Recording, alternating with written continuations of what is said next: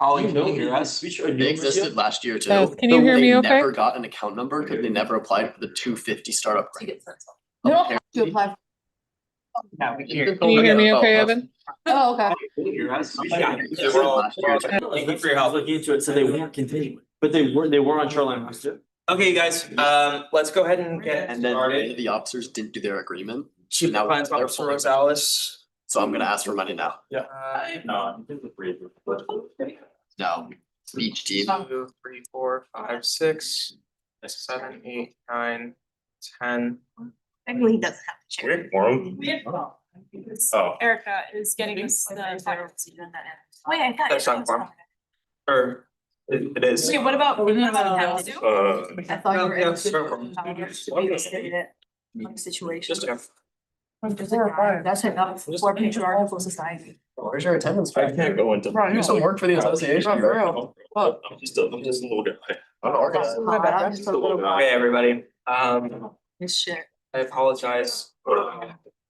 Anyway. Do make a bill and get mandatory for. Yeah, we do. We're gonna wait for Erica, just a But he few was moments. absent. Get one last senator in here and then we'll pick for.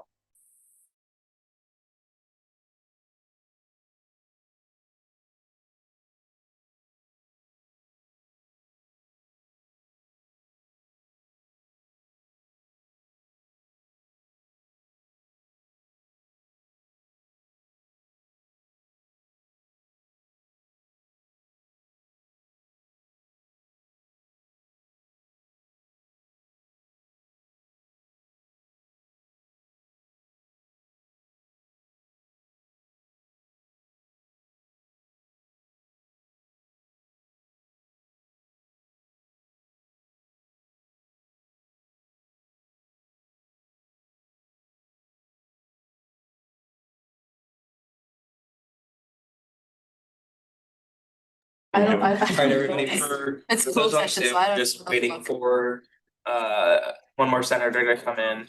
Oh, we're not at quorum? Now we are. Oh, I already got mine too, but I left mine at home. Oh, shoot.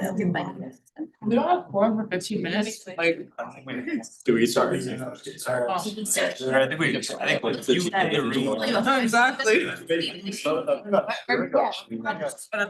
Yeah, we do. We're at- Oh, okay. There should be rain, man. You should. Should we just postpone that? Makes sense. Should we just postpone the meeting? No, we're at quorum now. Well, everyone is at the Deltopia thing, isn't it? No, it's FT. What? No, they're still. No, yeah. Can't remember. They'll be a thing. At Deltopia. She's still. Do you know the advocacy committee account number by any chance? What? Do you know the advocacy committee, like account number by any chance? Oh, really? Do you know? It's not on the budget. It is, but I just. Like my. I have it. I saw it in the way. I was trying to be like, Erica. Oh wait, I thought I was with. I thought. Oh my god, I recognized the yellow dress. I was like. I was in such a hurry. It's like all in a rush to get. So far, I think I've gotten a new chair every single meeting. I thought that used to be. I like you said. I'm sitting. Sure. I'm fine. Alright, everybody, please take your seats. We're gonna go get started. Get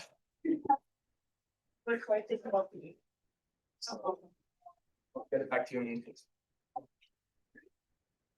Any crazy notification? Not cool. Alright. We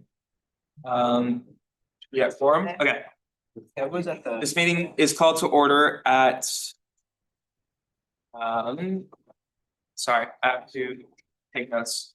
Just 1 second, I have to give myself access.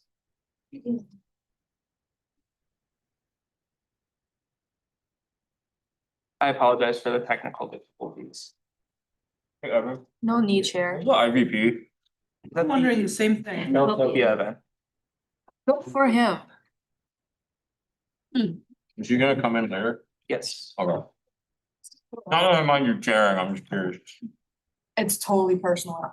Okay, this meeting is called to order at 6:37 PM.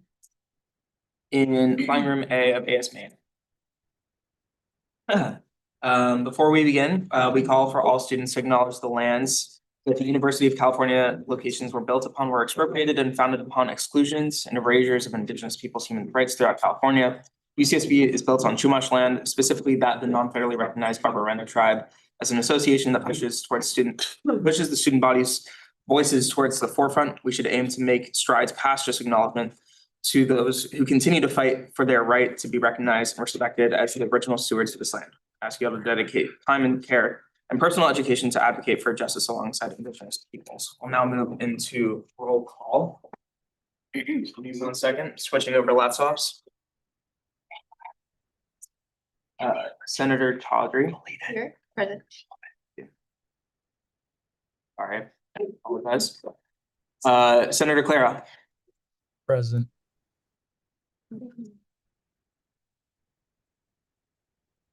Senator Gutierrez. Senator Zhang, or Senator Harder. Absent. Senator Hepburn. Senator Hepburn, President, sorry. Senator Zhang, Present. Senator Jones. Absent. Senator Lucan. Senator Lee. Senator Manala. Senator Manikova. Present. Senator Malhus. Senator Ole Khan. Present.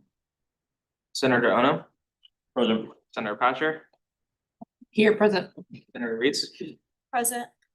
Senator Shurkin. Present. Self. Senator Rajan. Present. Senator Fan. Used. Senator Toledo. Senator Wang. Absent. Senator Wahila. Okay, we now move into item A2, excused absences. Senator Wahila. Motion to excuse Senator Wong for the duration of the meeting.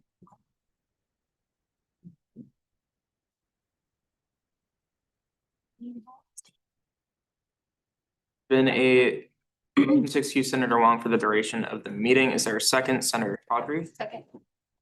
Motion has been moved and second. We are now in discussion.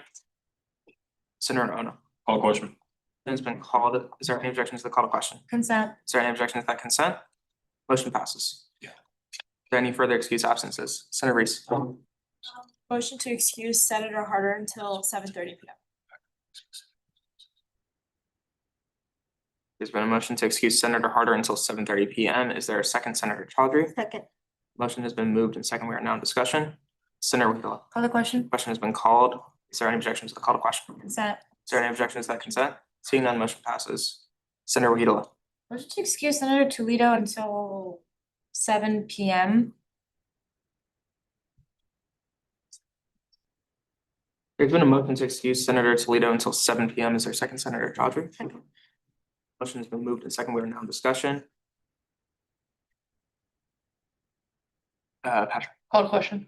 Question has been called. Is there any objection to the call to question? Consent. Is there any objection to that consent? Seeing none, motion passes.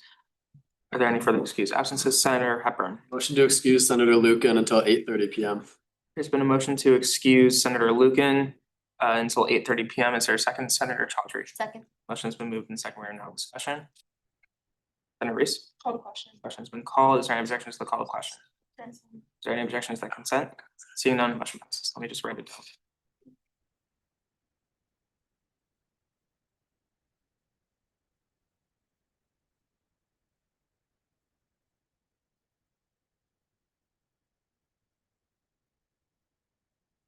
Sorry, everyone. Okay, are there any further excused absences? Senator Pasher. Motion to excuse Senator Lee until 7 p.m. There's been a motion to excuse Senator Lee until 7 p.m. Is there a second? Senator Tawdry. Motion has been moved and second. We are now in discussion. Senator Ono, sorry. Call question. It's dramatic. Question has been called. Is there any objections to the call to question? None. Is there any objections to consent? Seeing none, motion passes. Remind me who the first was on that, please. Is it Hepburn? Asher? Thank you, Patrick. Thank you. Mhm. Thank you.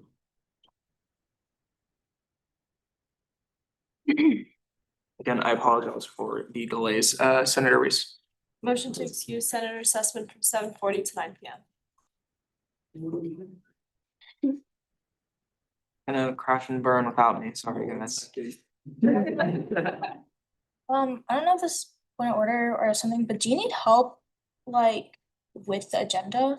So you can like direct the meeting? Do you need Very someone- kind offer. Yes, Senator Malhese, would you like to take notes? Do you wanna give me added access? I'll give you editing access. Sorry, Just so I know. you need viewing access? Right, email. Can you second? What? Second it? We are still in the middle of a motion, keep in mind, sorry.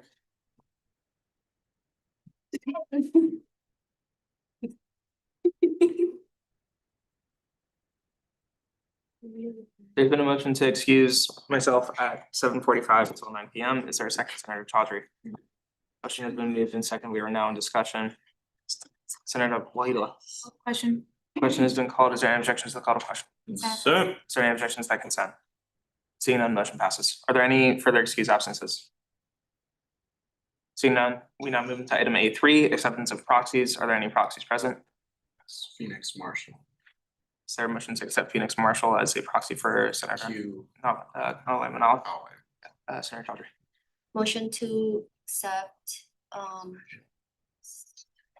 Phoenix Marshall. Phoenix Marshall as Senator Manakova's Senator Manala's proxy, sorry.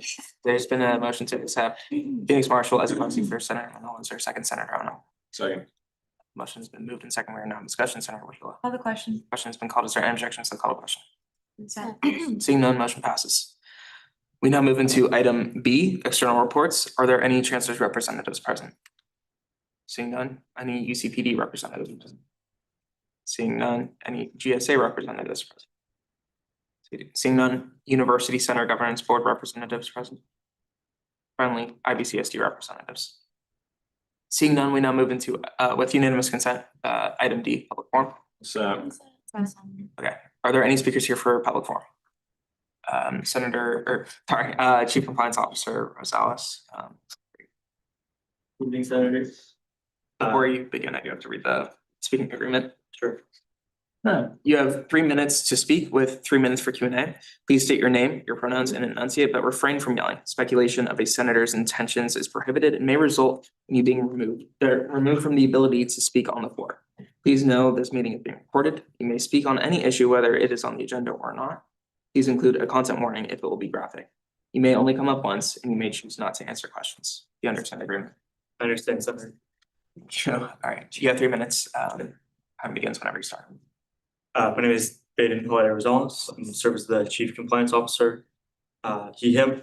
I'm gonna speak very briefly in support of a bill which is brought to you today by Senator Reese, joined by Senator Shurkin, labeled a bill to revitalize the academic focus of the internal vice president's office. And very briefly, you'll discuss it later, but this bill basically takes a role which is currently kind of ineffective and redundant, that being the internal compliance officer, which supports a good cause to kind of regulate and check ADA compliance around campus, but realistically doesn't have enough support to make that effort meaningful. And then also we noticed a kind of gap missing in the internal vice president's office, whereas the charge says very clearly the office is to support the academic interests of students.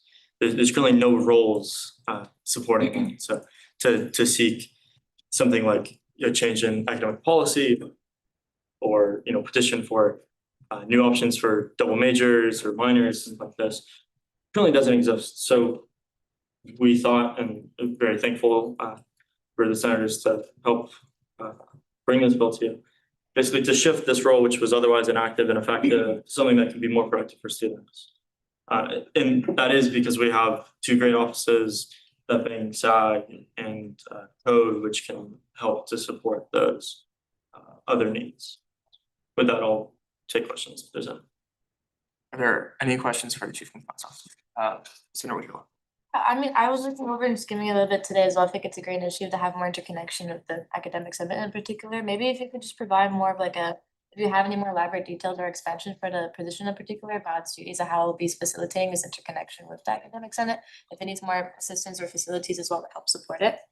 Absolutely, yeah, thanks for the question. So currently, so the person that is currently in this role, his name is Matthew Nelson. He was unable to speak to you all today himself, which is part of the reason I'm here. I worked on writing it initially with him.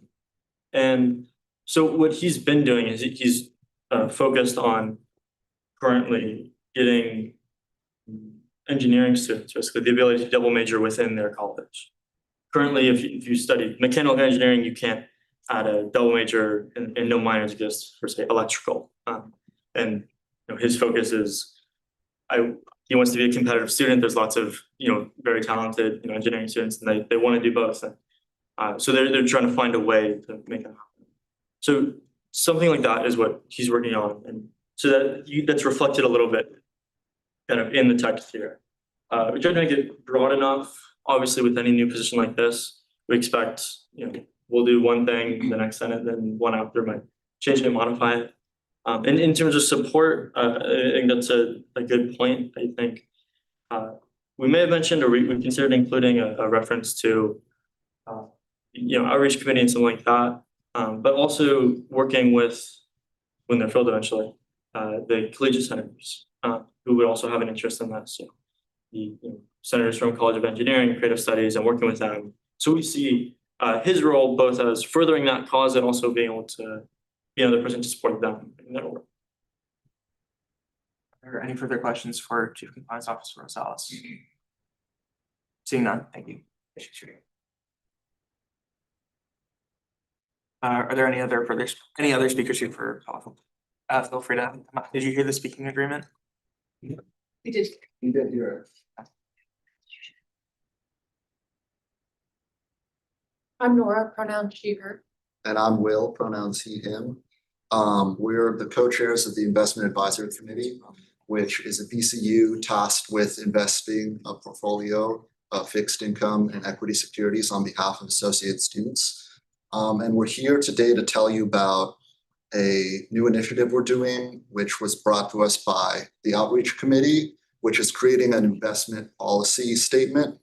What is that? It's essentially a statement which outlines what the committee's investing goals are, what can be included in the portfolio and what will be excluded, things like the breakdown of asset classes, and also things like risk management policies and risk tolerance. And this would be helpful for two reasons. One, just increasing transparency. A lot of these we already have in place internally, but we receive student fees, so we really want to make sure that we're collaborating with Senate whenever we can. And secondly, and more importantly, not really for our portfolio, but IC is also charged in legal code with not directly managing, but maintaining oversight of AS reserves. And in order to do this more effectively, we might need to enlist the support of an external manager. And these ISPs, which is the initiative we're doing, is essentially required if we as an institution want an external manager like Fidelity to have some level of authority over investing excess reserves in pretty risk-free assets. But I'm happy to clarify anything about this in Q&A. But I would invite all of you to contact us. Our email is as-ic@ucsb.edu. And if you just search up UCSB IC, you can find our website, which also has that contact info. So I can clarify anything about what I've said, but in terms of specifically what we would want in there, I would really encourage you guys to reach out to us separately, just in the interest of time. Thank you. Will you be taking questions? Yeah. You have 3 minutes for Q&A. Senators, do you have any questions? Senator Whitfield. When it comes to like, I guess, also again, thank you guys so much for coming. I'm glad to hear you guys too and see you guys in person. But when it comes to the process of facilitating an external manager, when it comes to like having that implemented into your BC, is there any like, have you guys already, I assume you guys already have communicated with the administration about this, but have you guys already undergone the process? Could you elaborate more detail how that would occur to like implement external managers into your organization? Or So we're really at the initial stages right now. We know some people on the outreach committee that are involved in some other financial aspects have already talked about that with external managers. We haven't. And also, it's not certain that we'll need to enlist support. That was an initial idea, but it would just be helpful in general to have this in place so that in the case that we do, we're still determining whether that's needed and whether that's the most cost-effective approach, because we will also invest that money ourselves in something that's like, just a high yield bank account or in, treasuries. Senator Wahila. And just another point of clarification, so is this investments and initiatives, is this specifically tying towards the outreach committee, or like also are you doing initiatives to, have you been communicating also for the purpose of other committees and sort of necessity towards this as well? For investing to that, it's more question up there. Let me know if I'm understanding your question correctly, but we've just been in contact with Neo and Noah about this. Perhaps in the future, it's more effective for like this sort of like reserve oversight aspect of our responsibilities to be managed by a different committee, but currently in legal code, Yeah. it's our duty, so. Yeah. Currently, no, we're not in collaboration with. Yeah, I just meant like in the purpose of like, you've also been communicating to say understanding committees can sign it for these other purposes, like, advocacy committee and these committees for that, just general knowledge, but it's okay. if It's kind of like our first Yeah. time reaching out to Senator at large. Thanks. Senator Milley's. My name is Nadine. I'm part of the finance committee as well. I would encourage you guys to come over to finance committee and speak to like our public forum or give a report on like your guys' like path for this year and your guys' recommendations for the department's reserves. Like having our financial operations team sitting there and listening to your like suggestions, they can kind of come back to you guys on what is like the most feasible and what their recommendations are. I think we definitely want to find some sort of way that we can kind of get the most out of our reserves and kind of like kind of gain interest off of that, because every single year in order to balance our AS budget, we always end up cutting into our reserves, and there's statistics that every year we take out an increasing amount from our reserves. So that's my recommendation, is to kind of have more increased conversations with our financial operations team. And if I'll probably contact you guys after this meeting as well. So kind of like work towards that. I know like Senator Lucan and Senator Hart are also like really interested on that. So I think it's great that you guys started reaching out to outreach committee and getting like the student input on. So great work. Wonderful. With that being said, thank you. Your time has elapsed. Thank you guys for coming in. Appreciate it. Thanks, everyone. Okay. Still.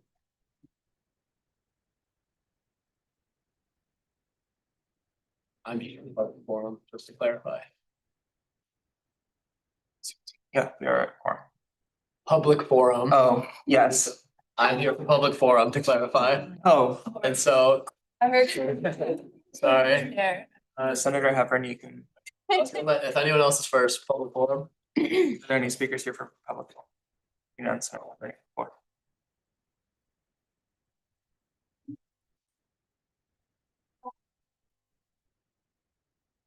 Hello, everyone. My name is Xander Hepburn. To clarify, I'm representing Speech Forensics right now, a team that works often with my debate team, because they went to the, oh, sorry. Did you hear the I'm sorry. speaking agreements? Yes, I did. I don't think so. Go for it. Hi, I'm Xander. I'm working with Speech Forensics. They work with the debate team to help them. Since I'm already here, I'm presenting for them. They went to the finance committee earlier to use their one-time exception for a debate tournament that is this weekend. And they asked for an amount of money to use their one-time exception for it. It was rejected only on the grounds, to my understanding, and we'll let the other senators discuss after, that they were not a SEAL entity. Now, there was some confusion with this. I've spent too much of my time figuring this out. They have been an entity for more than 5 weeks, which is a finance requirement. They were an entity all last year. And now, as of today, they're an official SEAL entity. So the reason they were rejected is no longer an issue. That was just administrative stuff.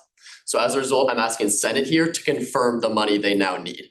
So I'm requesting a $7,000 amount from them to be taken out of the fall quarter, or, I mean, honestly, Finance Committee choose however they want. Some academic teams, they can use the remainder, and then also the fall quarter budget. Again, to my understanding, this would have been approved totally by the Finance Committee if it weren't for the SEAL mishap. Now the SEAL mishap is fully clarified. For the vote, even though I'm just gonna abstain just because I am pretty related. But later on in the meeting, I'm gonna have someone make a motion that we do support this. And then also, that's about it. So any questions though while I'm here? Are there any questions for Senator Moise? No, I know there was a little bit of contention about speech forensics not having an AS account number.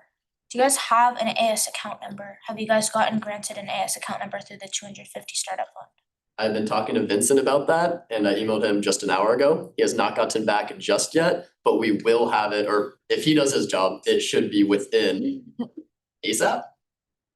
Can I follow up? Yes, Senator Moise. Some of the grounds on why Finance Committee originally declined speech forensics is because you guys had a travel a few weeks ago and the Finance Committee made a mistake in granting you guys money for that request. And it turns out that when you guys submitted the requisition for TPS, someone had to come in and saying that you guys would have to pay out of pocket for the TPS because you guys turned out not to have an AS account number. So that kind of went into because we can fund you guys regardless if you guys are a SEAL verified, like SEAL shoreline approved entity, with like under the stipulation that you guys get like shoreline approved. But if you guys don't have an AS account number, then you guys can't submit a requisition. You guys can't get reimbursed. So, and if it's gonna be this weekend, you guys need to really make sure you guys have a like AS account number. So I would recommend seeing if Vincent would come back to you guys on the AS account number before we make any further financial motions on it. To clarify, we are guaranteed to get this financial number. It's just them to be doing it. I've emailed Vincent less than an hour ago about it, and he's been supporting me through this process. So he's been like, hey, like, have you gotten it yet? And so we will get this number. Also, we can pay the requisition out of pocket and then not get the money back until we get the number. So even if it took weeks to get it, we still would have the time. Senator Hepburn, your speaking time did elapse. Do you want to use the other 3 minutes for Q&A? Yes. Senator Zhang. I have bad news for you and you're gonna hate me when I say this, but I just checked the status. It's still not. Club, Yeah. that is Shoreline and they're working on it right now. So I told them that. Cool. But all the officers have done it. That was the previous issue. It happened literally today. So either the system wasn't updated or like, I'll get on it again. But I do appreciate you checking. Yeah, because I have someone, I just want to double check, and make sure it's not an update issue, because I just checked, there is someone today that out there. I totally understand, yeah. To clarify, it will be fully registered, all things, and there's already 18 people who've been promised to go to this tournament. This is just administrative stuff on Shoreline's end. It's all SEAL who has to complete their thing, and they will do it by tomorrow. As they've told me at least. Senator Moise. I'm really sorry, but I wouldn't encourage doing this because you're saying that SEAL will get this tomorrow, but like they can make promises and they've always promised us that they'll get people approved, but they're so behind. And we can't guarantee the reason why is we had that situation with TPS. We had to run towards you guys, say like, oh, you guys are not gonna get funded for this. So we don't want to promise you guys money. All of a sudden you guys get stopped at AS admin and they check off saying, oh, this isn't gonna work. So that's just kind of like a safety and not a liability for like AS. That's why we. I understand. First, we'll take that risk. We think it's worth it because we're very confident we'll get approved. Second, everyone has done, the issue we weren't registered or re-registered is because someone didn't fill out their shoreline officer agreement. I figured that out today and we got a new person who has now filled it out. So everything on our end has been done. It's just the system to be updated. And once we get the system updated, we'll get the AS account number as is needed. So everything has been done, it just needs to like happen officially, administratively. Thank you, Senator Hepburn. Senator Trotter. I believe we can do under the stipulation of if they get seal approval. I don't know if I'm misunderstanding, right? Senator Chang. My suggestion will be, we'll approve it on the stipulation of first CO registration approval and the receive of account number from Vincent. And my personal preference will be add to make sure it's not retroactive, so I will add a time of like before the actual payment take place from this week, like before, basically before this weekend. But it's okay if it's not there as well, but my recommendation will be add to stipulation on the approval. Just, yeah, because the situation is policy, it's not even. Understandable. And this will be a motion we're gonna discuss later this meeting. I'll write the motion for someone to present and then we can talk about it again. But I think it's been good Q&A. Are there any last questions before we make the motion later in the meeting? All right, seeing none, the speaker's time elapses now. Senators, please be sure in the future to use that time specifically for questions, not comments or ideas. That section in the agenda specifically states questions. With that being said, do I have unanimous consent to move? Sorry. Oh, yes, thank you. I'd like to recognize Senators Lee and Harder for being here. Also, Colonel Vice President Lala. Are there any further speakers here or? So I think we should also have a time to recognize Senator Toledo also. Oh, Senator Toledo, I also recognize. And the Attorney General item. With that being said, are there, do I have unanimous consent to move into item 3, unit reports? So, we are now in item I3. Are there any reports for the President's Cabinet?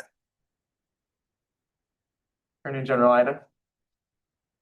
Mine's technically administrative. Wonderful. With that being said, are there any reports for item I5, Executive Director's reports?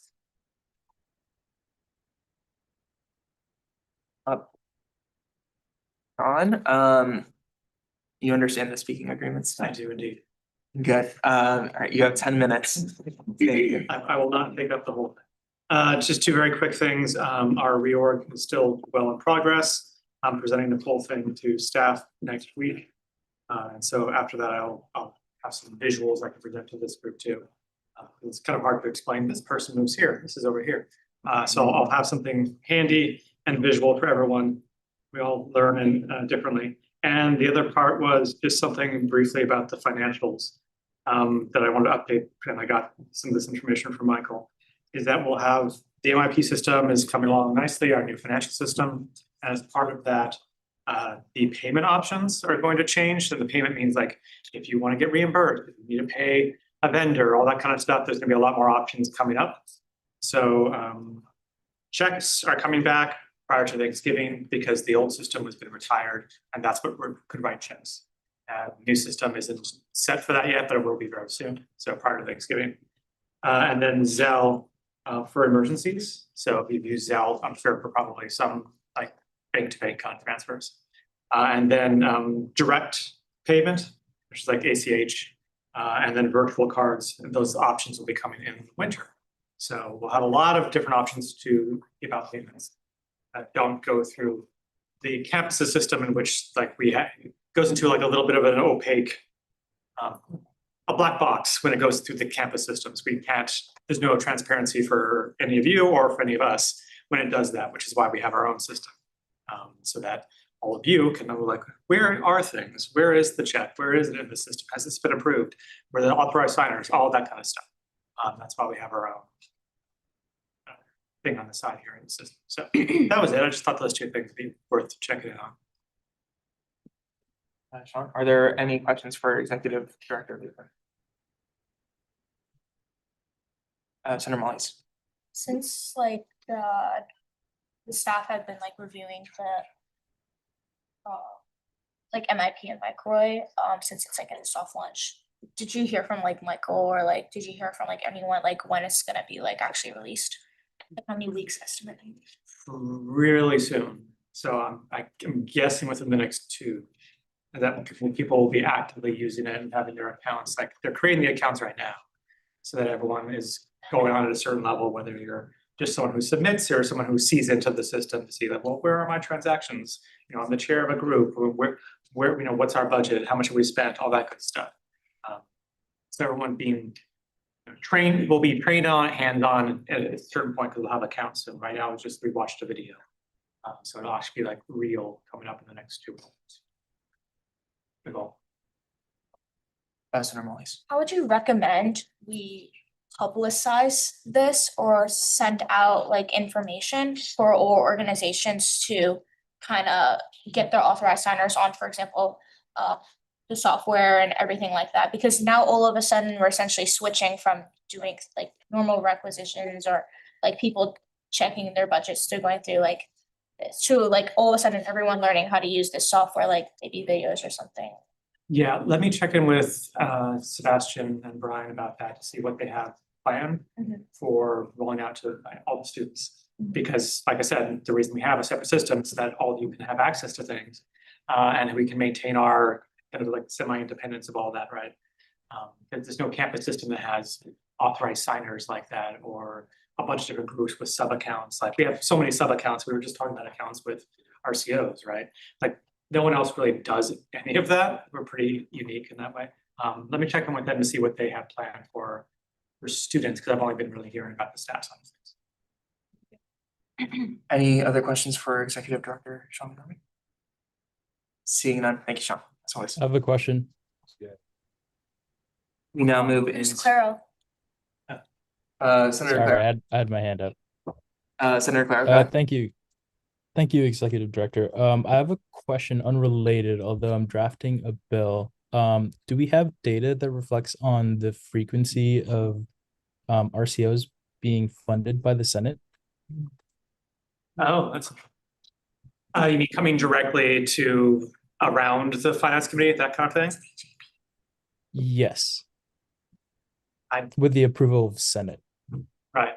I can inquire about that. I mean, we'd have to look through some minutes. That'd be an interesting job that Holly would have to assist on, but I can look into the data. Gotcha. Thank you. Any further questions? Seeing none, thank you again. We now move into item I6, Executive Officers Report. I did. We now move into item I6, Executive Officers Reports.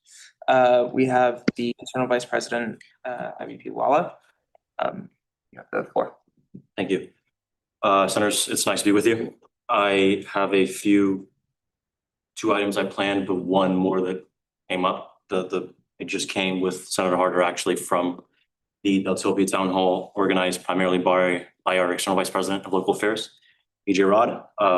The Isla Vista Community Services District, the Outreach Committee was instrumental in advertising it, and I can sort of let you know that it was a resounding success. It was sort of beautifully symbolic how the line wrapped up from Ivy Theater itself and into the Ivy Foot Patrol building at the end of that street.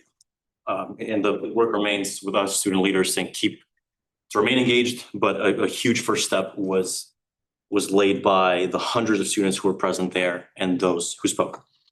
So I'll welcome questions on any of this, but my two sort of planned items were letting you know that the IVP and Senate websites are back up and operational. And this is not only just a symbolic victory on the part of our institution, showing that we can keep things updated and functional, but it has a very concrete service. For the IVP website, you have the contacts of everyone, and those are some pretty crucial roles of, be it from the chief and deputy chief of staff level. The deputy chief is running the Pearman Fellowship, for example. The internal affairs coordinators are in constant communication with our boards, commissions, and units. The student fee advisory commissioner has his own. Everyone has a specific function that is instrumental to the rest of the association and campus. And perhaps even more important, our Senate website is now fully updated. So now you can see agendas and minutes from all of this term being updated meticulously by our minute takers, whom I thank very much, and our web development director, the IVP web development director, Ishan Kuchal, who did all of this from Sweden, which is kind of doubly impressive. And you might have seen the reel of his reporting from there. The leadership of the Senate is listed out. Every senator is listed out, including pictures and all the rest of it. The structure of the Senate, everything is to be found in one place. So I would appreciate all of your help advertising this together and any support that people need from the Senate. This can now be sort of confidently advertised as the place to go. The second is more for internal housekeeping and is something that I want to begin with an apology on. I think it's a trait of mine to sort of assume that people are on the same page when they're not necessarily. I sincerely apologize for that. This spring general election, there was a constitutional amendment passed amongst others, and the same election that elected us all, which changed my title from the presiding officer of the Senate to the president of the Senate. And that was explicitly communicated to students, and what was voted on is that the internal vice president not have to be present at all Senate meetings, and essentially adopts a structure similar based on the federal model, in which Vice President Vance is not at the Senate every meeting, virtually never is there for if he's tie-breaking a vote or another. The same thing with Speaker Johnson. And I campaigned on being at the Senate every other week, and I got some concerns from, for example, the Nexus interview that's reflected. So I've tried to be there, be present more than that, but I should have communicated with you all. I thought because it was on the ballot, we all knew. My apologies for not having expressed that concretely, but there is a meaningful difference between the events I am mandated to be at every time constitutionally and the events the senators are supposed to be at constitutionally. So I will keep splitting being here sometimes and not others, but I will do a much better job of letting you know ahead of time. I want to get out ahead of this. There have been some real conflicts between IVPs and Senates in past years because these are both difficult jobs. I don't want that to happen because I respect each and every one of you. There are plenty of other things going on, but I guess we can discuss that elsewhere. I'd welcome any questions. Any questions for IVP Law?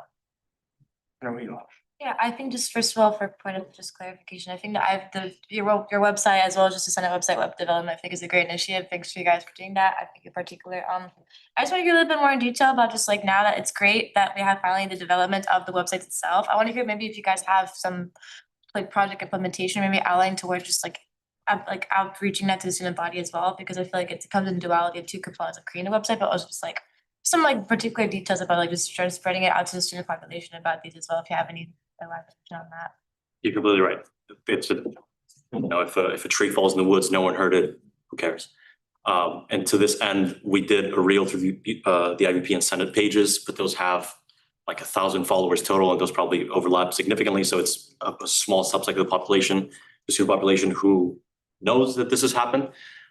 Sean, we spoke briefly about this over summer, but I think this is huge as well. When you look up ASU+CSB Senate, Associated Students, whatever variation of it, the old Senate website, which directs you to some governing document, still shows up. The current Senate website, I've tried dozens of times. I've never been able to, this has not been the first thing on there.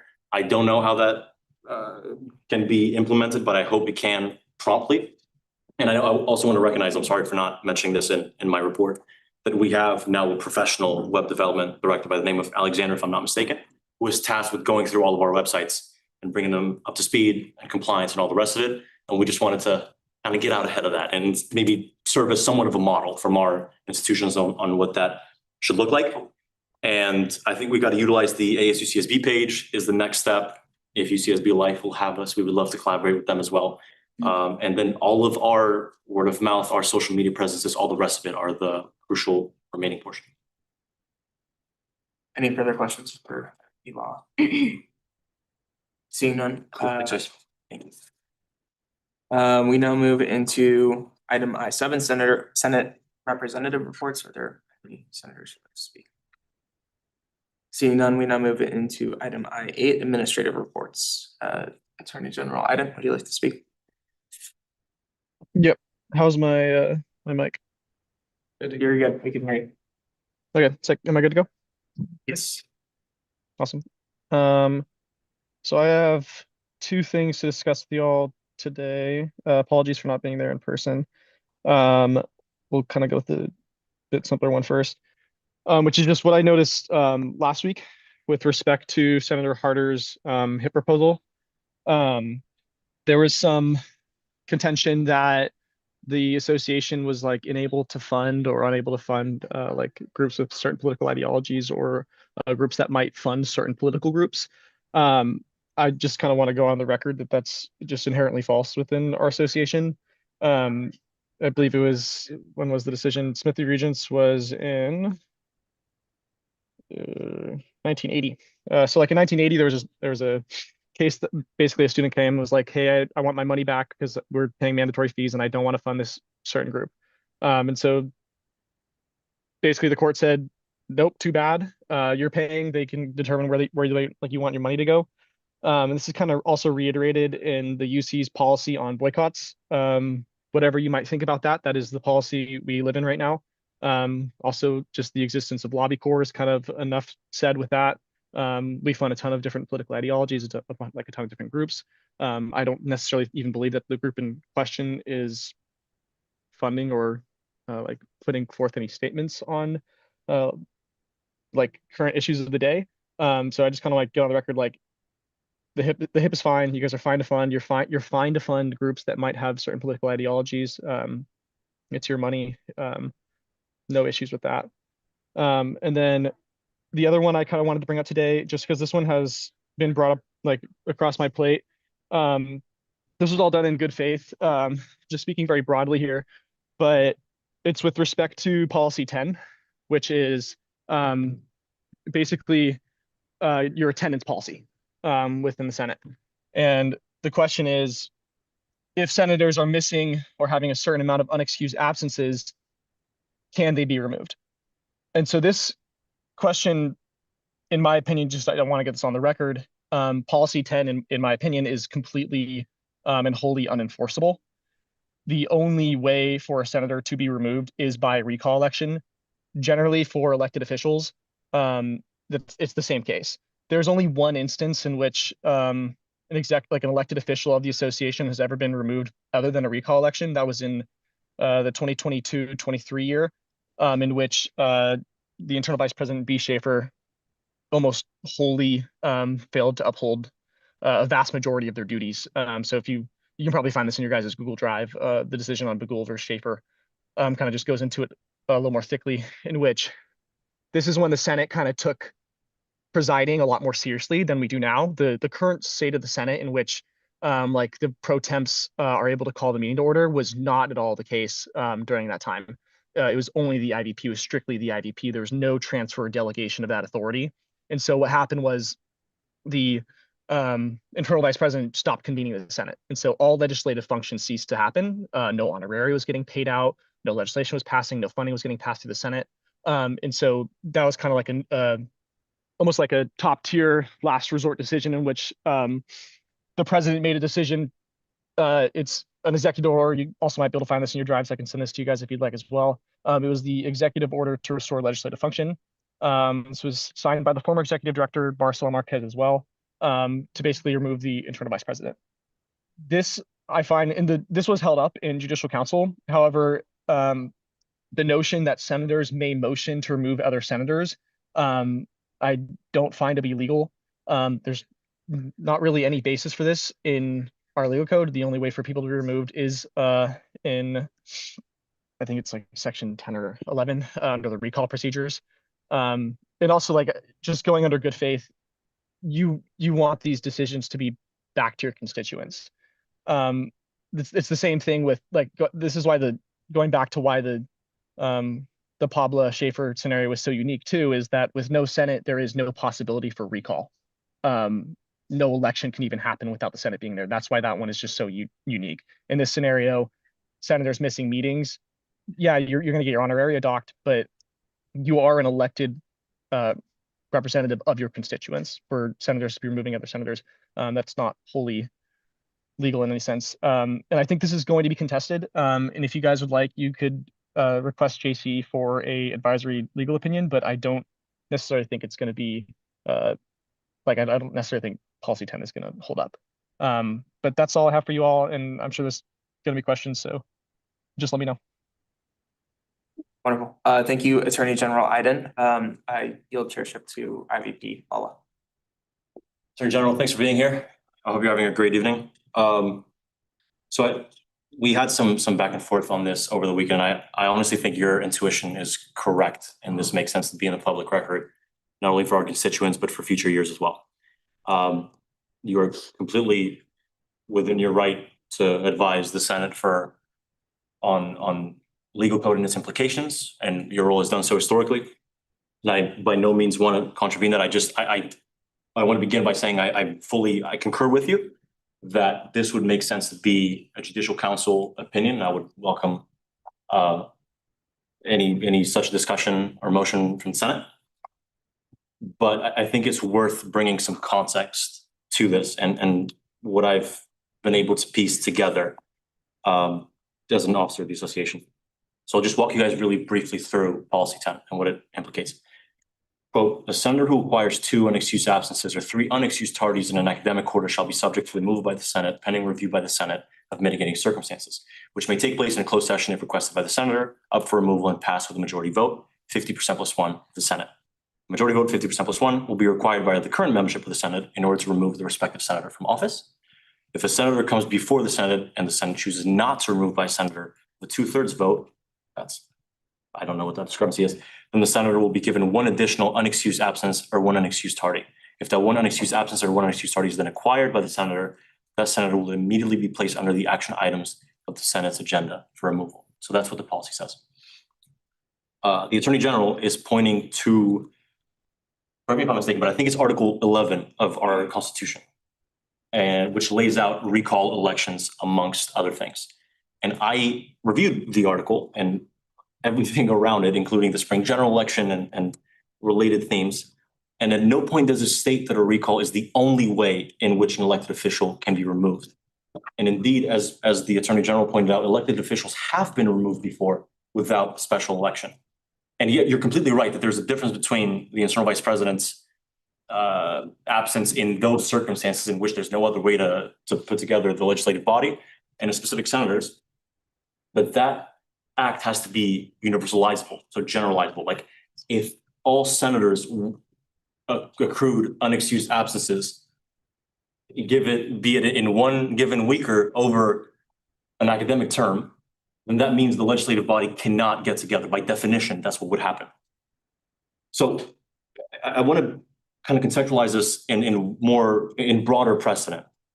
In the state of California, voters can recall their elected officials, as was done unsuccessfully with the governor in 2021 and done successfully several times with legislators in the 1990s about switching parties, something like this, but it happened more than once. However, the California legislature can also impeach officers, starting as at the federal level with the lower house, which in the case of California is the state assembly, and moving on to the state senate. So this is exactly analogous, is you have the option of direct electoral popular recalls and also the ability of the legislative body to make that decision for breach of duty. And it has happened before. It was, I think it was the 1800s, like right after the state was formed. I'm forgetting the guy's name. He was treasurer.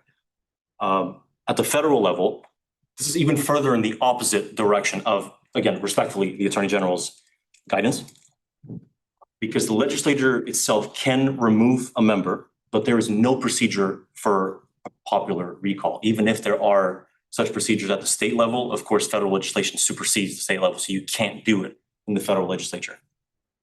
So in both the state and the federal levels, legislatures are empowered to remove their members for breaching duties. And in only one of those cases is there the analogous case of the electorate being able to do so as well. Again, I'm laying this out because this is the information I've gathered and for the Senate to act on. But I think, Attorney General, do you think it would be sensible to present these facts in front of the Judicial Council and ask for an advisory that we could set a clearer precedent for the association to work off of in the future? Sure. I mean, I do have some issues with like the substance of like what you're saying. I think it's very reasonable to request an advisory opinion from Judicial Council. I do just want to note that while in some instances we are modeled after a federal government, that doesn't mean we follow the same structures or precedent as a federal government. And there's just, I want to reiterate the very uniqueness of the scenario in 2023 in which there was no way for the Senate to convene. And also this was done by executive order. I don't think it would be appropriate for senators to remove one another by motion vote at all. But you know, this is kind of one of those scenarios where we can just agree to disagree and see what JC says. I will say, I want to like just emphasize that JC advisory opinions are just that, they're advisory. If this scenario is ever to come forth in the future, like during my time here, I will be prosecuting. I would just like to lead with that, but go advisory. Woo. Well, senators, any questions? Pastor? Oh, so I just have a question for whoever may have the answer. If under this logic, I'm impartial here, I'm trying to gather information. In this scenario, are you also implying that the Senate can motion to remove an executive officer? Can we motion to remove the president or the internal vice president or the external vice president for local affairs or statewide affairs? And what is that difference? How is that a different thing? Because I would assume no, right?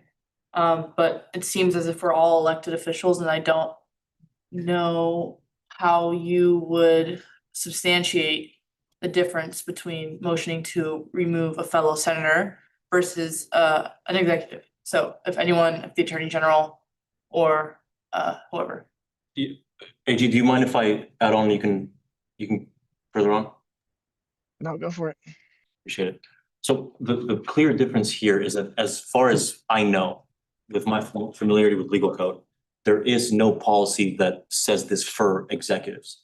If this were the case for executives, it should absolutely be enforced unless it does in fact contravene the Constitution. And I want to kind of distinguish between 2 points there, AG, of thinking it's improper to follow this procedure, which is obviously a valid opinion to have, but does not mean the legal code does not state that that is the procedure to be followed, which is not enforceable, plainly. And the potential that this does in fact contravene the Constitution, which does make it unenforceable. So yeah, the short answer is I don't think there's an analogous policy for executives. If there is, it'd be enforced the exact same way. AG? Yeah, and just jumping in here, great thought experiment, Pastor, because you know the standard does need to be similar. I just also want to say that by that logic as well, with like the absence of policy, like yes, the policy might exist, but the policy has never once ever been enforced. So like this is the first time people are kind of crossing this bridge, but there's zero history of this ever happening within our association because the standard procedure has been recall election. Carter? Thank you, Chair. Thank you, AG Iden. I was just wondering, AG Iden, because at the end of your speech, you did mention that you would at least consider prosecuting if this were to occur. I was just wondering, if you could speak to the grounds as to how you would substantiate the prosecution, like essentially what would be your argument? I think I've made my argument pretty clear, in which the Senate does not have the authority to remove its fellow members. Recall procedure is thorough in the sense of how to remove an elected official. There's zero precedence for Senate ever having the authority to do so. I don't know if we're going to cross this bridge. Like I'm done after the fall, so I don't know if I'm really going to be here during that time. I hope we don't have to cross this bridge, but I'm just going to continue to highly advise that you guys don't pursue this. And I have a feeling that JC will probably agree with me in this sense, because it's just the executive order thing is the only thing we really have about this. And that is a wholly different scenario in which the president is trying to restore the association to an operating capacity. This is completely different. Yeah, we're at 10 minutes. AG, thanks so much.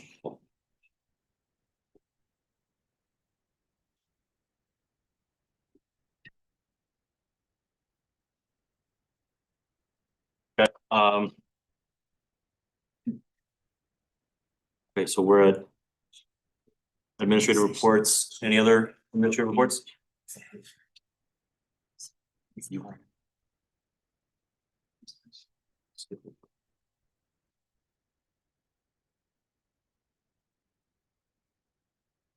Okay, Senator Sussman has to leave in a little bit.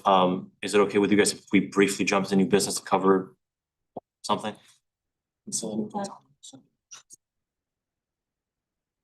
Any business like consent? Seeing none, motion passes. Can we begin So we're beginning with the fall quarterly omnibus bill. I believe the first is on Zoom. Oh.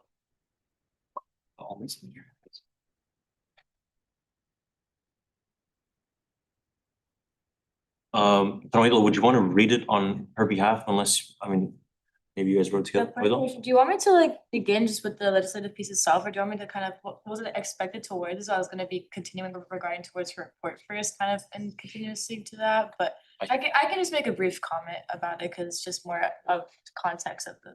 I think it would make sense to speak on legislation, yes. Yeah, okay, yeah. Just for a point of clarification about this, because unfortunately, Senator Dunn is unable to come to the meeting today, but I will try to speak in somewhat just brief about some implication about this, nothing really overall in this particular omnibus bill. If you guys are unaware about just the lazy committee regarding towards our legal code and our procedures and stuff, that typically on a quarterly basis, we do try to communicate to BCUs and regarding towards any legal code changes or communication about their legal code changes that they would like to send to us. And we holistically create a thing called the omnibus bill.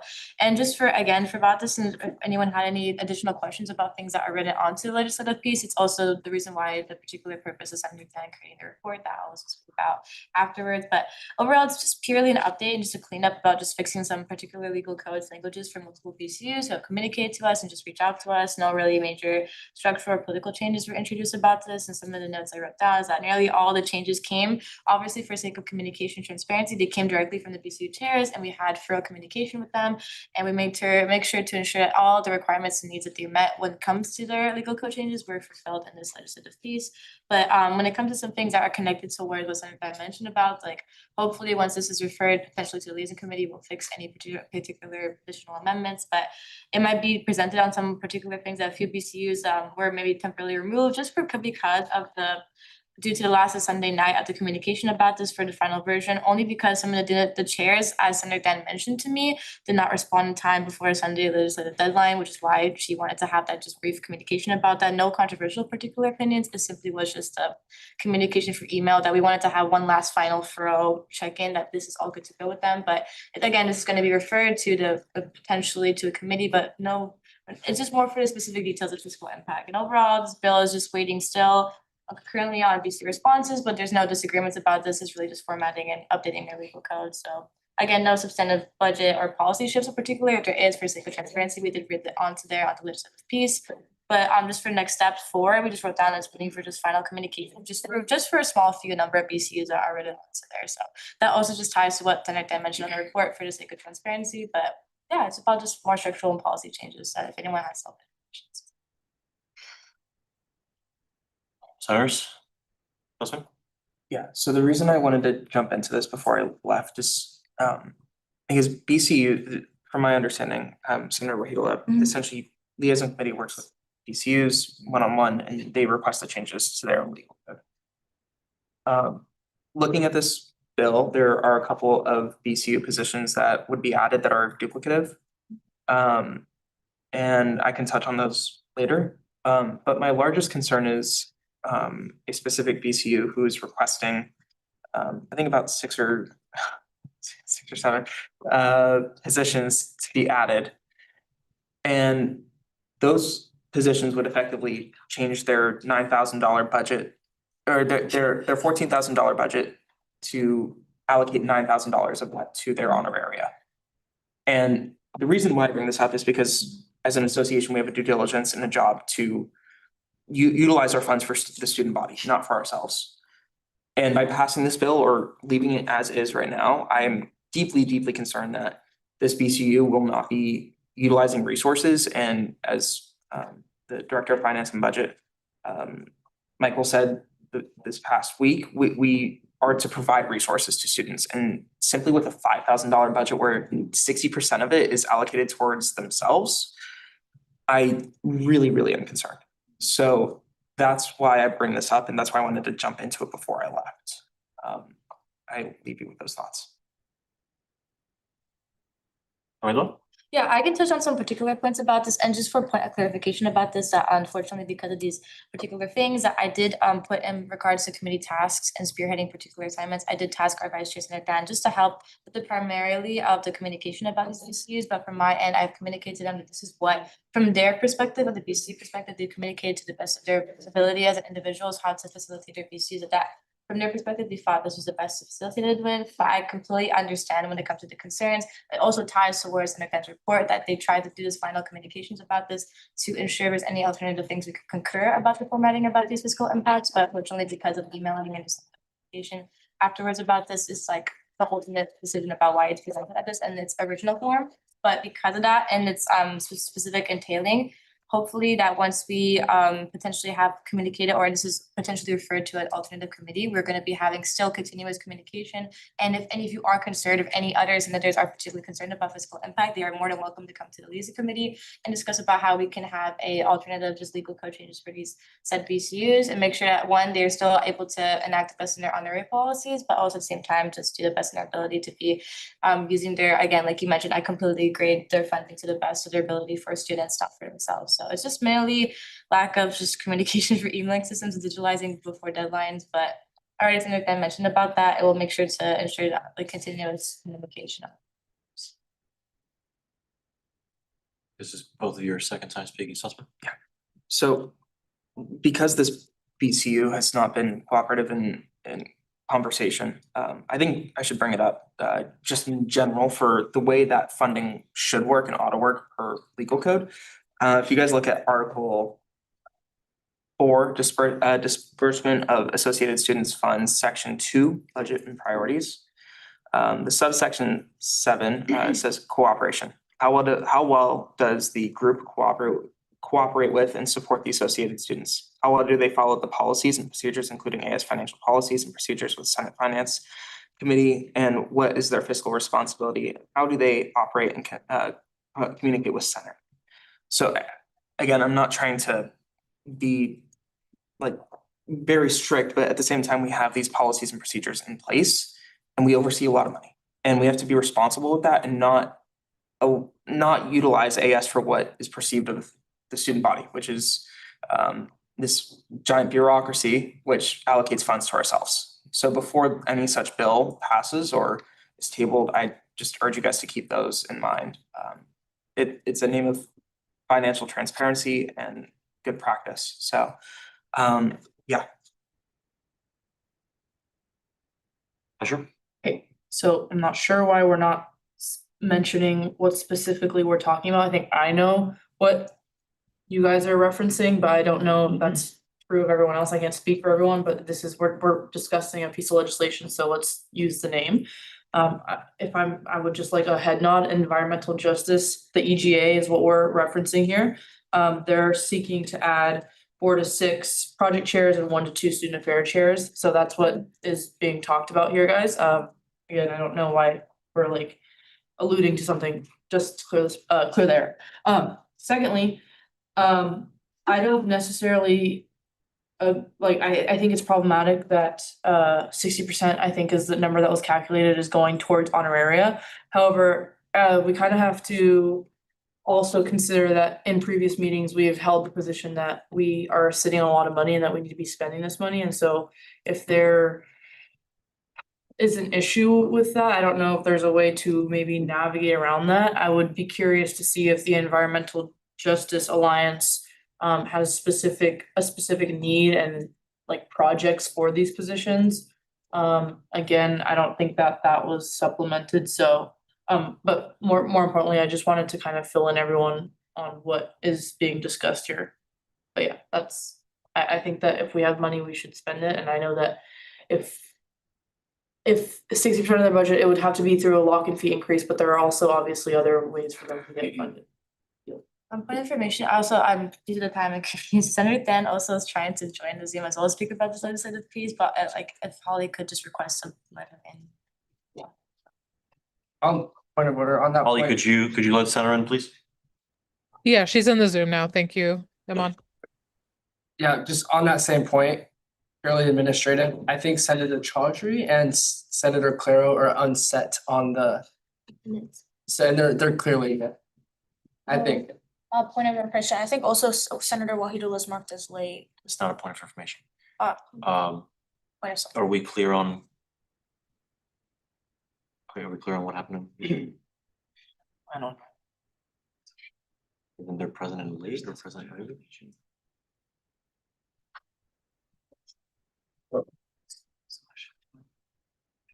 Sorry, okay, so it's Chaudhry. And Senator Claro. Chaudhry says President early. It's not reflected.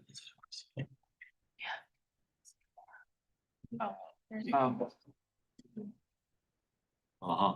Can you guys see it now? Yes. I think he was just suggesting that. You said Chaudhry, Claro, and? Or is that all? Okay, Senator Dan, are you here? Yes, sir. Sorry. I'll be really quick about this. I'm so sorry. Wait, one second, Dan, I'm not recognizing you. Oh, You clearly recognize yourself. Okay, or we got it. So we're gonna mark Fan present and. Yeah, present, fine. Okay, if we can collect ourselves, thank you very much. Okay, would you like to speak on the item? yes. Oh, wow, okay. I get it. Okay, yeah.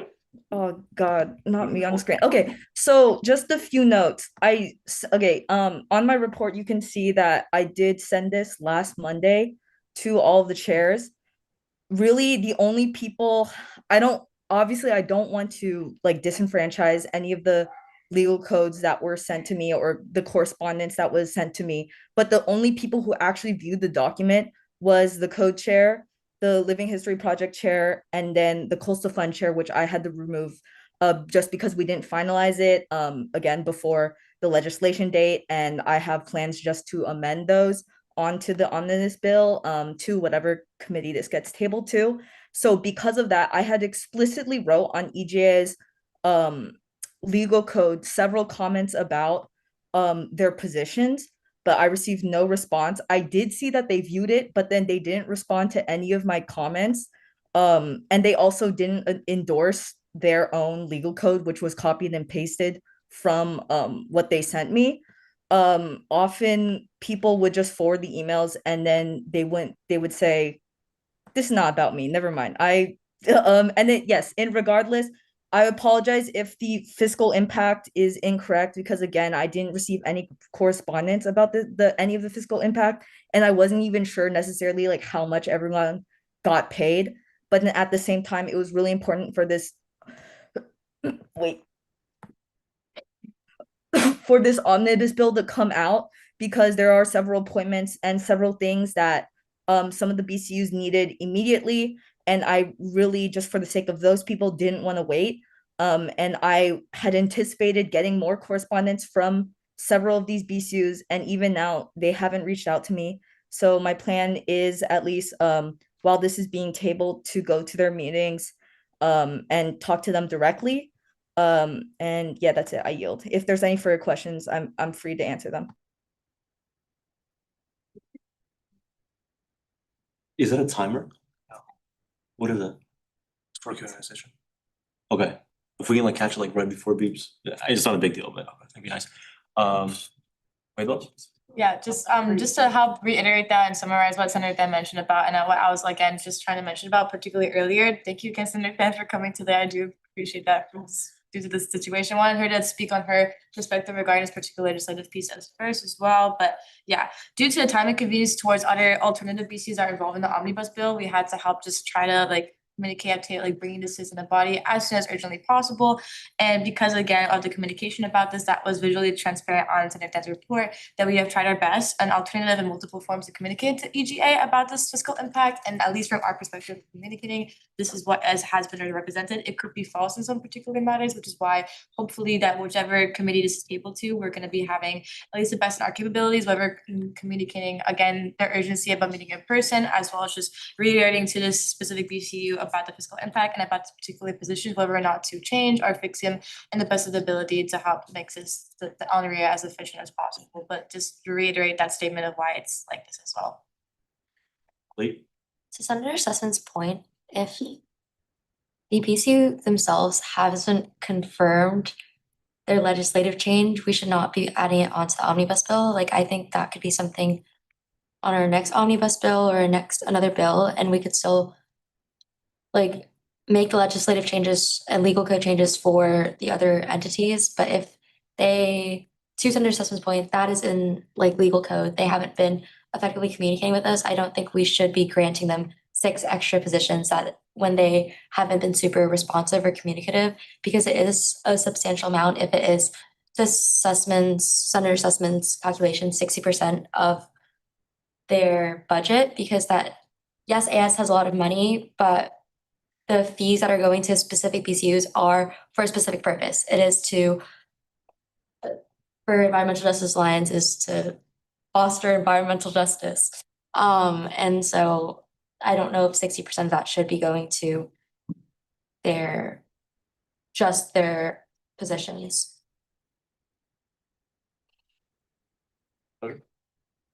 I concur with Senator Lee's point. I think we're all a little tired, myself included, but if we can raise our volumes just a little bit, I think that'd be nice. Senator Pasher? Yeah, I think I share the same sentiment with Senator Lee. And I think that it would be helpful if potentially the chairs of finance or like people that are involved in finance committee, if you guys have a rough estimate of like utilization percentage and what is an average utilization that BCs have, where like, or I guess we're, forgive me, I'm mumbling my words, but what I'm trying to say is there an average utilization that BCUs have that is dedicated to having their honoraria in terms of their budget? I really didn't say that well, but I hope you understand. I didn't get my points across. Quicker.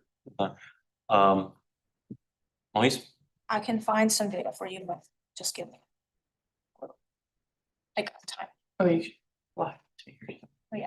Yeah, let's not wait on Senator Waylo. I'm sorry to be speaking twice. Senator Hart? Just for Senator Dan, once she was had her hand. Yeah, we gotta find a better system for this. Senator Van? Yeah, and I'll have to go after this. I'm sorry, I'm really sick. But I have I agree with Senator Lee and Sarah Pastor. I have no qualms with removing out of this. I would also like to say that Food Bank also didn't correspond with me for this, and I actually had to enumerate their positions by myself. And then I asked if I could do it, and then they didn't respond to me. But then in the emails I received to them, they like all of these BCUs really emphasized the urgentness of their legal code. And then I felt that as a Senate leader, like I wanted to make sure that it at least came to Senate. But at the same time, I do agree that there was a lack of communication. And I do feel that I did give them enough time, especially because they did send these legal codes earlier. And then I attempted to correspond and then received no feedback. So honestly, I do not mind, yes, like removing these. And that's it. And take care, guys. You take care too, Senator Van. Senator? Yes, 2 things. One is a motion. The first is a preemptive. I want to preempt the motion. First of all, the budgeting thing, it's just a percentage of what they're currently allocated. So if in fact the argument can be made that they need these additional people and we dislike how much money or how much percentage of their budget it's taking, then we can reconcile the issue by just allocating them more money if it's necessary. But seeing as the communication hasn't been transparent, not at the fault of the liaison committee, quite the opposite. There obviously needs to be more work done with this bill. It needs to be tabled to a committee anyways. So I motion to refer this to outreach committee. Right, so you can't motion in the same turn as you've spoken. Yeah. It might warrant a little bit more discussion on where this is sent.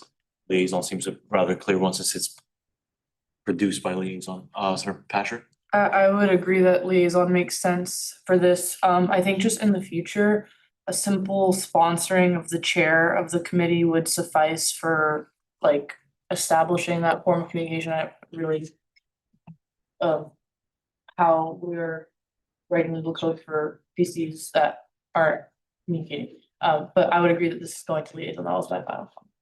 So I think you might have misunderstood me, and you can obviously motion for it and vote on this however you want. And like, there's nothing against this, but omnibus bills are per legal code a part of the function of the liaison committee. Like, that's how embedded it is within the committee. So I'm suggesting it might make sense for it to go to another one with the thought process in our standing rules of going to another committee is to get eyes different from those that it first received when it was being drafted, essentially. So John? Oh, I have some numbers I think Senator Patrick was asking about. I don't have the percentage. Is it a good time to talk about numbers or not? Sorry? Like, can I talk about the numbers I found? Of course. Oh, okay. But I don't have a percentage of how much that was in honoraria, but based on last year, their end of the year budget is $5,340 out of $7,000 for their budget. So I bet that's how much they use for the whole year. And their whole rollover is denied.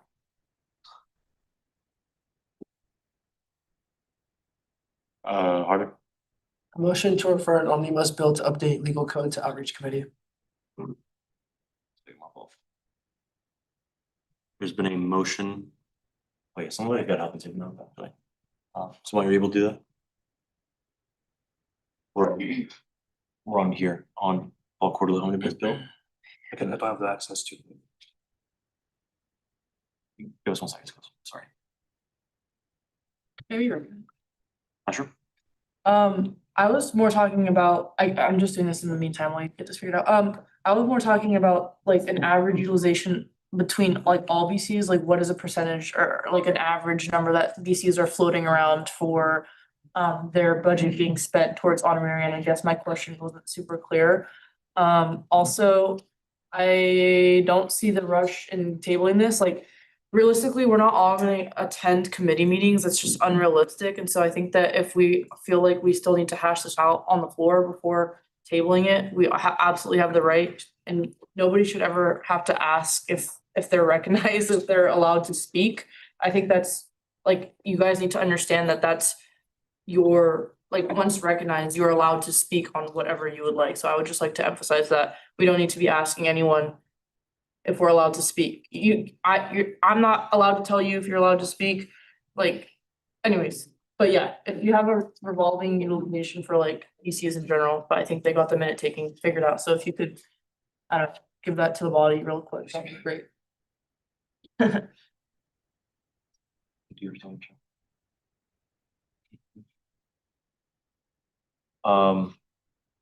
before I accept this motion, do you have any rationale of why outreach committee, like how it fits within the mission statement of the committee and the goal of legislation? Yeah, so to be perfectly transparent, my rationale is that advocacy committee is currently overburdened with legislation that's been referred to it. Excuse me. We've already established that liaison committee cannot, right? Or that it's not traditional at the very least to allow the committee that overlooked it or wrote it to see it again. The idea that we're trying to uphold is that other people review it. It's revisions. It's a second pair of eyes, peer review. And then I'm not necessarily opposed to going to finance committee. It's just that hardly ever happens, and I was assuming that that never happens because that's not necessarily what they do, right? So logically, that leaves outreach committee as being, I can speak to outreach committee. We don't have anything referred to us right now. We can take this on and we'd be happy to take it on. Yeah, I mean, it's not against order or code or anything. I just wanted to kind of remind the body that it's within your range of choices to decide which committee to go to. So there's been a motion to refer for order omnibus bill to the outreach committee. Is there a second? Oidla? Second. Been a second, we're now in discussion. Wow, I am out of it. Oh no. What was? The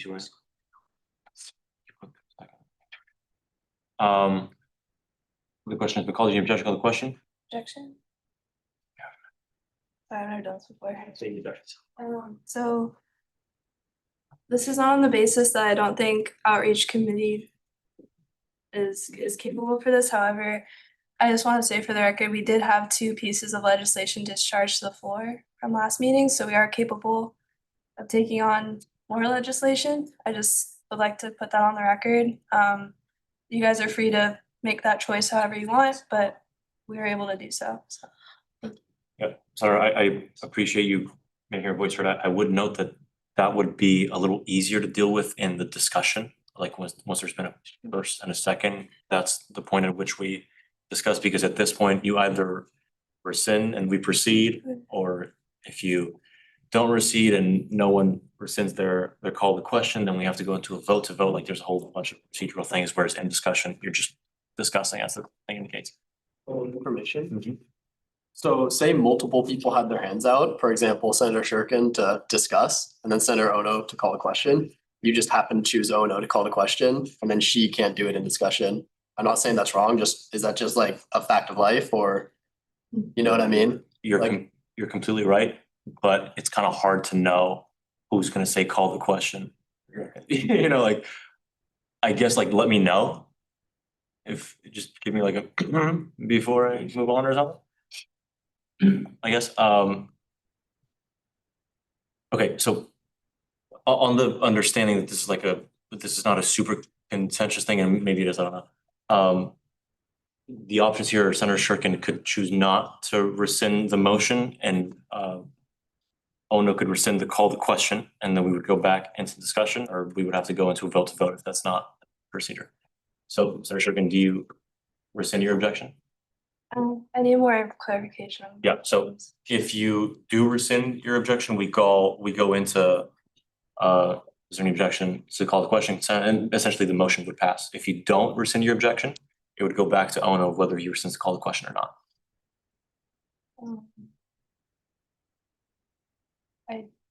Sorry, I'm still confused. Yeah, so like, if you don't want this to pass, you wouldn't rescind your objection essentially. Okay, so I don't, okay, so. You don't rescind your objection? Ono? Rescind. You rescind your call to question? Okay, the call to question has been rescinded. We're now in discussion. You can vote on this one. Point of information? No, point of information. Can you rescind your call to question? Okay, thank you. Okay, sorry, sleeplessness. We're in discussion. We're in discussion. You can vote on this. You can amend the motion. You can let the motion die. You can vote the motion down. There are a bunch of options. I think Moihe's had her hand up the longest. Okay. I don't know if this is an out of order comment, but since we're technically still kind of discussing this entire omnibus bill, I will kind of say this data because I think it's in the best interest of everyone to know. Last year, I don't know where, like, I'm getting my numbers from the fiscal year 2026 budget cycle deliberations worksheet. I'm not sure how many people, most people should have access to this worksheet if they know how to find it. But EGA was approved $13,492. And I just did a short calculation on my own to kind of like see what the percentage of honoraria is in every single VCU's budget. And it's about 70%. which means 30% of $13,492 is $4,047.60. EGA had a rollover of $3,348, which means they spent about $620 the entire year. That's just some numbers saying they spent $628.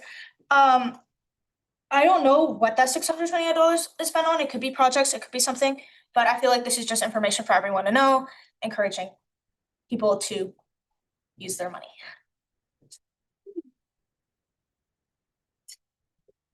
Thank you, Sheriff. Yeah, so I honestly don't care where this goes. The last time Senator Shurkin and I had a discussion, it was conveyed to me that the committee was, the committee had been working with legislation a lot had been referred to it. And so I was just operating off of the previous discussion we had. If advocacy is not overburdened and I was wrong, please, advocacy should take this bill. Outreach committee doesn't necessarily want to do it. We were quite simply trying to be considerate of the conversations that I've had. So take that for what you will. Yep. We had.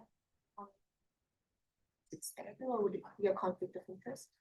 If we. You could, but it's highly advisable not to, essentially. And nor do they seem particularly enthusiastic about it. Again, you can decide not to pursue this route, but you are able to amend the main motion to reflect something else. And then proceed on that. Could be pretty simple.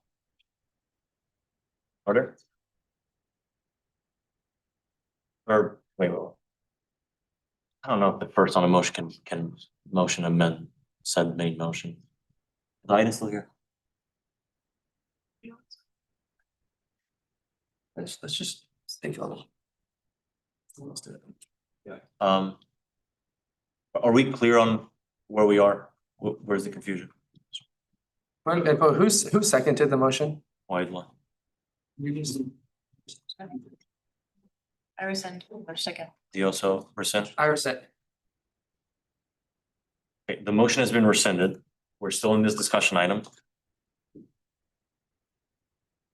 Pardon. I motion to table an omnibus bill to update legal code to advocacy committee. Been a motion to table fall quarter omnibus bill to the advocacy committee. Is there a second? So now you put his last name on. Chaudhry? Second. There's been a second. We're now in discussion. Yeah, nice. There's been a second round of discussion. Senator Shurkin? The question has been called. There's any objection, call the question. Second. There's no consent. Seeing none, motion passes. Can I order really quick? Hate to be that guy. Mhm. The specific verbiage was a motion to refer an omnibus bill to update legal code. But IVP, I believe you said a motion to refer fall quarterly omnibus bill. Or yeah, to motion to refer omnibus bill to advocacy committee. What you stated was different than that. I don't know if that's significant, but Yeah, just for the Attorney General's guidance, as long as the body knows that we're referring to the same item, there is no okay. confusion or hang up. Are we clear of what legislative item we're talking about? Sure. Okay. No? No, I'm sorry, just joking. I was like, oh no.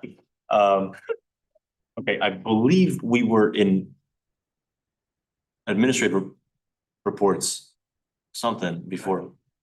Right. Okay, do we have, also, I'd like to, can we briefly move? Yeah. Are you a proxy? Yeah, for Noah Lucan. Sick, okay, let's briefly move into, or rather, do I have unanimous consent?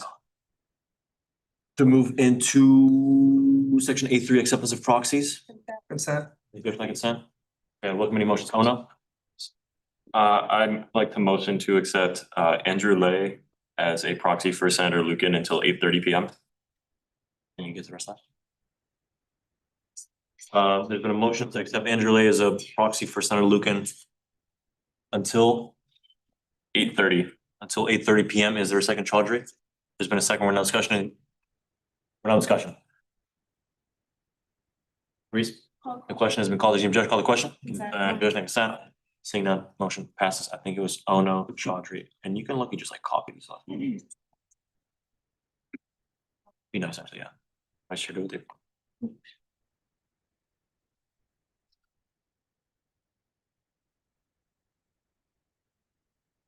Your email. I can poke a point of personal privilege real quick. It's just like very warm in here. It's really, Do we have unanimous consent on that one? yes. Turn air conditioner. They said not to touch Yeah. It's fast. Well, that's not very environmental friendly. That's not environmental friendly. Not environmental friendly to have a conditioner in. No, it's great. We're the greenest campus, guys, keep it up. Oh my god. I think we're actually producing global warming. There are two. Okay, let's get it together. So we are still in section A3, acceptance of proxies. Did we pass that? Yes. Yes. Yes. So you just put motion passed whenever it does. Cool. So do we have any consent to move into section I8 administrative reports? There's no consent. Okay, are there any more administrative reports? Cool. Now we move into section, the J section committee reports. Does the standing committee on finance have a report? 9? 9. Outreach? Yes. Good to go? Yep. Yeah, I'll make this very brief. I believe you guys all are aware already. I think we even spoke about it at the last meeting, but I don't remember completely. We, of course, were able to launch our pumpkin patch very successfully. We gave away a bunch of pumpkins. We closed the whole thing down way earlier than we were expecting to, so that was a phenomenal success. We have our subcommittee, if you will, that's responsible for the events, now beginning to prioritize a band show and also exploring some other methods of outreach.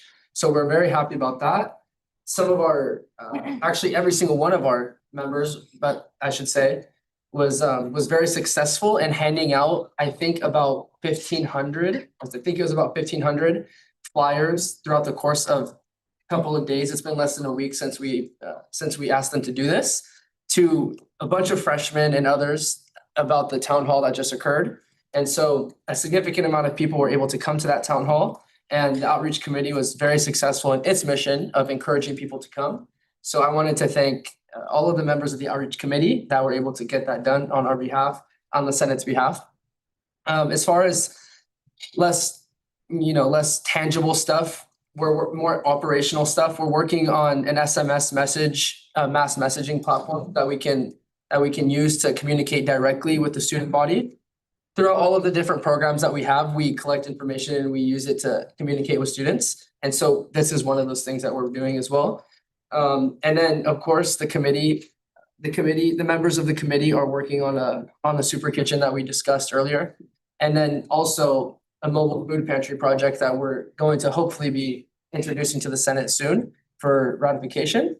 That is being worked on in collaboration with the advocacy committee. So thank you, Senator Shurkin, for helping us with that.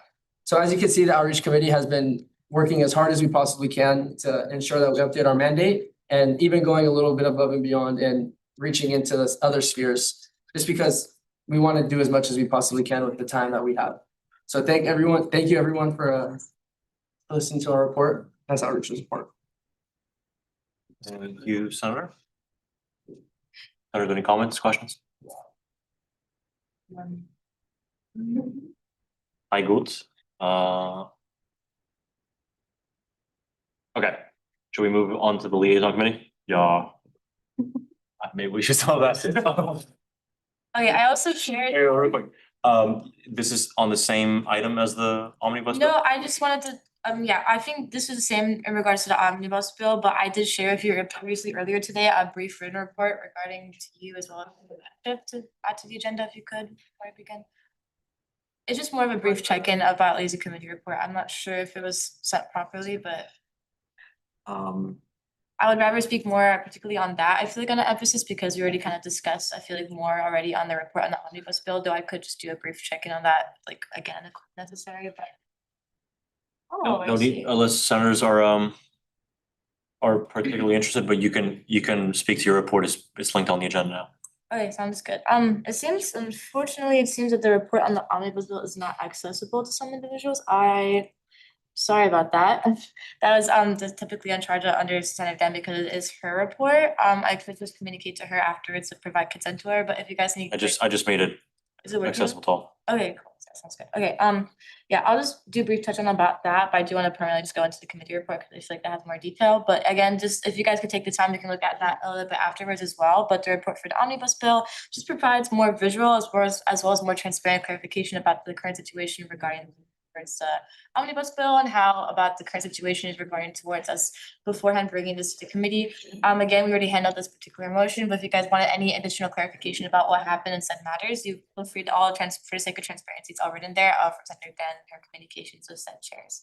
So I just wanted to get a little bit more into our liaison committee weekly report because from our last committee meeting, we had a very thorough and detailed discussion with multiple chairs who came to our legislative workshop as well as multiple communications regarding towards just implementing more, I believe, just communication ideas for the upcoming winter quarter, as well as ideas that help just reinvigorate just more of a bridge between the Senate leadership as well as the just 5 brief points I'll be talking about. Just one, when it comes to winter communication improvements, we came up with a solution. I'll be also again reiterating these points to our committee as well, that the idea of launching 2 particular pilot programs, either potentially in the fall quarter as well as the winter quarter, of one creating a potential internal newsletter to help just provide, I feel like, more visual as more of the graphic communication of what's happening in the Senate body beyond emails, which I think is what a lot of BCU chairs communicate would be really helpful to them, as well as creating, I think, just reorganizing, I believe, just an in-person liaison model or just reorganizing the BCU liaisonship itself, because I feel like it needs more reorganizing about said senators coming and which is a liaison, which is not, and just fixing that, I think, for the upcoming year. I did have a question about that in particular. Unfortunately, Sean isn't present here. Maybe Marissa could touch about that in particular from the staff perspective, but we wanted to know a little bit in particular also about when it comes to us reorganizing this, it could attach towards our legal code about why, because apparently it was mentioned to me according to our vice chair that before this was amended in particular, that the BCU liaisonship was initially not from the committee members itself, the liaison committee, but it was holistically all senators that were liaisons to this particular thing. And we were thinking about, for the sake of just like what has happened in the fall quarter, if one senator is inactive, we lose communication to almost 7 to 8 BCUs. But if we potentially made it open to the expansion of like the Senate body holistically as potential liaisons, not just the committee members, and it'll only be effective maybe to like 1 to 2. I just want to hear more question about that after report. But summarizing, we're just reinvigorating our BCU liaisonship models. And if those 2 work smoothly, hopefully by week 3, winter quarter, then if we can help with the promotion and maybe doing some kind of informal coffee hours with the vice chair and chair, with the liaisonship hours in the either Bridal Center or AS Main, to have like BCUs come to communicate to us about any questions or have like a more of an informal, peaceful chat rather than the meeting itself. But 2, when it comes to feedback and survey rollouts, we're looking hopefully by the end of the quarter to create like a staff feedback form, anonymous, having like just staff anonymously as well as senator anonymously help to create just communication of ideas or suggestions to have the improved communication that we can maybe implement those pilot programs into the winter quarter. And a similar form will be created for senator BCU feedback. If they have BCUs have any alternative ideas to communicate to us and have better ideas beyond email, we can use those ideas and implement them into the winter quarter. And when it comes to number 3 about legal code and structural updates, Senator Shannon and I are invigorating, communicating, and working on the new liaison committee updating our own legal code just to help with clarification of rules and just communication workflows just with that. So that's going to be on the works pretty soon. And overall, we're just working to help just with more strengthening BCU engagement when it comes to just like communication, I think better, because we notice about just more better check-in, more agenda link, more things that help make sure that they are ensured to the full capacity beyond email that they're communicated. And yeah, like I mentioned about our tasks this upcoming week is we're going to begin working on the outline for internal newsletter outlines at the AS Media Center, communicating with them, finalizing just for the winter quarter liaison BCU rostership for all the connections towards that, and emailing, also just communicating other BCUs have not sent their meeting times to us and just ideas for coffee hours and just overall getting those ideas ready for winter quarter and just like that by the end of the year as well. But since just we're tying towards my question, maybe there's like a title about that. That's all I wanted to talk about. So thank you. Well, thank you, Senator. I meant to convey this from Senator Dan. We spoke about this earlier this week, that the suggestion, if I'm getting it correctly, And if we can have all senators in on this one, because it's an important discussion. The Senate liaison model in which every senator was an individual liaison to a set of BCUs was found pretty unsuccessful by previous senates. Even though it's included in the cleanup, draft bill by Senator Sussman and others, that's actually just like a reinforcement cleanup thing. It was originally passed in the Committee Rework Act in the 74th Senate, if I'm not mistaken. So what Senator Than seems to be proposing is kind of an informal, almost like a cultural structure. And I think there's some agreement on this with the rest of the liaison committee, in which senators sort of identify those BCUs in which they're passionate and go to their meetings, so we have a much closer connection, because liaison is with that many people, and sometimes members of liaison do not necessarily convey the amount of passion that is needed to maintain close relationships with the rest of the committee. I believe, Senator Lee, we spoke about this as well. If you'd want to add on, feel free. Yeah, we had some BCU chairs come to our last liaison meeting, and they just expressed their concerns that like the senators that in previous years that came the most were the senators that really cared about their BCU. And so right now, the reason why like the change was made in legal code that there wasn't a designated senator was because senators are overworked, which fair. But then now the responsibility of checking in with BCUs goes into the liaison committee, and there's 5 to 7 senators on the liaison committee. So now each senator and like rep has 5, 6 BCUs. And so that's a lot too. And then now there seems to be like lack of communication, and now BCUs are getting an impression of, oh, the senator's not reaching out to me, and senators are like, BCUs aren't reaching out to, like, aren't communicating with us, and so there's that issue. But we know that they're like, I guess my proposal, which this isn't formal at all, and ties into what IVP Wallow was saying, was that if there is like a BCU that you're very passionate about, maybe that you just attend at least one meeting a quarter, and that would just, and there's 15 senators at least. And so that would just be 15 BCUs out of the way. And then if you're passionate about more, and then that could just be a written doc, send it to the liaison committee. So that way we have at least some form of communication between senators and BCUs, because right now I think the system just isn't super sustainable. And I know, like, for example, Senator Ono is already part of Pardall Center, so that already eases it, and Senator Ono is already passionate about Pardall Center, that takes it out of the way. Or certain senators are part of like different RCOs, different BCUs that they're interested in. So I think that could be a way to rework it, but that could be more discussion later. But that's just what I've been thinking of, especially discussions with senators within the liaison committee and BCUs that have like expressed their concerns. But yeah.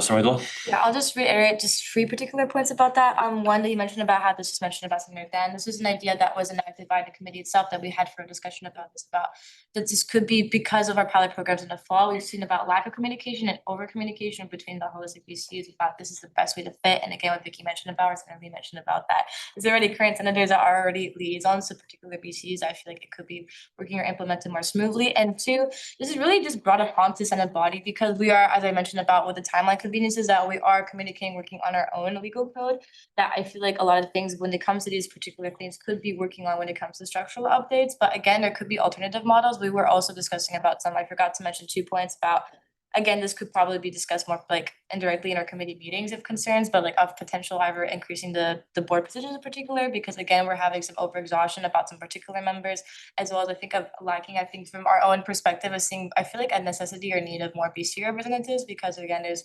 holistically so many positions in that particular, but again, it could be either increasing the board positions, but again, or either implementing this particular model. Either way, we just want to have a reinvigoration because of our legal code.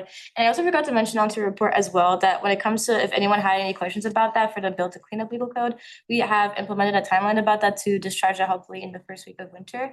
And instead of, I've hopefully, but this current particular week, I'm going to be assigning our committee members to specific sections within the Build to Clean Up legal code that they can help to hopefully to review them section by section, instead of just basically just like surfacely skimming it, and to particularly to help ensure that it's been thoroughly read. So I just want to help you guys let you know for the sake of transparency for the time as well. So yeah, and then maybe again, if staff could also answer some particular questions about that. Yeah. This might be a question asked out of ignorance, but why wouldn't it be possible to like do this on demand? Like, I don't think, well, it depends on how we define Senator Liaison and their position with BCU. If it's just for communication and like, I do feel like on demand is probably a more efficient way of doing it, but if it's supervision, then it's a different thing. So, Wait, But- sorry, floor is yours. yeah. I thought you'd stop, sorry. No, yeah, because I am a liaison like even before this whole thing for GDC and I still go to their meetings and offer my insights, not every meeting, but I still go.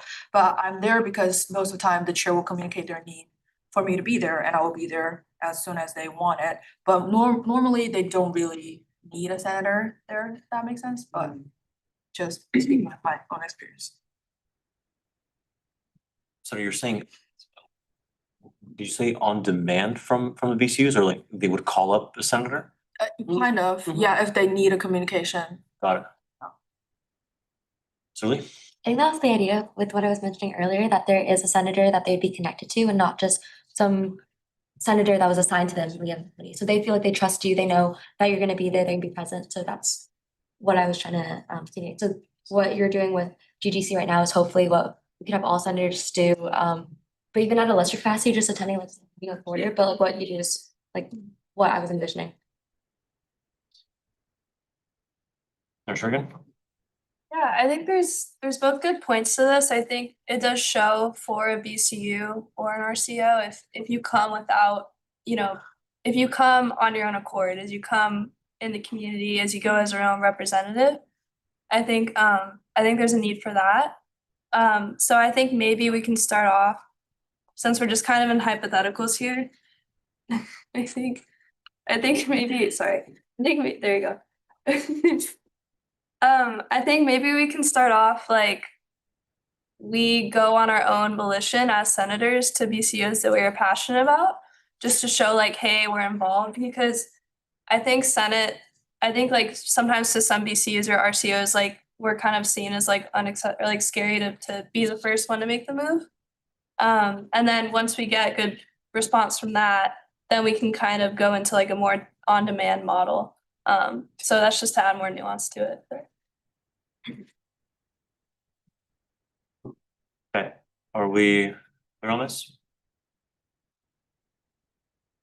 Doesn't seem to be much else. Are we okay with moving on?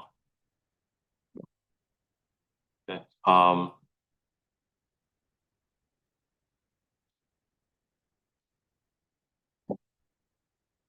okay, let's move on to group projects and other temporary committee reports.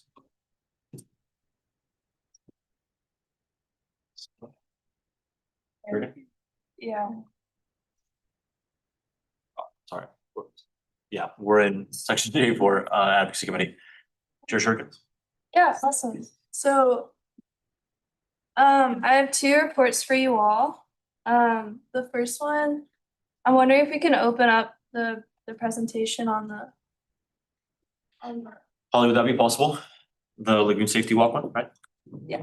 Yeah, let me pull that up. Appreciate it.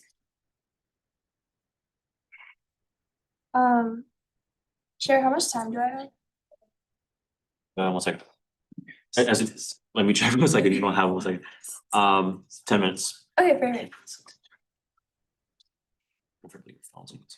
All right, so just for context, last week I was not here. I was at the Lagoon Safety Walk. If you guys remember, Chief Bly came in and he's talked about this event and talked about the importance of having some of us there, some community members there as well. And this was a very, very good presentation of how we can work on safety as senators, but as well as our relationship with UCPD in this regard. So this will just be a short little presentation of my findings on the Lagoon Walk, and then I'll go into my other report. But so if we could just go through that. So Holly, next slide, please. Thank you. Okay, so just some background. On the evening of October 22nd, students in the general community were asked to help identify places of safety concern. All throughout campus, the walk that I have pictures and videos from was one of the routes that went through the campus lagoon. which I think is probably the most prominent, seeing as we as a Senate are focused on preventing crime on the Lagoon Path, specifically with sexual assault in regard to the most recent incident that occurred. And what was very interesting for me in this regard was that Chief Bly and Corporal Ariel were both on this route. So the CSOs were on all the routes, you know, representatives from UCPD, but this was the route where the two highest people in UCPD were present. Both of them were present on this lagoon route that we went on. So that's just to stress the importance of why we need safety measures on the lagoon path. So this presentation will kind of go through what I found and what was the areas of most concern. So could you put next slide? Thank you.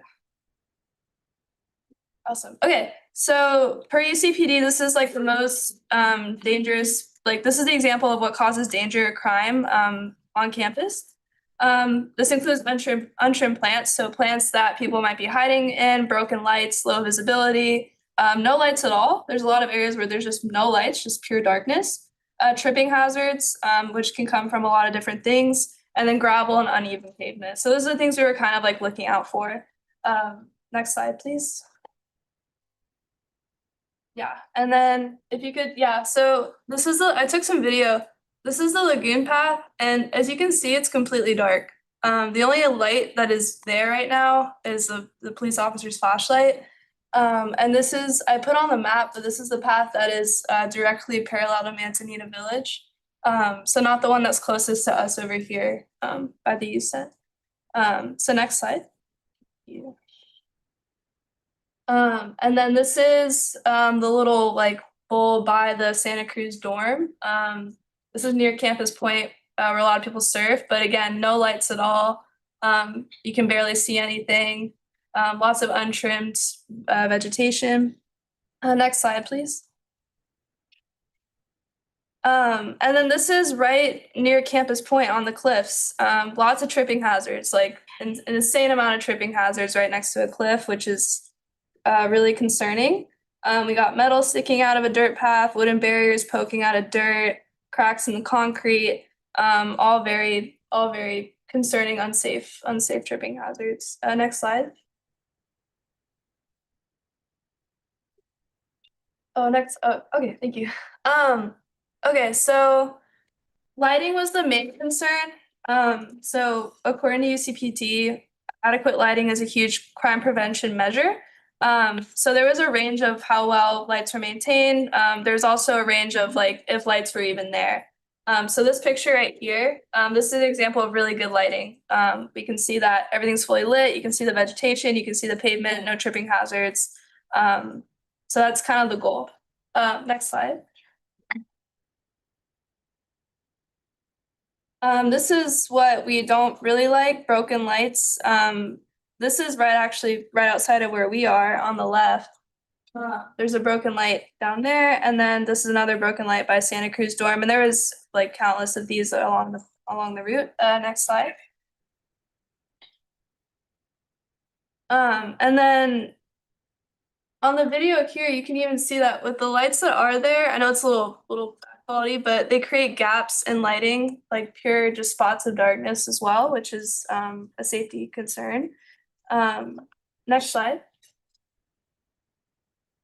And then this is all examples of dangerous vegetation. So someone could definitely be hiding in there. Also doubles as a tripping hazard too, if you're running late at night. So obviously this is not just a infrastructure concern from lighting, but also vegetation. Okay, this is probably the most important slide. So if everyone could pay attention, please. Thank you. Okay, so what can we do as senators? A lot of things, but I would say encourage facilities in UCPT to install more blue lights on campus. Throughout the walk, it was great because it was a perfect example of community action, because every time that one person would see a hazard, we would all stop, and then the CSOs would write down the exact coordinates of where the issue was, where the broken light was, where the tripping hazard was, and we all stopped for like a whole 5 minutes, and that happened at least 20 times. So that's why I wasn't here. The whole walk took like 3 hours, but it's okay, right? Because that's why we were there. So just, you know, that's why we need the blue lights. Also just be on the lookout when you go to class or, you know, if you're out and late in the evening, look around, take note of unsafe infrastructure because chances are most people aren't looking around and they just kind of are accepting it for what it is, but we have the power to do something about it, right? So just take pictures, get testimonial, ask friends and peers their experience walking on campus. This is kind of personal, but I was with my friend on this walk and we both didn't want to leave early to walk back because we felt unsafe walking back, right? So that just kind of shows the issue that we're kind of having here. So yeah, so I will say, as far as I know, action items for us, because I know this is just information, but I always like to leave with some action items. The UCPD, I think either Chief Bly or Corporal Ariel, they're gonna come in within 1 to 2 weeks and give a more like logistical report with not just this route, but all the other routes that they went on that night. And then from there, we'll have a better action plan. As far as I know, they're not planning on asking us for funding for these things, but that could change. It just kind of depends on how much is needed. So I would just keep this in the back of your mind that this is an issue and UCPD is going to come in and talk about it. And maybe it might create physical impact for us, it might not. But yeah, so that I know that was a lot. How am I doing? I think I have one more. 2 minutes. 2 minutes? Okay, all right, that's fine. Okay, could I ask you guys to open up the all partners meeting report? Please. Okay. So this is really cool. I'm not sure if you guys are aware, but there's an all partners meeting report that happens every quarter. And it's with every entity on campus that has to do with basic needs. So obviously the basic needs office, but then we have financial operations. We had student health there, people, Crystal from the food bank, like it was just basic needs. It was like a little mini basic needs convention basically. So I was like all over that. I thought that was so cool. But this is just like a little report because I know like not all of us are in like the basic needs flavor of Senate. So I'm just gonna kind of give you guys a little brief. This is mainly have to do with CalFresh and food security. And this is all testimonial that I heard from the relevant offices. And obviously you can always come to me if you have more concern or information. But if you're a friend on campus or if there's a student on campus who's like, I'm worried about my EBT benefits, please direct them to the food bank and the Miramar food pantry. Those are not affected by these CalFresh cuts. They're actually getting more suited up to provide for more students. The food bank also receives donations from students for meal swipes. The basic needs office also does this, but they're less plentiful and are not as heavily advertised. So does the MCC. I will say though, the most adequate way like for students to get meal swipes that need them is if they go to the food bank. So just keep that in mind if you're advising students. People should also still apply for CalFresh. The process of getting CalFresh is about a month. And with the day-to-day basis that we're in with this issue, they should apply. Okay, thank you. So they should still apply. And then Senator Clara was also at that meeting because he works for the Basic Needs Office, which is really cool. And he also said that there has been a dip in students that are coming to get CalFresh because they think that because of the government shutdown and SNAP benefits, it's just gone, right? And that's certainly not the case. So I would just again encourage people to keep going to the Basic Needs Office, keep applying for CalFresh. The food bank is also hosting monthly food distribution pop-ups at Estero Park. And they also want to set up a food donation bin at the Pardall Center. They're also looking for food donations that people can make a quick meal out of. So if you've been to the food bank, you know it's like a lot of ingredients, but not a lot of like ready to go meals that you can heat up. So that's something that they're looking into, and I think we could probably help them with that. And then very quickly, someone from the financial operations office was there. So these are the folks that if a student is in like dire need of food or housing or what have you, this is like very serious situations. This is where they go. And so they have grants that they give out to help students, but that's only if they're referred to them by the Basic Needs Office. So also Veterans Affairs has given out meal plans to eligible students, but not a lot of meal vouchers. I do think just in general, this is just a quick sidebar, but I do think we need to tap into Veteran Affairs more as a body. I think that's something we need to do, so this might be a good avenue to go do that. And then not related to food security, but earlier this year, you guys might have heard of like the BARC scam, where students were contacted by the BARC office that said that they needed to handle something with their bill, and then their information got compromised. So actually, all is good. The people that had Pell Grants that were compromised, the school made good on it, so all their Pell Grants got paid back. And financial operations and BARC are looking into changing their messaging on office emails to make it look more secure and reliable for students. So that's just a note on a little bit of cybersecurity stuff.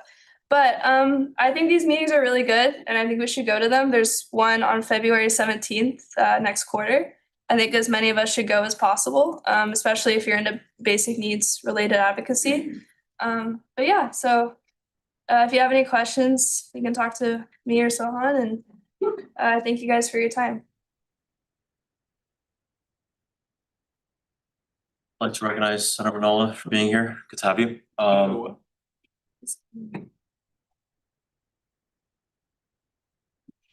I forget about you. So I would also like to recognize Senator Lucan for so much for being here. Senator Lucan. I thought you said Senator Noah. That's why not Manola. Yeah. Anyways, any thoughts on the presentation? Lucan?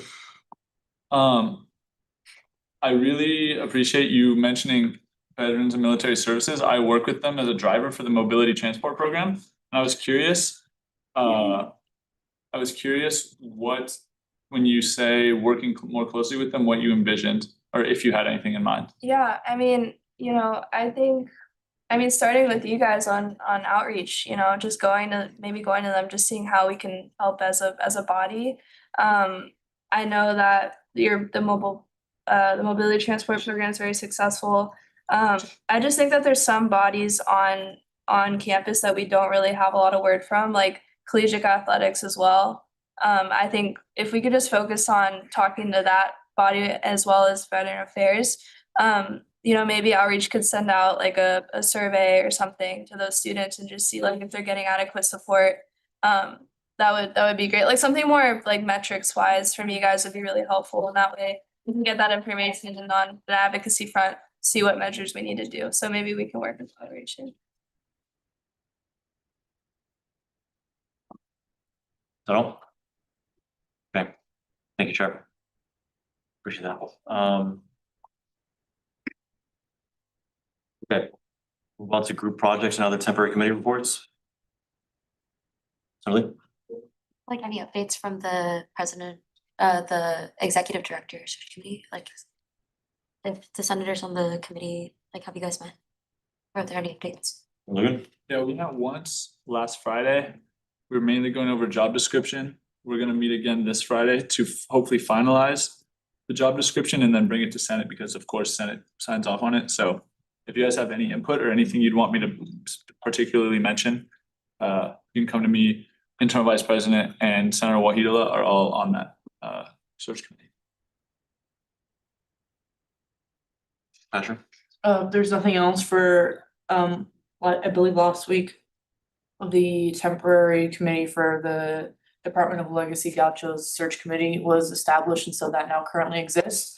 I do apologize for not having any appointments on this week's agenda. I am in the process of beginning to get people appointed and hired for that. So that will be coming in the next weeks, hopefully next week. But I just wanted to give you that update. The first step will be doing the hiring process. While I do have some people in mind, I would like to make it as fair and open as possible. So yeah, if anyone has any candidates for that, I would be more than happy and thrilled to receive those names and applicants in my inbox. That would be very helpful. Thank you.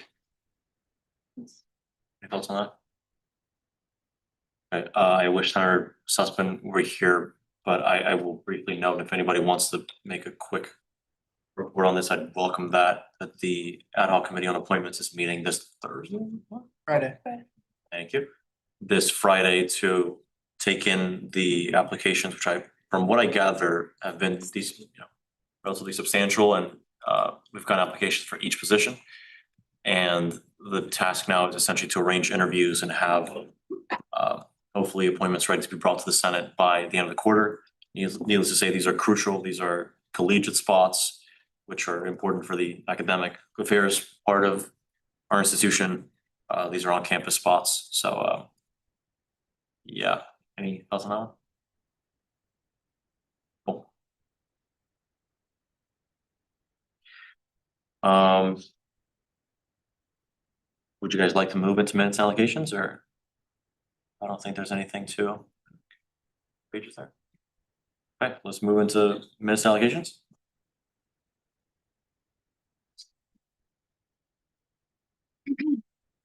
Floor is open. Logan? I'd like to say on this topic that I think it's critical that we figure out a new system for minutes and allocations, because as it stands, any BCU, any standing committee, anyone who needs their minutes approved can drop them in the folder at any point, including literally right now, and we could approve them a minute later, and they never ever even have a chance to get looked at. Not that any of us actually look at them.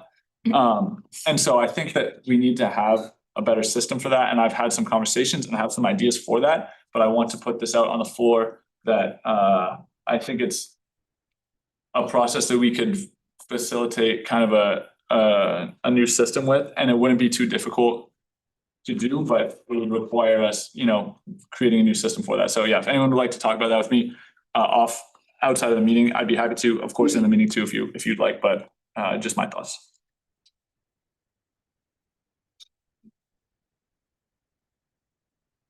Yeah. I actually concur with what Ms. talked about.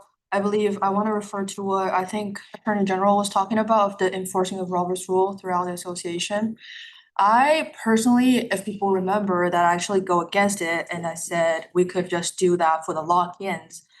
But Finance Committee unfortunately have encountered problems with very undetailed minutes, and which involve fiscal impact. And that's when I realized that the problem is serious enough for us to actually take action on it and actually enforce Robert's Rule and ensure every minute has been detailedly recorded. And I yield. Yeah, I mean, or anyone else here, I'd more than welcome your thoughts on this. I think this has been pretty prominent in my thought process this year as well. The closest I've gotten to it is I'm beginning to communicate with and coordinate with my internal affairs coordinators and director of accountability about some kind of structure of already the BCUs are divided amongst my two internal affairs coordinators, and they're going routinely and reporting back how motions and discussions are being arranged, which I think is really helpful. But the minutes are a whole nother question. And Senator Jung, you're exactly right. If you're approving motions with unclear or funding is being approved and there is no motion to reflect it, it's a problem. So that's the closest thing I have to a solution on my end, is having staff walking through this process of this is how checking minutes, being familiar with them and reporting to us would look like. If any of you would want to be a part of that process, want to give them instruction or maybe use your own committee members, I think might be helpful. But yeah, seems like we're still at the idea stage on this one. Senator Pasher? Yes, so just very quickly, as you guys can see, there is an AI minute taker in our meeting, and in today's agenda is an AI policy. And so just to throw this out in the air, potentially the association could look to either funding or buying an official AI minute taker, as we live in an age of AI. So I just wanted to kind of put that out there. Sir Lugan? A prominent idea I had that could coincide with this AI thing, and I've met with someone who is developing a software that could maybe be used for this, is that putting it into, you submit your minutes to a website, maybe even standardize the minutes template, right? And then any financial motions could be taken from an AI or through the site, however their software works, so that we could get, as a Senate, a line item of all financial motions made from BCU, so we could at least be able to look through all of those. That would be something pretty cool and beneficial, which I think the most important part of minutes and allocations is the allocations part, and that could theoretically take care of that. I yield. Harder? Yeah, to make it very clear, and to contribute to what Senator Lucan said, we are actively working with people who are going to assist us in this endeavor, who are contributing their time to improving the association in this way with artificial intelligence and with other advanced systems that we're simply lacking at the moment. And because we're at a crucial stage of development at this moment, your guys' opinion is the most valuable at this moment. And so we encourage you and implore you to come to us with any ideas that you have, because your ideas will be extremely valuable at this time. But if they don't come at this time, then it will be extremely difficult to implement them later on.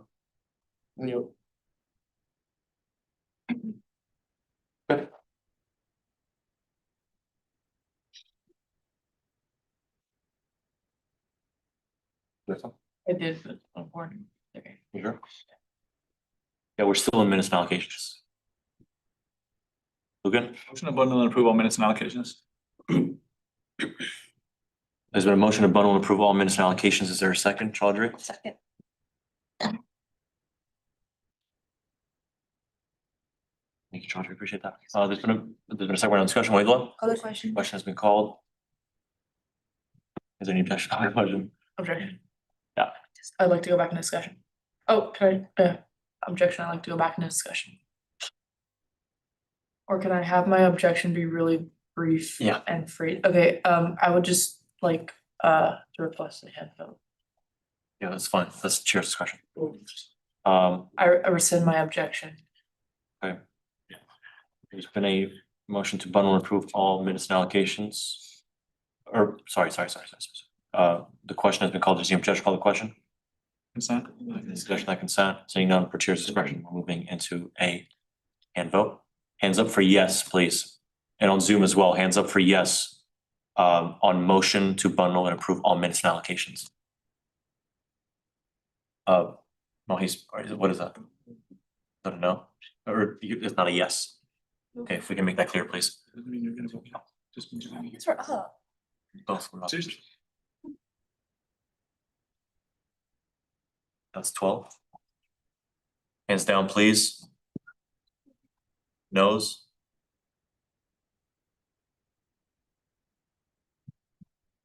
Abstentions? Senator Claire, you're an abstention, I'm assuming? Or, I voted yes. okay, Toledo, you're an abstention? I also voted yes.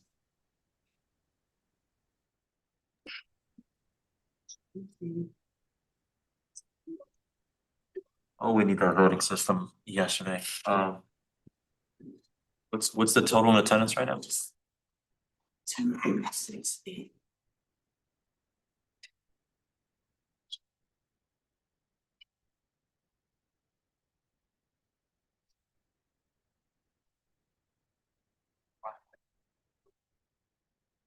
It's 13:05. You change it? Okay, we're doing this again. Hands up for yes, please.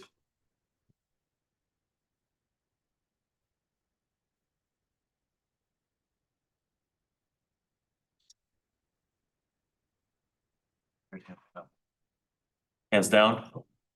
Noes. Abstentions. Okay, 13:05. Thanks, guys. Motion passed.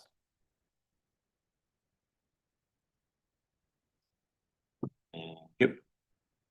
Cool. Shall we move into discussion items? Are there any discussion items to be, who would like to motion on the agenda or? Yes. Yeah, let's just go through these and then we'll move back to action. I appreciate that. John? Whatever, why add, like, if I want to refer a bill out of committee. Any action items? Okay. Anything to add on to discussion items or should we move along? Consent. No, yeah, appreciate that. No. Be kind of you. No. No? No. All right, let's move on to appointments and resignations. Do we have any questions on this? No? Yes, I want to make a motion. Yep, I think on the attendance, we have 19 people. Out of the 18. Yeah. Senator Dan was on there and then she's off, that's why. So You I appreciate that. That's it. Thanks, Senator Lee. John? Want to make a motion to add appointments. What, could I get some context on what that? Oh, yeah, it's just we have 2 vacancies on finance committee and we really need to get them appointed for workload issues. We said, I said, kind of came to a consensus a few I meetings ago. texted The board- the Senator assessment on Tuesday morning, I believe. Okay, that's fair. Yeah. I didn't text you. That's but an I thought- extenuating Yeah, I circumstance. thought you guys. Let's not generalize this. Senator John, Motion to amend agenda and add the appointments of Jaden Yamamoto as Finance Officer of Special Project, Eden Kipnis as Finance Officer of Seal Licensure. okay, wait. No, she's got it. And just confirming that these positions are vacant currently? It's out of the membership expansion bill that was passed week. Right, so it's not positions that were previously passed and they've resigned, they're new Yeah, positions. they're just vacancies that we never filled again. Okay, so there's been a motion to amend the agenda and add the appointment of Jaden Yamamoto as Finance Officer Special Projects. Eden Kipnis as Finance Officer of SEAL Leadership. Liaison. Sorry, I don't know where I got that from. Is there a second, Chaudhry? Second. There's been a second, we're now in discussion. Oh, no, call question, question has been called, there's any objection, call the question? Consent. Any objection to that consent? Seeing none, motion passes. In order, just to remind the parliamentarian internal vice president, policy 4 has now been updated to say that anything that has been amended onto the agenda shall be highlighted in a color that is at the discretion of Senate leadership. Reach that, we're done. Or rather, not the motion itself, but the thing, yeah, you're right. Okay, just give me 1 second and reflect that.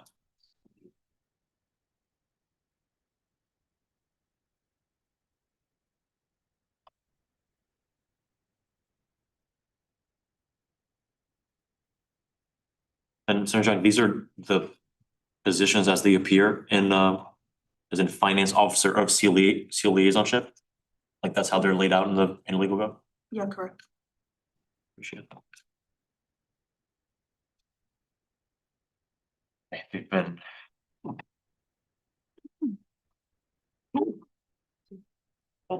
Those have been added on. I would point out that one of the positions under the Trans and Career Commission, namely the Disabilities Advocacy Coordinator.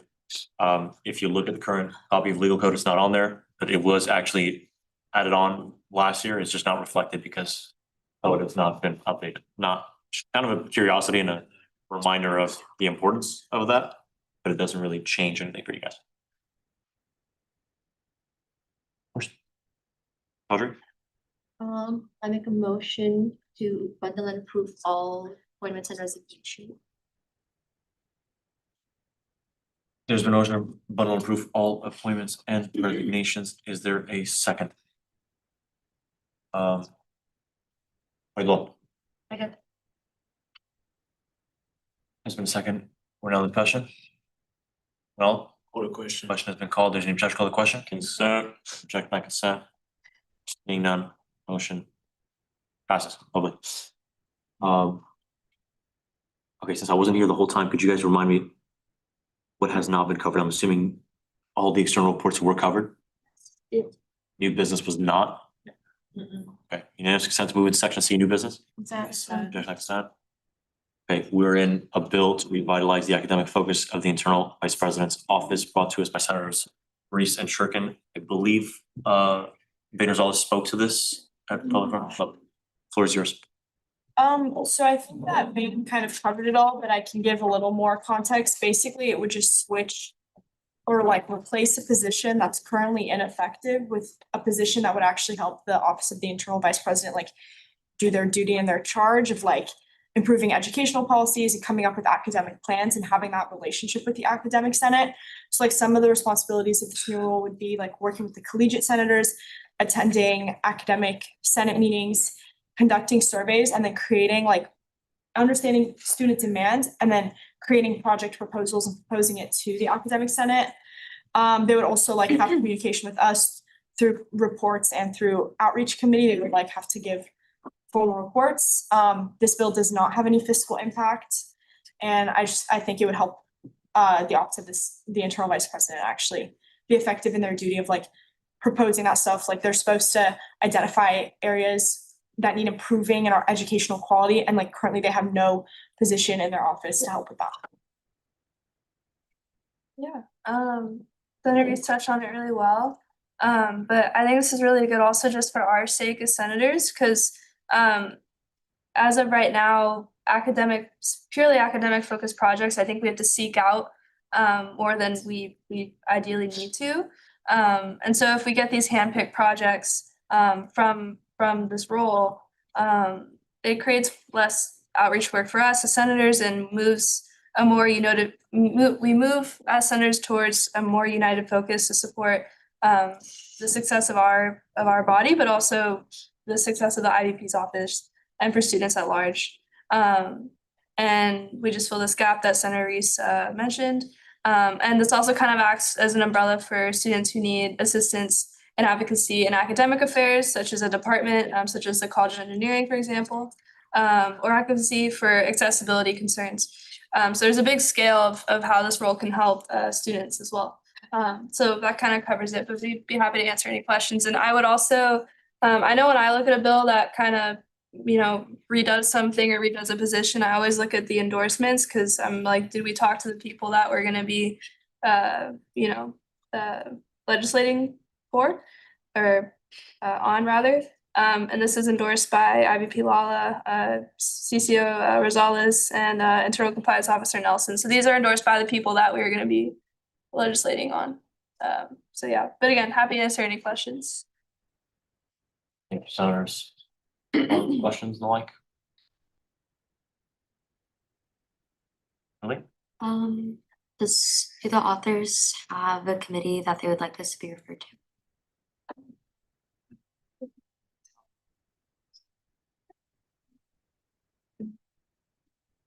We don't think. Yeah. Ideally outreach committee. Arila?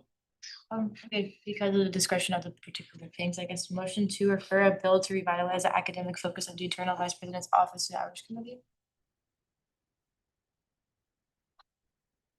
There's been a motion to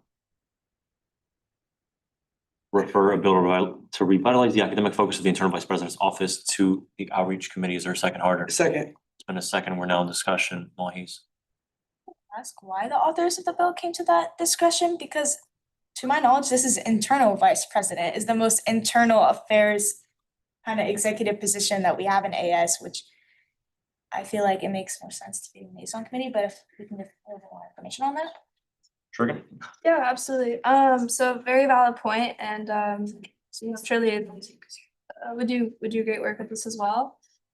Specifically, in the bill, the role of this position is to essentially do outreach at the IVP's office level. And so it's in the bill actually that we want them to present findings and go to outreach committee at least once per quarter. So ideally, this would go to outreach committee for amendments, and they would discuss how this would go further. So we just thought that would be the best house for this. But if anyone has any other thoughts. Mohis? All right, question has been called. Is there any objection to call the question? Consent. Any objection to that consent? Seeing none, motion passes. It was Wahid harder, right? Yes. Okay, the motion has passed. And we're at 9, so we should really wrap up. One thing, if you'll allow me the discretion, Chair and Vice Chair of Outreach to look at specifically is how the requirements on this role sitting in on academic senate meetings fits with the rest of our code on academic affairs and what their own policies are. Because I think they don't allow just anyone to come in, kind of how we do it, it's a little bit more restrictive. That's one thing that would be worth looking at, so we don't pass something that is unenforceable for other sections of our code or because of campus policy. Does that make sense? Yeah, we'll have our procurement team look at it. Lovely. Okay, let's move into a 15-minute recess. Be back here at 9:16 p.m.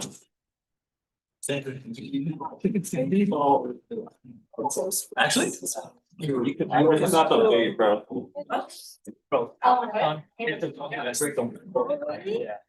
So scared. There's no next time.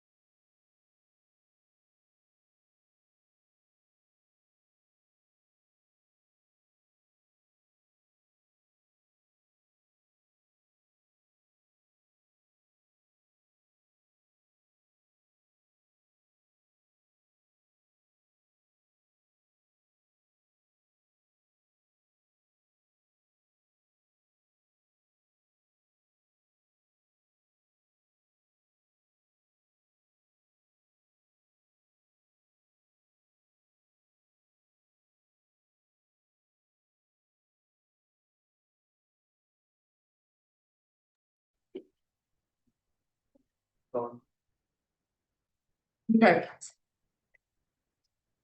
TLDR for those on Zoom that didn't have a chance to hear because we were muted. Essentially, what this standing policy does is it establishes a set of guidelines for the association to reference back to in order to kind of make sure that we're being dynamic in society and in technology. AI is becoming increasingly more involved in our day-to-day lives as students, as legislative makers, et cetera. And so what this standing policy does is not only outline the association's position on limited AI use, it lays the groundwork for future senators to come out and amend the standing policy as needed because it is ever changing. And so instead of them having to create an entirely new standing policy, all they would have to do is update it. And so, as I said, we were unmuted. We use AI as you can see in the Zoom, there is an associated note taker, Otter AI, and so I just think that it's important. And I also mentioned that the standing policy is shaped upon the same standing policy or the same policies that the University of Exeter uses, which happens to be the same university that the IVP spent his summer at. So there is precedent and there is certainly a need for guidelines regarding AI. I yield. Yeah, this is exactly as Senator Patrick said, set of guidelines for the use of AI, which in our world today is incredibly important. It is a standing policy, therefore it can be easily changed. And I strongly suggest adopting this for our association. And I would recommend it get referred to liaison as it deals with the entire association. Thanks, Cyrus. I actually studied at Exeter College in Oxford, but we passed through Exeter on train. And we stopped for 2 hours because someone jumped in front of the train. I'm like, that was crazy. That's how like the city of Exeter is stuck in my head. Oh, great. A very morbid delay. Sorry. We are now in discussion on this.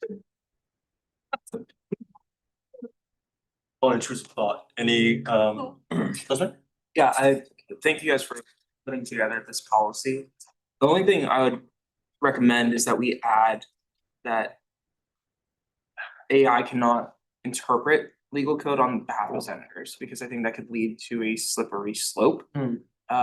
Just the interpretation route, and same for the Attorney General. If we have AI interpreting legal code rather than it going through the Attorney General, I think that's the only cautionary thing that I would add to this. But other than that, I think it's a phenomenal policy. So I think you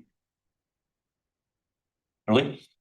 I had a question for section D, prohibited use of AI.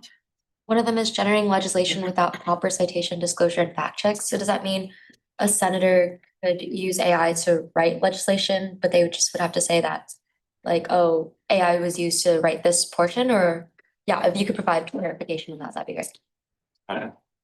Yeah, so also within the standing policy is that it will kind of refer, at the bottom, I think, of the standing policy, it says that it will refer to the same integrity that the academic integrity, the policy that the university uses for academic integrity is what it kind of refers it out to. And so it is my understanding that AI use is to be a useful tool. And so whether or not you guys agree would be reflected in your voting pattern, but I personally hold the sentiment that it is okay to use AI to put together large sums of data and process large things. And so as long as you're citing that and you're screening it, I think that that would be acceptable. However, I think that we have seen instances, or at least I have picked up on some legislation that appears to have been generated by AI, not only, but generated by AI and not screened properly. And so I think that is perhaps why we're seeing an increase of legislation that is far too long, not concise, over burdensome. And so I would hold the position that it's okay to use it in the project or the building, the first steps of legislation creation. But so long as it is screened and cited.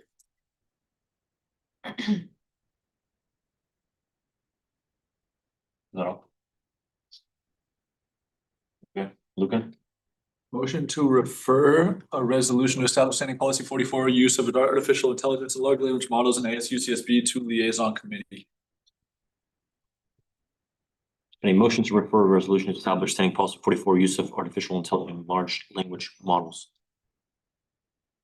in ASU/CSB to the liaison committee. Is there a second? Hepburn. Second. And a second, we're now in discussion. Whitlam? Call the question. Question has been called. There's an objection. Call the question. The objection on consent. Seeing none, motion passes. Referred it is. Senator Young, I was wrong. Oh, no, I was not. Sorry. The thing you want to, you don't want to introduce new legislation. You want to refer something. Is that correct? Or discharge rather. Yeah, sure. It would be action items. So there's nothing else new. Lucan? If I would like to motion something on, would that be now? May I know what it is? Yeah, it's something I sent out at a request of the president, resolution. Yes. Yeah. Yeah. That's fine. Is this now or is this later? Right now. Logan? Move to amend the agenda and add a resolution calling on UC President James Milliken to reinstate recurring meetings with student leaders. There's been a motion to amend the agenda and ever. There's been a motion to amend the agenda and add a resolution calling on UC President James Milliken to reinstate recurring meetings with student leaders. No more time.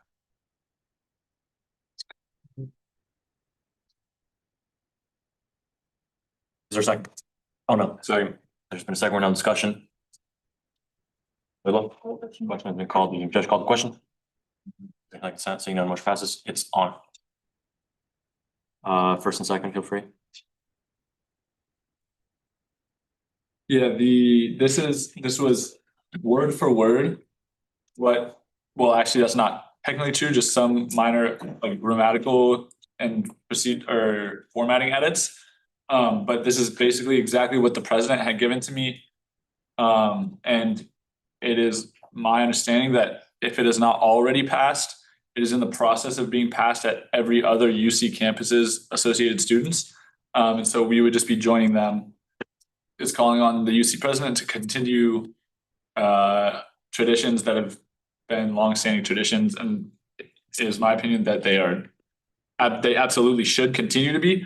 And so I think it's important that we take this position as an association. I believe neither Senators Jones or Van are here. We're now in discussion. People haven't been able to see for that long. Are we all clear on what this includes?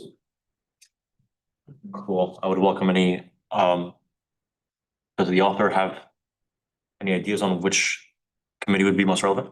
Yeah, I mean, it seems like advocacy would make sense. It also seems like outreach could make sense. Yeah, I don't think it's yeah. Order. It's getting much language. Motion to refer a resolution calling on UC President James Milliken to reinstate recurring meetings with student leaders to outreach committee. Motion to refer a resolution calling on UC President James Milliken to reinstate recurring meetings with student leaders to the outreach committee. Is there a second, Patrick? We're on discussion. I mean, it's not, I didn't figure it's, I'm thinking. Senator Huidla? Call the question. Question has been called. There's an objection. Call the question. Consent. Objection on consent. Seeing none, motion passes. It's been referred to the outreach committee. There's no one here for, that's all for new business, correct? There's no one here for public forum who was not here earlier, is there? Okay. Fun ones. Let's move, or rather do have unanimous consent to move into section G action items. Point of order. again, policy 4 require that anything amended on the agenda onto the amenda needs to be highlighted in a different color. I will agenda it right now. Thank you. Oh my God, wait, that's unreadable. Sorry. Wait, no, just keep it, just highlight it, looking at, yeah, fine. Redact it. Okay. Do we have unanimous consent to move into section G action items? Consent. Consent. Right. Question, Hmm? for the Senate leadership, like, for finance committee, since we meet on Monday, which is like after Sunday, and if we discharged like a bill to the Senate and we technically approved the minutes, wouldn't it be on the Senate floor right now, or do we have to like put that on the Senate floor, or like, do we have to communicate with you guys that it's been? It could be, oh, are you thinking of the same thing? Not really, but that could also be a route. Is that okay with you guys if we just do that next meeting? It's just the least complicated route. It's really easy though. Yeah, it's already been discharged to the Senate. I'm gonna say typically, it's been precedent in that communication from Senate leadership is that when there is a discharge of a bill, it's communicated and emailed to Senate leadership, whether it doesn't have or does have amendments. So being that it wasn't communicated to us and it's not pressing, at least to our knowledge, can be motioned on as a discharge, or it can wait until next week. I mean, at some point, we have to start enforcing what we want precedent to be, right? Like this idea that we want things to be on there on time whenever possible. At some point, we've got to act on that, right? I think Senator Patrick had her hand up first. Yeah, I would just, if you guys feel it's of time urgency, you just have to justify why you believe it's time or why there is an urgency for it. And then everyone has the voting power to decide whether or not it's appropriate to be on the agenda. Senator Joe? Yeah, I want to provide contextual urgency of the matter. Actually, that's the only reason why I raised my hand up. Is that, I don't know if you guys are familiar with what USSA fund is, but basically per legal code, there is this weird special place for USSA fund that for all other mutually managed account, we have the authority to go either both ways. They can go to the, well, USSA is the fund we mutually managed with EPSA on travel and publicity related events or requests we receive from a student body. And for all other accounts, we kind of have this choice for student body to go to either of the authority. But somehow for USSA, they have to go to UPSA first and then come to finance committee. And you guys all may know that finance committee is actually the most frequently visited route for all students. So a lot of times we have to refer students to UPSA, and because a lot of times there is a timely manner for their request, and there's gonna be, we have actually occurred at least based on my memory 3 times already when we have to retroactively give exceptions to requests because of these back and forth situation. I wouldn't say this is timely in terms of like, oh, we have to pass this meeting, or the finance committee is gonna be like totally crashed and we cannot operate. But I would appreciate that this is not just for convenience for the finance committee, but also just for the student body, because the earlier it can pass, the earlier we can actually start to mutually manage, and we don't need to like waste student time to like let them get like basically being kicked around through like different departments of associate students. Yeah. This might have been a misunderstanding. I asked whether this is the one you had communicated to me about, namely the US. Oh, US yeah, it is the same thing we And it complained is. about. Yeah, but it's just a different route that she's like stating is that if. It'd be fine. Oh, You okay. could just, yeah. Okay, all right. Do you want a motion or? Yes, I want to motion it. Motion, do I amend or a motion to refer?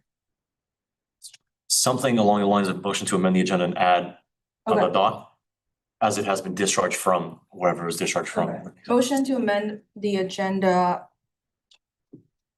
and refer a bill to establish joint oversight of the USSA fund out from finance committee with amendments as it has been discharged in finance committee meeting on November the 3rd. Oh, November the 10th.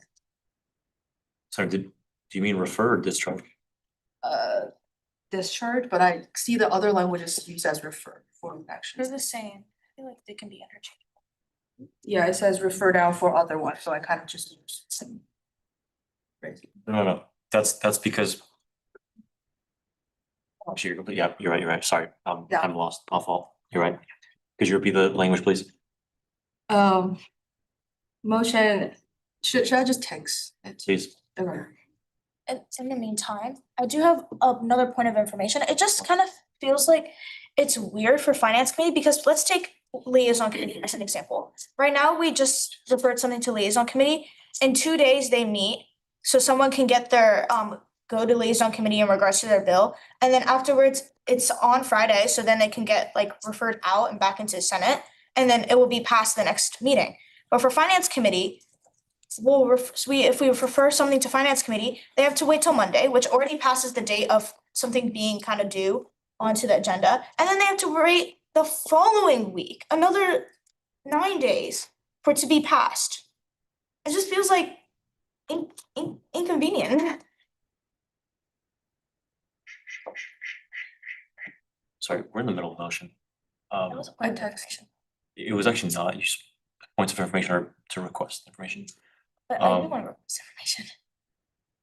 Sorry, if I haven't provided it, please, well, Yeah, I'm just confused, like if that makes sense, or like if it's not the case, or if that's gonna be the case, like. Is that? Or is there like possibly a chance that there could be like an exception for finance committee since it meets after like? you mean just for referring bills, is that what you're asking about? Like for discharging something out of out of finance committee to Senate. Because finance committee meets after the deadline things are due, then it basically means that they have to wait 9 days for it to go into Senate, whereas liaison committee or other committees don't have that same. Yeah, it is a little unfortunate. I think if it's not, it's pretty simple. If it's not pressing, it can wait. If not, we will add it on and mark it as late unless the Attorney General like really Is it a lot not of, messing with that. we just like text you guys, or like not text, or like send an email like, hey, this has been discharged from finance committee with the amendments, but it will be like texted, like sent on Tuesday, like the day before. Point of information, what are we doing? We're waiting Where for are, the where motion. are we? Yeah, we're in the middle of motion. Senator, thank you. So there's been a motion to amend the agenda and add a bill to establish joint oversight of the use of safe fund as referred out of Finance Committee? No, out from finance committee with amendments as it has been. You're right. You can just copy it.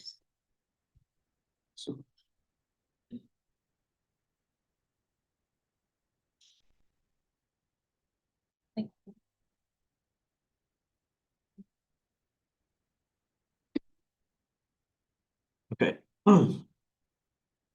There's been a motion to amend the agenda. I'm getting confused with, and add a bill to establish joint oversight of the USSA fund out from Finance Committee with amendments as it has been destroyed by the Finance Committee meeting on November 10th. Is there a second? Lee? There's been a second. We're now in discussion. Lucan? Yeah, this is related to the motion. To your point, Senator Malhis, we can easily amend the standing rules to say that, to clarify that bills or resolutions discharged from committees can be added to the agenda after the deadline of Sunday night. So yeah, I think that we can easily solve that problem, because I agree that it's an issue for outreach sometimes as well. Checks out. It's my understanding that the fact that finance committee meets on Monday, the reason that this is a difficulty is because the chairs of finance committee didn't send it at all, not because there is a like enforceable issue here. It just was the fact that it wasn't emailed to Senate leadership and therefore it wasn't put on the agenda. That's my understanding of this, so it just like is the chair's responsibility to send it to Senate leadership. That's my understanding of what's happening here, but I also could be wrong. Yeah, that's pretty much correct. I'm not sure we should linger on it much more. Lucan is. Call the question. Question has been called. Is there any objection on the question?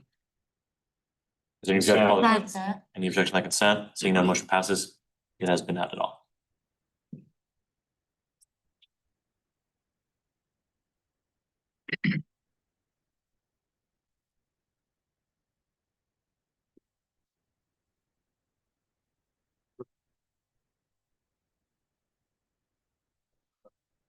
He's more, he's John. Yeah, we're in discussion on this. Discussion. I mean, rather it's on the. It's on the table, certainly. Authors speak. And not necessarily since it's been referred out, but you can. I mean, I think Senator Jung already kind of talked about the bill earlier today, or I don't remember when, but he said it perfectly, so I don't have anything to say. Okay, yeah, and the changes are reflected on the doc, which is great. Lucan. Are we discussing this bill? I don't have any issue with the bill. I think it's great. They're taking care of something that's gonna help them and help students, so the bill is awesome. Related to the USSA funds significantly, I think it is like just being horribly misused by no fault of the finance committee. And I would again refer everyone to the report that I motioned onto the agenda last meeting.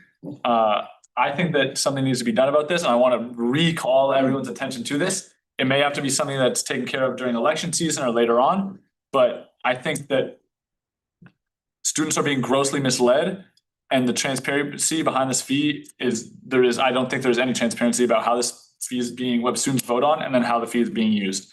So I think that needs to be something addressed by the Senate, and I consider it our like critical responsibility. I yield. I'd like to make a motion to adopt if that's okay with everyone. Can I make a statement or like something to answer Lucan's question before we make a motion? You have to be recognized. Senator Sussman, the floor is yours. What were you saying? Oh, yield. Thank you. Sorry about that. So if it makes you feel better, Senator Lucan, I did discuss with our executive director about a possible way if we can like remove this fee, because it's kind of a defunct like organization. UCSB is not very active within USSA, or USSA isn't active and they're starting to become a little bit more active, but it doesn't really include UCSB yet. And kind of like the issue with it, and he said it's a very complicated thing, but he'll look into it and see, because he also agrees that this fee is strange, and hopefully we can kind of like push our focus into finding ways to get rid of it.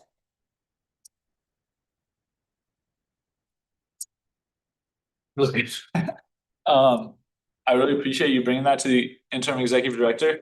I've also looked into it, as well as Senator Manitoba and the former Solicitor General, and there's a lot of information in the report, so I would implore everyone to read the report to understand the critical urgency of this.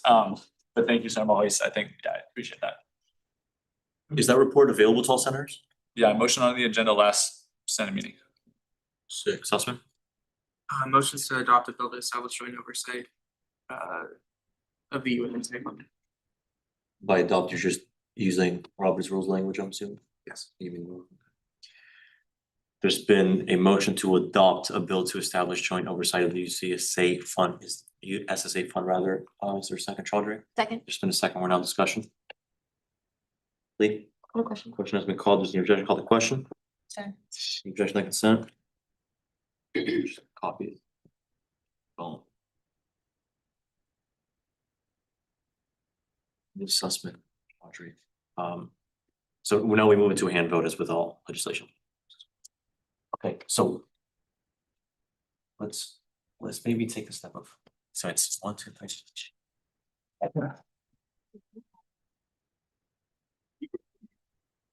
Are we at 17 currently? 18, 16. Was it again? Hold up. 9.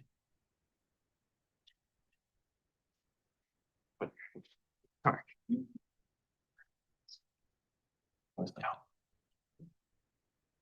It's 19 because Sussman's wrong, yeah. 19, right. Okay, hands up for yes.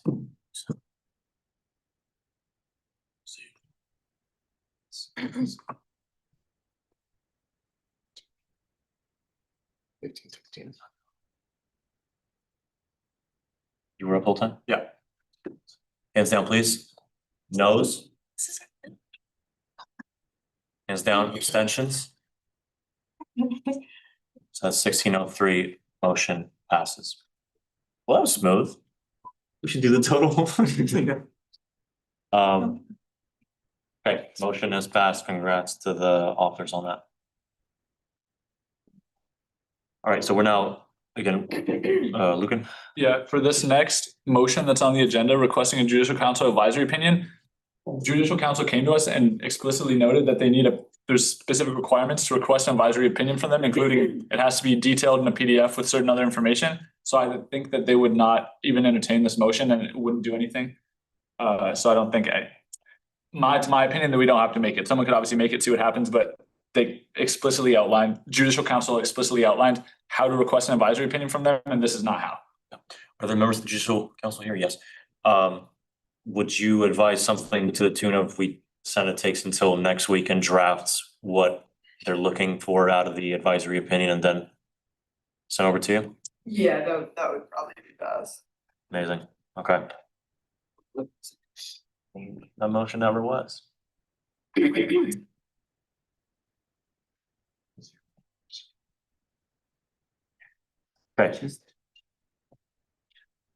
Yes, it's not like it's actually not a motion, yeah. So now we're in a resolution to establish the language revitalization grant program, UCSB, which has been referred out of advocacy committee with amendments.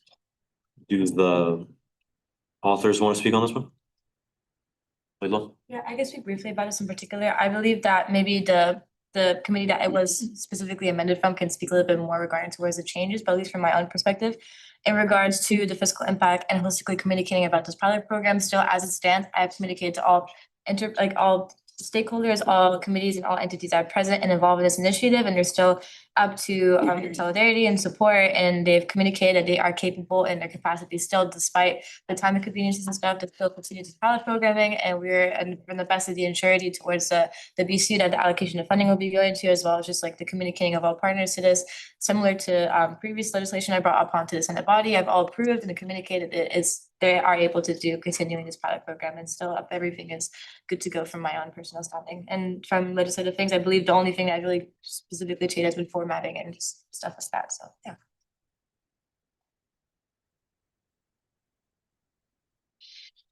Yeah. Carter? Yeah, I don't have much to say. Excuse me. Excuse me. Language learning is a vital facet of the human experience, and this legislation is obviously written in that essence. And so we just ask for your support in that and supporting the human experience in that way.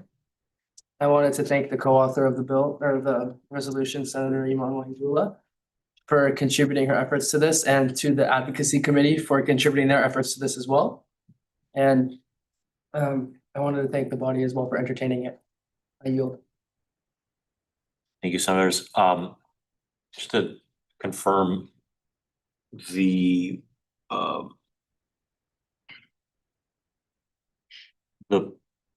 long parts which are in purple is because of formatting issues. It was something along the lines of motion to fit the formatting standards of, okay, got it.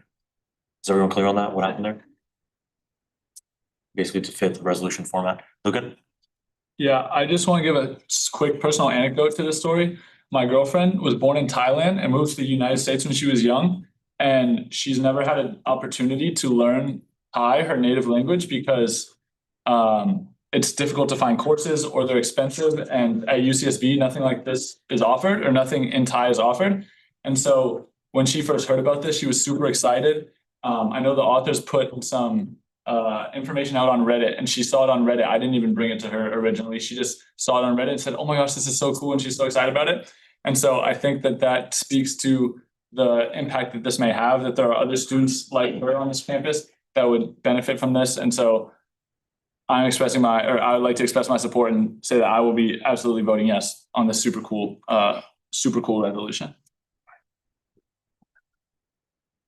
Yeah. Lee? 2 questions. I know it's $750 per student. Is there a cap on that? Like, is there like a cap on how many students we're accepting for this program? And then my second question is, how are you planning on doing outreach for this? Okay, regarding towards those two particular questions, the co-author can also reinstate their own additional comments towards those questions too. But when it comes to outreach in this particular programming, I already communicated to said BCUs and said the entities about this for their own individual social media marketing, media communication marketing, and for their own interconnection to other RCOs, organizations, clubs, just from like grassroots community movements and communication, as like Senator Lucan mentioned about, even just from community outlets of just the Reddits and things like that, of people just showing their interest about this. We communicate of how it's in their capacity with their own social media programming that they're able to do so and just reach out to other clubs to support. And when it comes to just 70/50 cap, we've communicated about that once this will be fully passed and stuff, based on the cap of the particular fiscal impact, we will be evaluating this afterwards about how many we can reinstate into the pilot program for the fall quarter, and depending on that, how much in the capacity the BCU can uphold also, depending on the time inconveniences, that will also be dependent on the fiscal impact, and then based on there, we can see how much we can fluctuate on participants, and quarterly basis, depending on how successful the model is, we could either increase or decrease the participants as well. So I hope that answers it as well as I can. So, well, if the chair will allow quick back and forth, I have a few questions here. So kind of following that line of questioning about the finances, this says AS Finance and Business Code Section 7, but you mentioned that the funding would come out of the BCU's budget, or did I misinterpret that? No misinterpretation. It's not from out of the BCU's budget. I'm saying that once the allocation of funding is going in housing under the BCU's budget, housing under the BCU, they'll be able to facilitate that funding. Awesome. And forgive me for my lack of ignorance on the finance part of it, but this would essentially be coming out of the larger sum of money that AS is sitting on and putting that towards BCU's overall budget. And then they would give out that, essentially kind of like the Pyramid Fellowship? Yes. Okay, cool. That sounds great.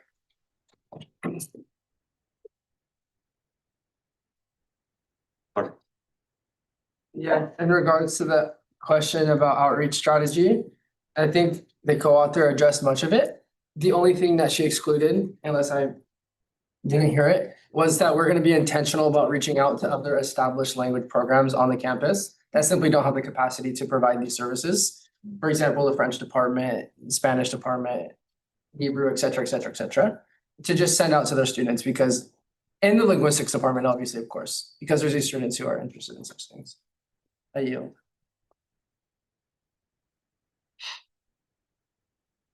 Lucan. A motion to adopt a resolution to establish the language revitalization grant program at UCSB. Been a motion, adopt a resolution to establish the language revitalization grant program at UCSB. Is there a second, Chaudhry? There's been a second. We're now in discussion. No. Or question has been called. Did Judge call the question? So. I'd like to move back in discussion, or should I just say my reason of objection? You say objection, you have to state the Okay. objection, yes. I believe that this should go to the finance committee before we adopt it, just so we can kind of figure out, because in the whereas clauses, it talks about like having an AS finance officer, like this was just not really like communicated to our office at all. So I feel like we should kind of take a look at it and kind of collaborate with that.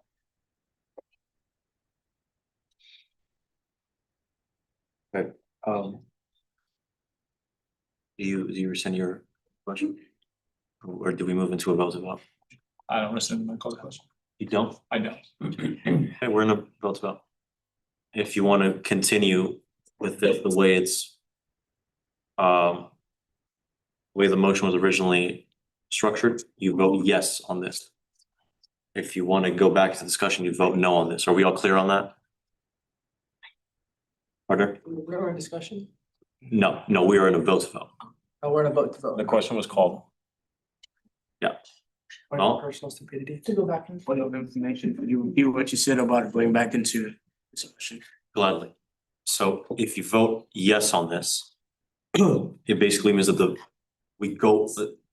this is the vote to vote, would move on to the actual vote on the motion, which is to adopt this resolution. If you vote no on this, we move back into discussion. Are we clear? Yes. Okay, then we're still at 19, right? No one's disappeared? Hands up for yes.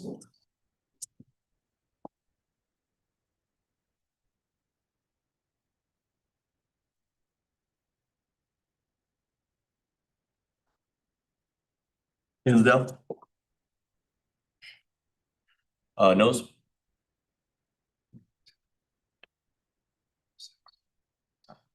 So, hands down, please.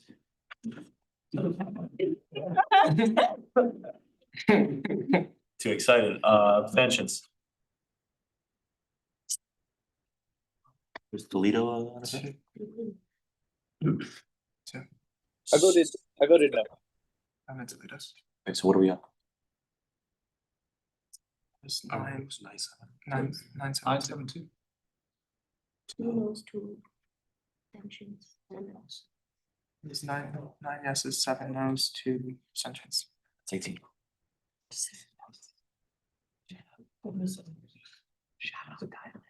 All right, we're just gonna.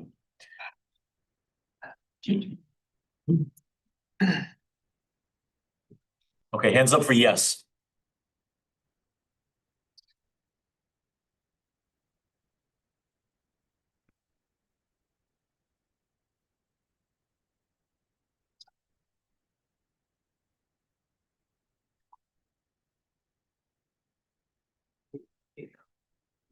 That's 8. Hands down, please mark that.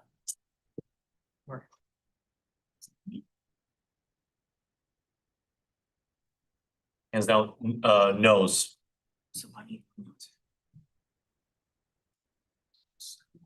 Eight.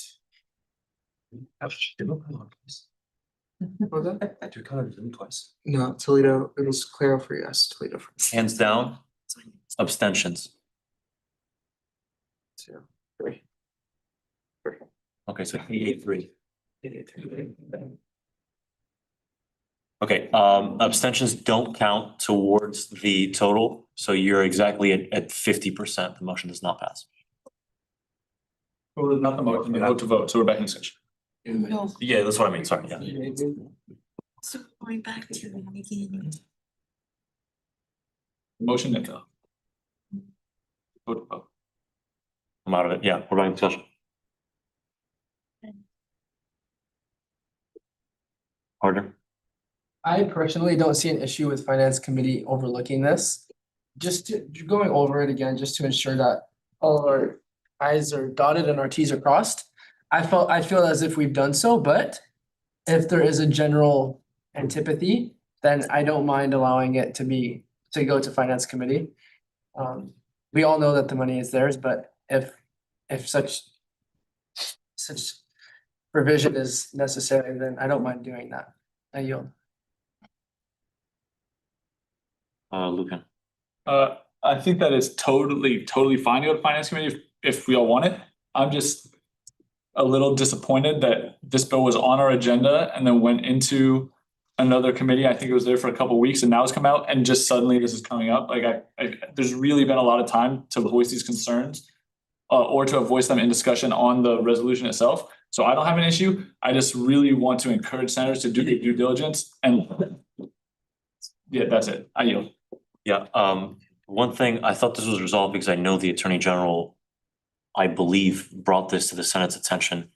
Whereas clauses are not enforceable, they don't do anything. It's only therefore clauses that do anything.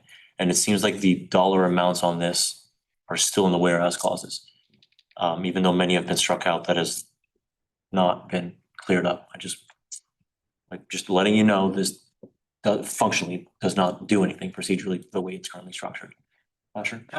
I would just like to say that this is clearly as a result of this being 9 pages, it's a lot to keep up with. There's quite a lot of substance here. I would find it okay to either, I think there's 2 options here, and it all lies in the burden of responsibility of having this carve out for the finances. Do you either have it go to finance committee and have them input or be aware that this is coming to them, that they are going to eventually have to carve out some sort of account for this to happen or some sort of financial procedure for this money to be allocated, or it falls on the burden falls on the authors to follow up with finance committee and make sure that this happens. Otherwise, it's going to get lost. And so if it were my bill, I personally transfer that responsibility to someone else because it's a big and hefty duty, and I know that you guys are busy. And so ultimately, this is kind of a safeguard, and forgive me for not catching it, but I think this is a reminder to people that are drafting legislation not to make your legislation over encumbered because it's quite, like, things get lost in the legislation when it's too long and it's too difficult to dissect. And so I would welcome you all to kind of understand that that burden of responsibility is going to either be on the authors or it's going to be on finance committee, either or. Senator Jung, I know you want to speak. I would also ask that you comment a little bit on the capacity of the finance committee to take in legislation and not just deal with the huge flow of requests you have. I Senator Jung? think I have just two main points to address. The capacity of finance committee is actually one of them. I just have two questions regarding to the bill. First of all, I concur with Senator Patrick's point on this is very long, and I searched the keywords for finance, and I have confusion on the usage of phrase AS finance and budget, AS finance office, and AS finance and budget again. I personally don't know what that is. And second question is, from all of the bill, I'm confused with where the funding is gonna come from. Like where's you mentioned unallocated, but with no specifier of what unallocated. The second point is, I do not recommend it to get it tabled to finance committee, because I don't know if you guys know, our meeting already lasts 4 hours and a half just for dealing with requests and approval of the request. We seriously don't have any capacity to deliberate over legislations. However, I personally am willing to attend the meeting of the committee, whoever that's getting tabled of this bill, to assist with the amendments that potentially could take place. But I seriously do not recommend it get tabled to finance committee.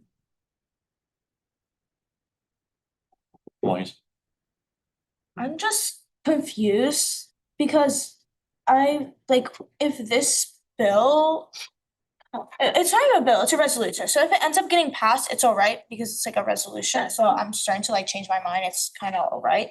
But was there conversation with the financial operations team? Because this kind of seems like something very similar to the rent support program kind of pilot program that was something last year, in which when we're giving out grants, there needs to be communication for it just needs to be communicated with financial operations team as well as possibly financial aid when we're really giving students just direct kind of money in a way, if it's gonna be used as a phrase as a grant.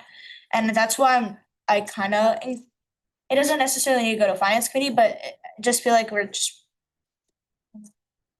I yield. Very well. Okay, because there were multiple questions brought upon here, and I was trying to answer one by one individually, so correct me if I'm wrong if I missed some of them in particular. But when it comes to communication about this properly, to, like I already mentioned about earlier, to entities about regarding towards the fiscal impact about this, it will not be similar towards the rent program. I already communicated, like I said earlier, to the parties that will be allocating from Senate unallocated to reinstate and facilitate this programming. It is the best in their capacity. They are able to facilitate this properly. And when it comes to things as the IBP mentioned, and specifically as when it comes to whereas clauses, they don't have to be specifically enforced. I do apologize. I am looking at this now, seeing about the fiscal impact about this in particular, that is in the whereas clauses, but again, advocacy committee, just communication about things, it's fine. But when it comes to things about just wording that maybe the said people mentioned about, or senators have communicated about, that are concerned about if the finance operations or finance committee members or finance entities and stuff about that, it's not, I made it for the purpose that it's implicitly stated there as examples. It's not specifically enforced for them if they don't think it's in the involved with that. I just thought it would be best if you guys had looked into this, the specific main facilitation about this programming. Yes, I can do my capacity full enough when it comes to this, as some people mentioned about if it's not possible. But the main thing, if you look into this more closely, is that we do have a temporary supervisory committee that is facilitating, overseeing this thing, establishing all of the marketing, communication, outreach about this programming beyond just the offers, as well as finance committee members. They will be the main facilitators about these issues or financial fiscal impacts. And if anyone from finance committee or people knowledgeable about finance wants to be involved with that, they are more than obliged. But when it comes to holistically all things I mentioned about, it has been communicated properly about, and there is a temporary supervisory committee that will be facilitating these things, including fiscal impact if the finance committee doesn't think it's in their capacity. And that's why I think,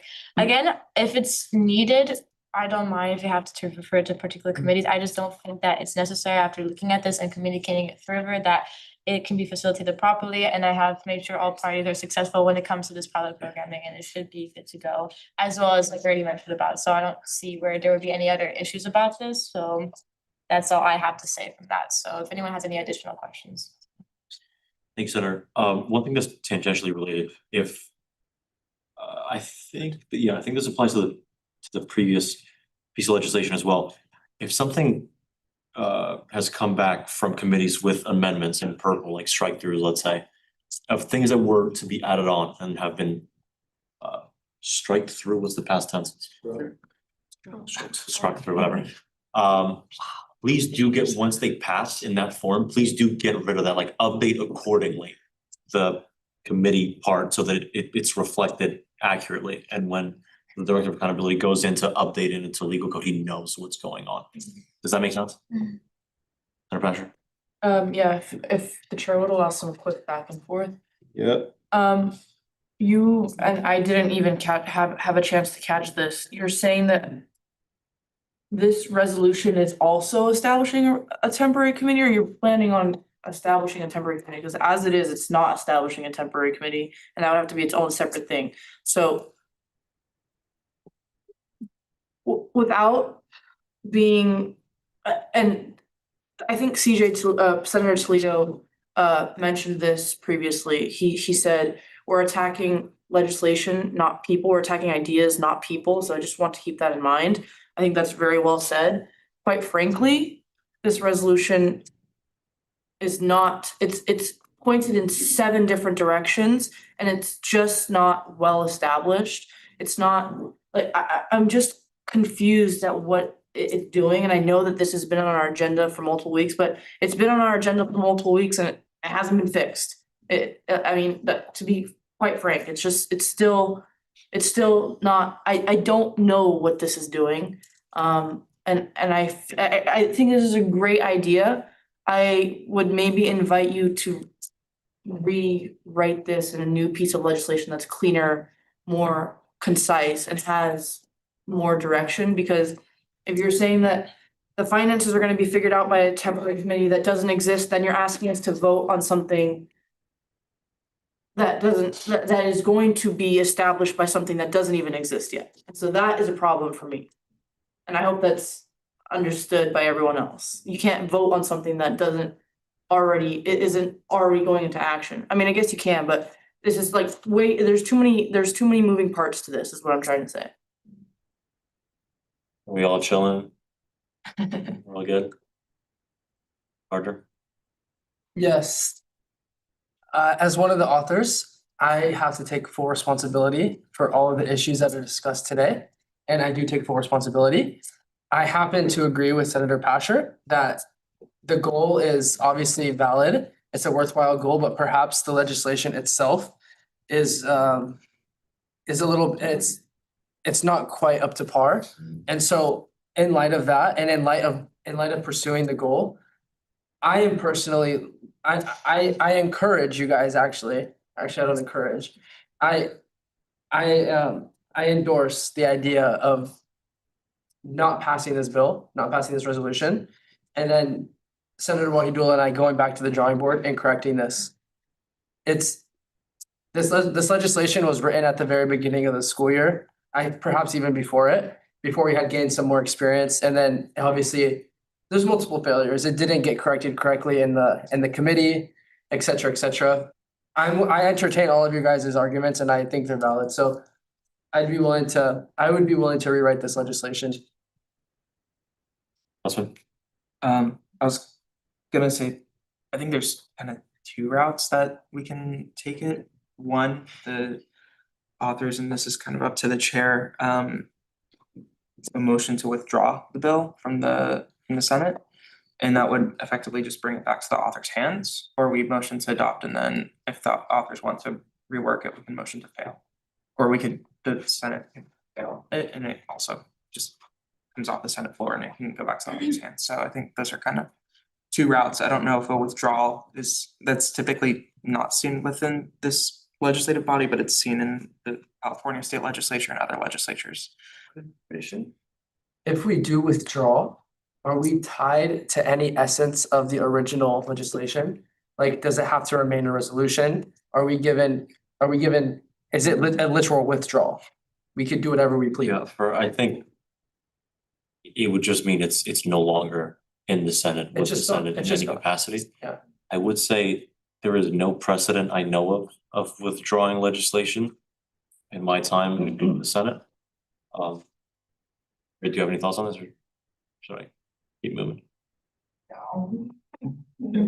Sure.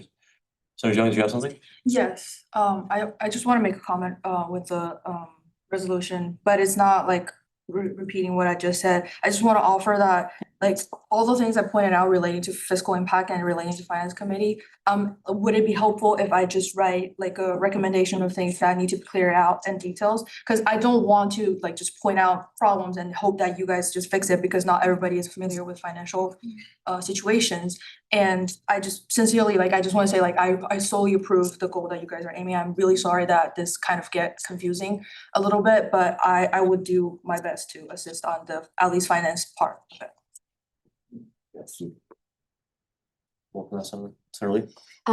Two things. I don't think it necessarily has to be reworked because the essence of the bill is good. We've all agreed on it. It's been on the agenda multiple times, as we've all mentioned. It's just the finance aspect. And also, IVP Lala, question for you. If a temporary committee is being established, which is written in the whereas clauses, does that have to be also in the therefore be it resolved area that a committee is being established? 1000%. And there's also a question of speaking to some extent to Senator Pascher's point of what one is trying to accomplish with the resolution. These are different types of resolution, right? There's directional ones saying, I would like to see Executive Director Lieberman do 10 jumping jacks, I don't know. And then there's organizational ones, which, which fall within the category of setting up temporary committees. And it's not exactly clear to me that you would do all of those things in one. That's, more akin to something like an omnibus bill where you just add things on. Does that answer the question?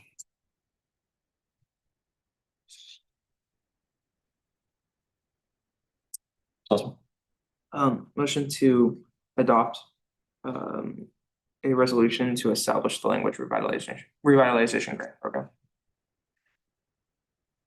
There's been a motion to adopt a resolution to establish language revitalization grant programs. Is there a second, Chaudhry? There's been a second. We're now in discussion. Asher. Did you wanna withdraw or is it just all right with you?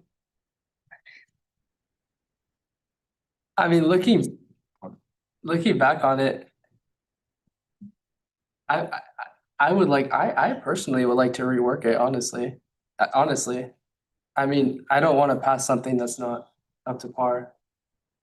But you guys are pretty far down the process of passing this bill, so do with that what you will. Adopting is a vote on the bill. So either you withdraw or we fail, and it results in saying that. I think it should fail. Are we all clear on what the two options here, if this vote goes through, would come out to? Okay, Mohis? Yeah, so Evan just made the motion that we adopt the bill, so saying yes would adopt, it's not even a bill, it's a resolution, would adopt the resolution. Saying no would deny it. I think a lot of contention is, I think we're all starting to agree here, we have a lot more agreement right now, is the resolution is 5 pages of whereas clauses. And when you say a lot of whereas clauses, and a lot of them should be like, therefore be it resolved clauses, it's just saying that we're essentially doing something. But if they're vague or like maybe we're gonna be doing this, then it needs to be written. So I yield. Lucan. I move to amend the motion and strike the word adopt and add the word withdraw in place of adopt. Senator, I have to ask the motivation behind this, given that there is no precedent in the recent history of the association, or at least the Senate, of withdrawing motions. So what is the motive behind this? Huh? What's the difference you're aiming at? Because I'm genuinely concerned about there not being precedent about withdrawing legislation.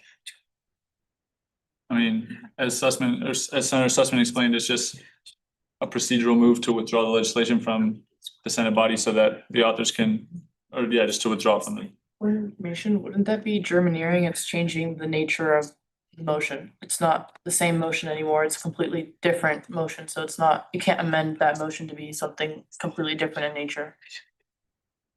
We don't have an attorney general present, but I think that's true. The exact opposite of what the motion would have been. I'm sorry, Senator, motion is in order. Has that been reflected on the? Sorry. You got it. We're still in discussion on this, Maricela? I just have a point of information. Sure. Why can't we table this? Sorry if it's a dumb question. Lee, We just not table it indefinitely and that would just essentially kill the bill without using the words like. guys, I'm Oh, just you and on question. my mother's life, I've been trying like not to direct as much as possible. There's no reason we would spend 25 minutes on this. Whatever you do would come out to the same outcome. Passion. Call the question. So the question has been called. Is there any objection? Call the question. Any objection on consent? Thank you. We might now move into a hand vote. Hands up for yes, Wait, this is to withdraw or adopt? to adopt. Okay. Hands up for yes. That's true.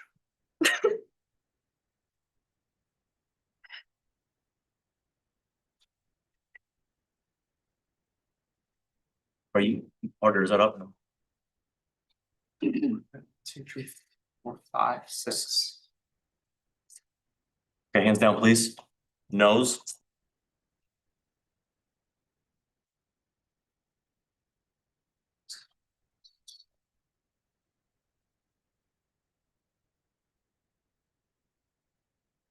Seven. Sorry.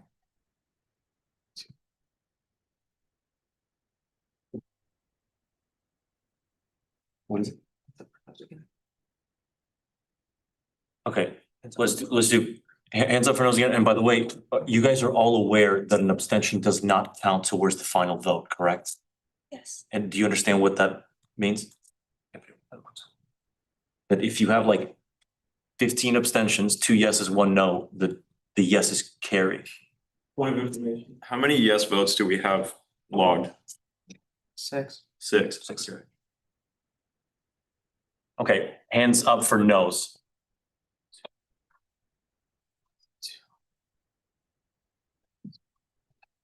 Eight, right? Hands down, please. Abstentions.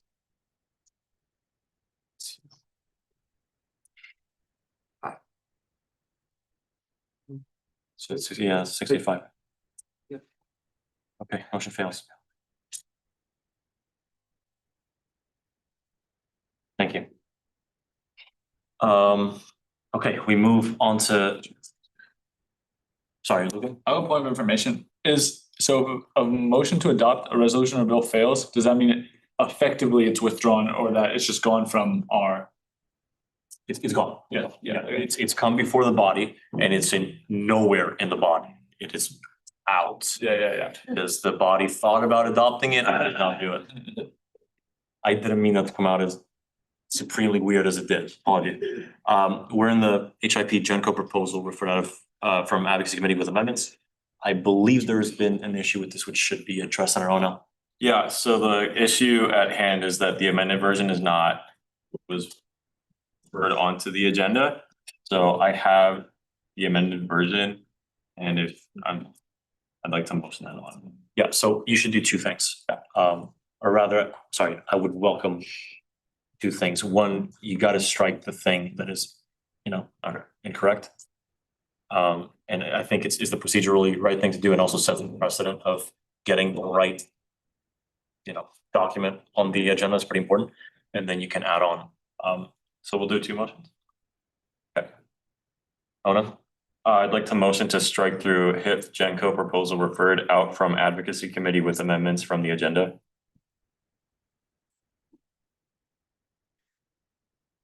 You meant the whole thing or? Yeah, just the whole. I like that. Cool. Did you strike through? Why? What does happen?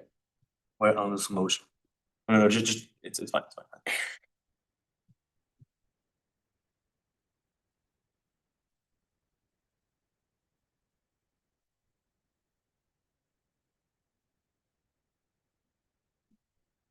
Guys, just like, let me just relax.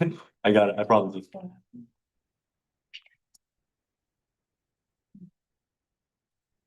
Okay, so there's been a motion to strike through the HIP Genco proposal referred out from advocacy committee with amendments. Is there a second, Lee? There's been a second, we're now in discussion. Christian? Question has been called. There's an objection, call the question. Consent, objection by consent. Seeing none, motion passes. Thank you. Oh no.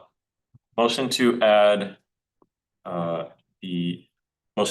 the agenda HIP Genco proposal referred out from advocacy committee with amendments and assessment has like. Yep. There's been a motion to add to the agenda HIP Genco proposal referred out from advocacy committee with amendments. Is there a second? Lee?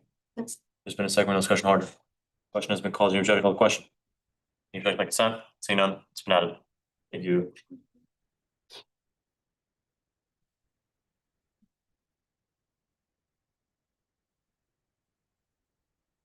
Okay, we're now in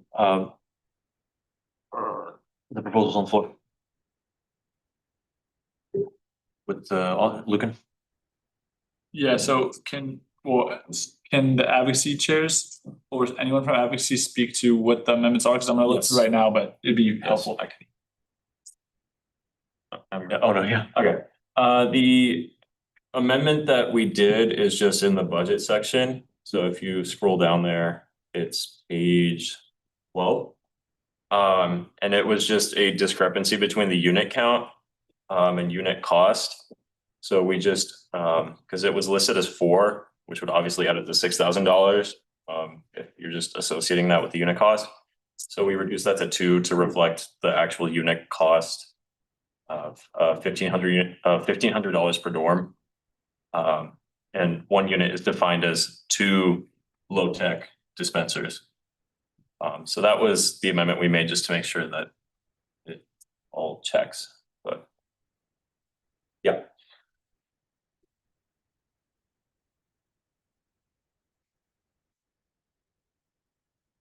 Are we all clear on that?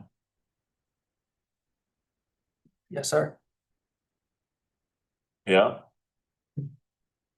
Okay. Should we stare at it some more? Okay.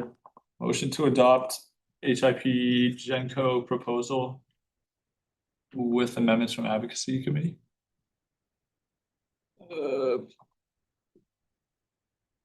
Yeah.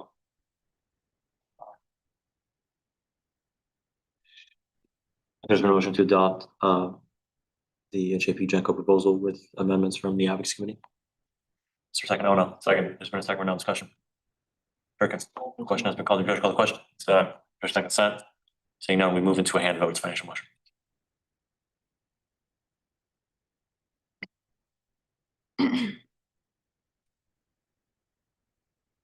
One second, sorry.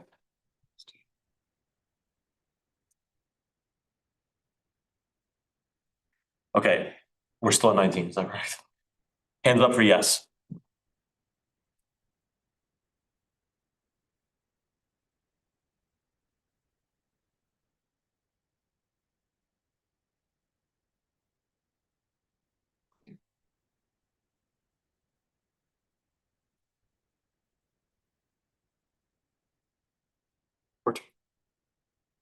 Really?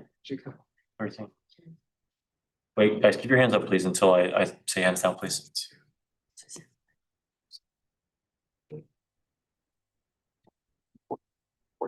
Okay, hands down. Nose. Okay. Abstentions?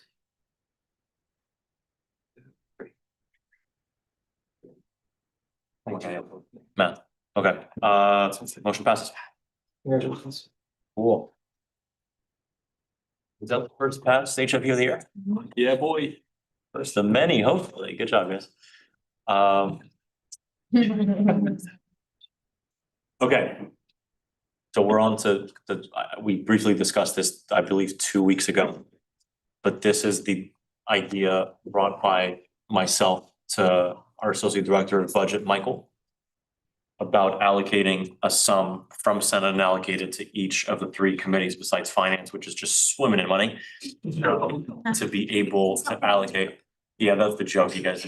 It's just like serving up people. Senator, relax. And the idea behind this is to allocate a certain amount so you can pursue projects without having to motion it out for every single one. Obviously, we should discuss this, but it seems like, especially for the sake of time, we can discuss it kind of all in one and then proceed with the motions. What it means you guys see fit. Are we all clear on what's on the table? Yes, Chair. That's great. Sorry. In mind. Lee. I asked why it's 3,000 for each committee. Like, why that number and then why the same number for each? Yeah. Because it's a relatively modest sum, it's not, unallocated is an important fund. People request stuff from it all the time. And then why the same amount? I mean, like, hashtag equity, like, we're so early in the year that no one committee has like spent significantly more than any other, indicating that, we need to allocate significantly more to that. This is kind of a stage where we are proving how much committees need besides their own limited budgets, and then we can adopt accordingly. This is not supposed to be the very last amount of money you ever get, so you better spend it kind of situation. Moise? I'm not sure because like a lot of us like are new senators here, but there's something in the year called budget cycle.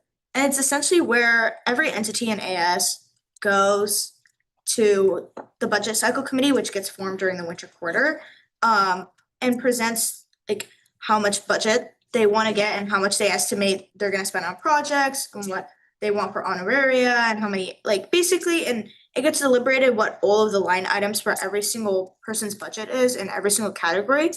And it's just kind of, it's under the implication, this is like a precedence that we've set, is you kind of get what you get your budget. It's already been deliberated. And if there's the circumstance where you've exhausted all your budget and you really need that extra money, then we can get it reallocated from Senate unallocated.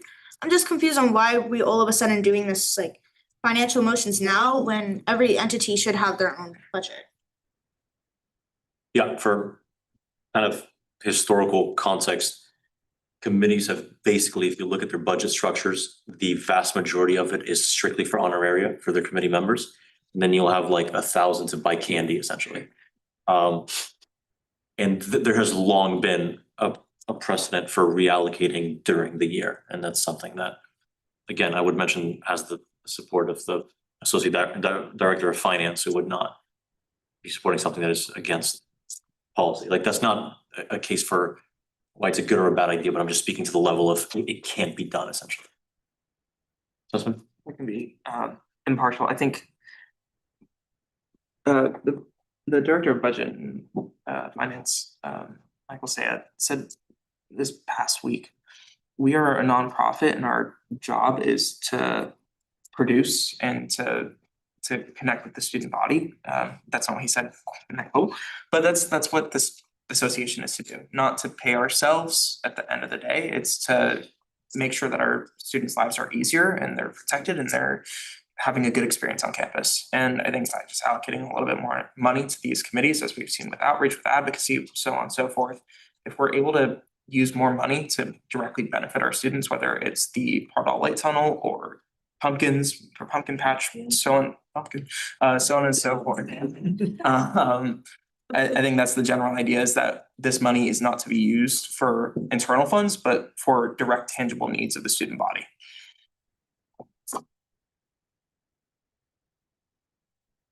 Yeah. I do have a quick comment, not to like go against the idea, actually just going back to me being very disappointed with BCU minutes on their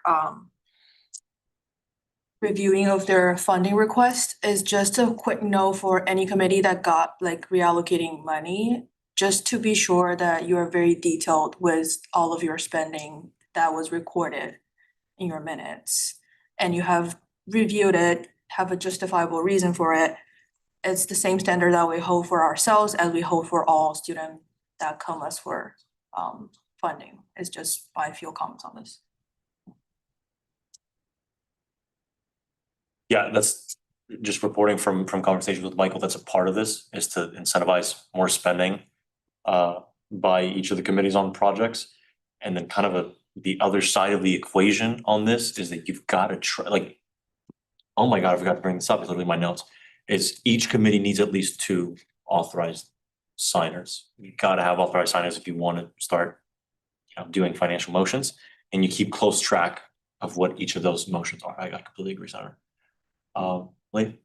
Could I make this like all 3 of the motions into one motion? Each motion is supposed to be. Okay. Motion to allocate $3,000 from Senate unallocated to Senate Advocacy Committee to expend on impactful student-facing projects in line with its mission statement. It's been a motion to allocate $3,000 from Senate allocated to Senate Advocacy Committee to expend on impactful student-facing projects in line with its mission statement. Is there a second order? Second. There's been a second round of discussion, Mahis. Okay, I'm not saying I'm against this, but our precedence has been, and people have gone to finance committee, is you use up your whole budget, even if that means reallocating from your honoraria into your projects fee, everyone uses their whole budget. I know it is a unique case for our Senate committees, and like you said, in the case of a Senate committee, usually 95% of the budget is the honoraria category, which means that this is asking you guys to do an additional step of going out of your way to reallocate, and that's additional motions, but I'm just saying that is the case, and I don't mind if we go to question. Yield.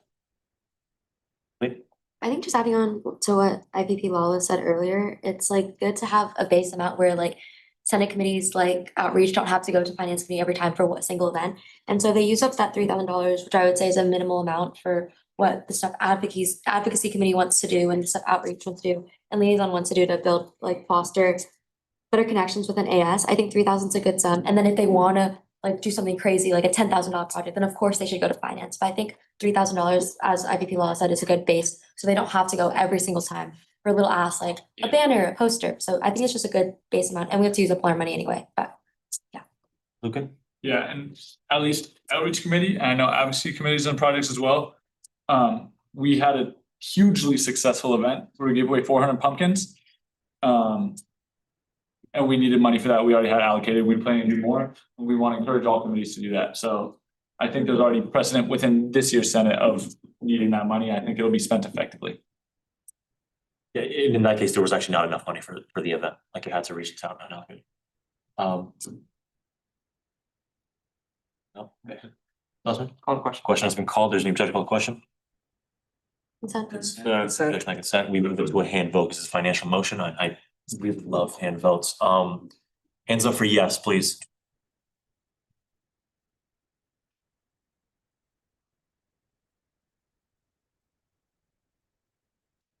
Seventeen. Okay. Hands down, please.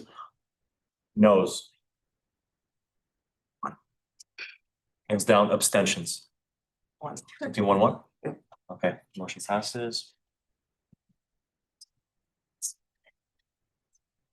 Oh, no. Is there anything preventing us from doing the next 2 motions as one and just allocating? Yeah, they're just 2 different things. Like you could allocate 6 times, but then yeah. That's like, Lee? Motion to allocate $3,000 from Senate unallocated to Senate liaison committee to spend on impactful student-facing projects in line with its mission statement. Motion to allocate $3,000 from Senate unallocated to Senate liaison committee to expend on impactful student-facing projects in line with its mission statement. Is there a second? Chaudhry? Second. There's been a second round of discussion. Oh no, call question. Question has been called. The objection, call the question. The objection, like consent. Seeing none, we move to a hand vote. Hands up for yes, please.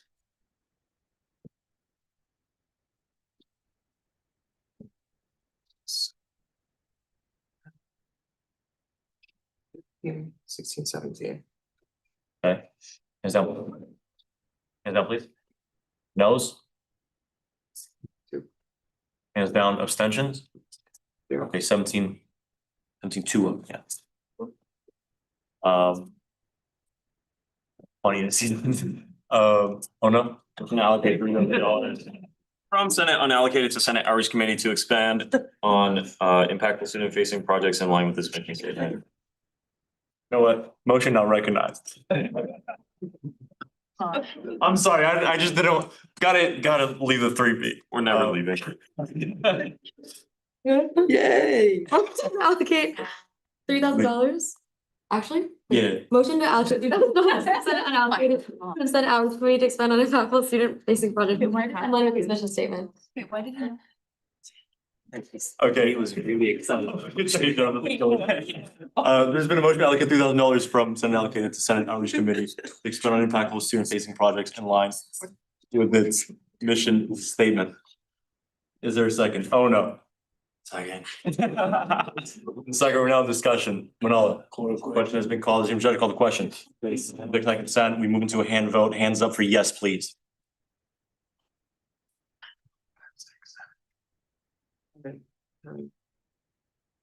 You guys know? 16. 16. You guys. I'm a yes. 16, sure. 16. Okay, hands down, no's. What's this math? Hands down, abstentions. 2. That's. I apparently. Yeah. Okay, man on the block. Okay, motion passes.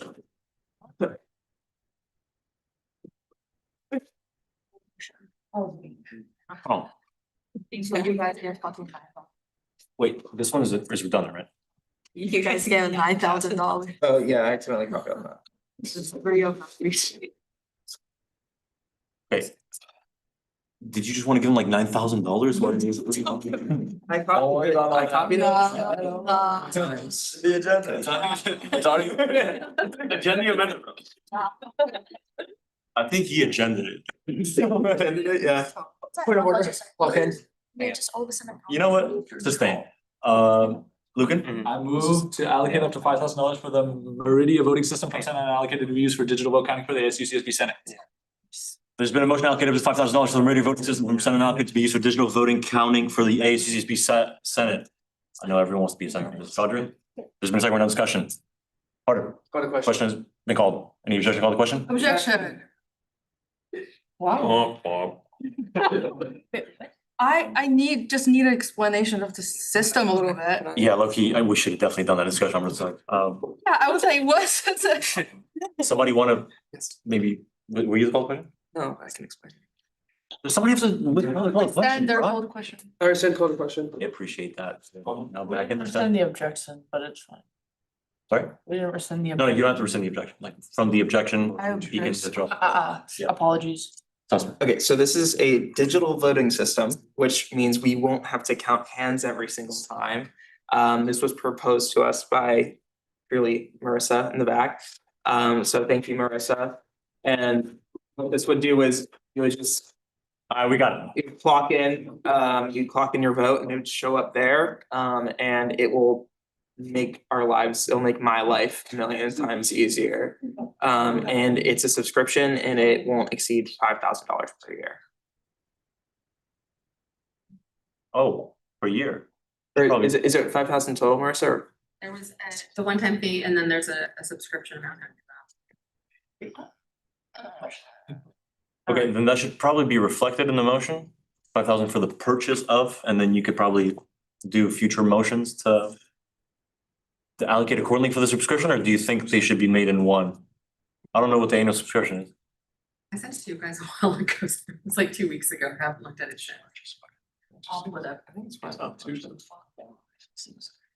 This would be for the school year. Okay. I mean, unless you guys really like the hand vote system, you know, like patience is a really important virtue to cultivate. I'm just kidding, Moise. I'm not gonna hate on this. I love the idea, but why is it $5,000? I have a baseline coding skill and I think I can make this.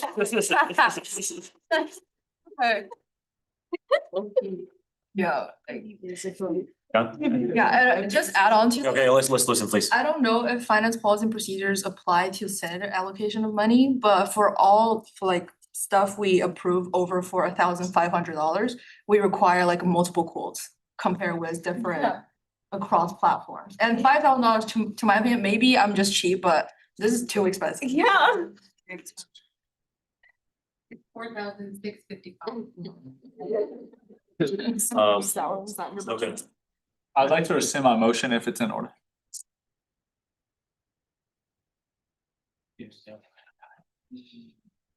Actually, the second has to rescind first.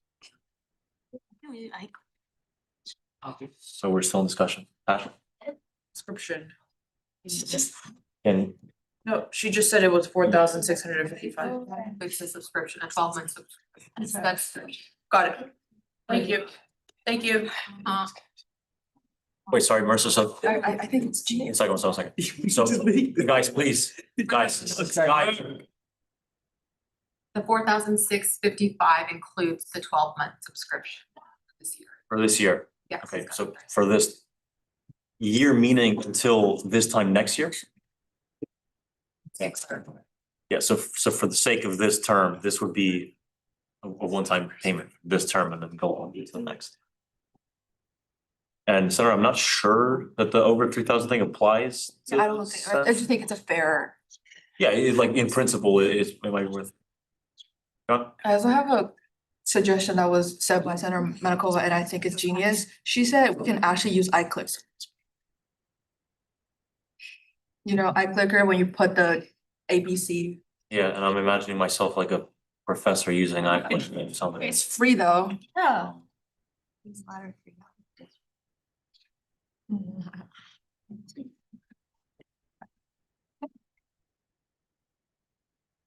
Lee.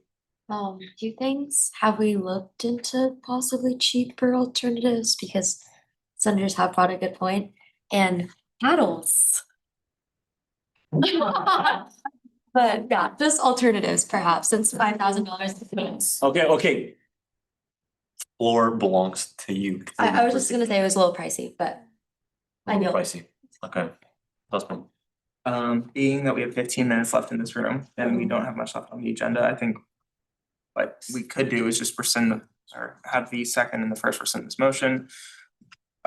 Whoever is interested in finding cheaper options can contact Marissa, and hopefully that can be done by next week, so that way we can have this for one year quarter. This doesn't have to pass tonight, so. But can I ask you guys for our collective sanity to have the choice made by next week so we can have this thing? I don't like doing math skills every Wednesday.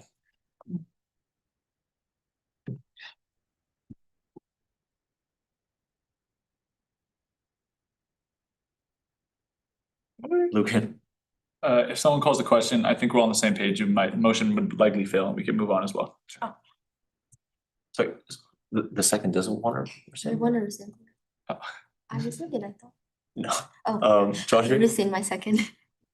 Lucan. I'll rescind my motion. Is the motion happening? I've seen it. Okay. We're still in action items.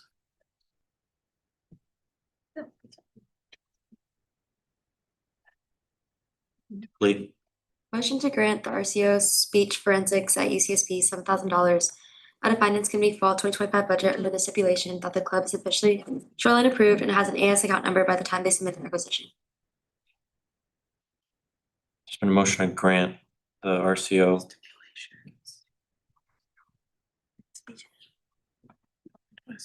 To grant the RCO speech forensics at UCSB $7,000 out of Finance Committee. All 25 budget on the stipulation that the club is officially shoreline approved and has an AS account number by the time they submit a requisition. That was the motion, or am I reading something different? Was there a second, Chaudhry? Second. There's been a second, we're now in discussion. John? I have a comment. The amount they submitted to the finance committee on Flux is 500. 400 actually. I think Senator Hepburn said there's a rise in the sale price, but I would really appreciate if we can see the, like, the supply material on that. That's just common criteria for all requests. It's nothing particular for this particular one. I think the amount submitted, please, sorry guys, Flux is acting up.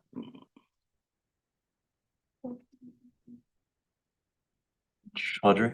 It's $5,428.28. Yes. Okay.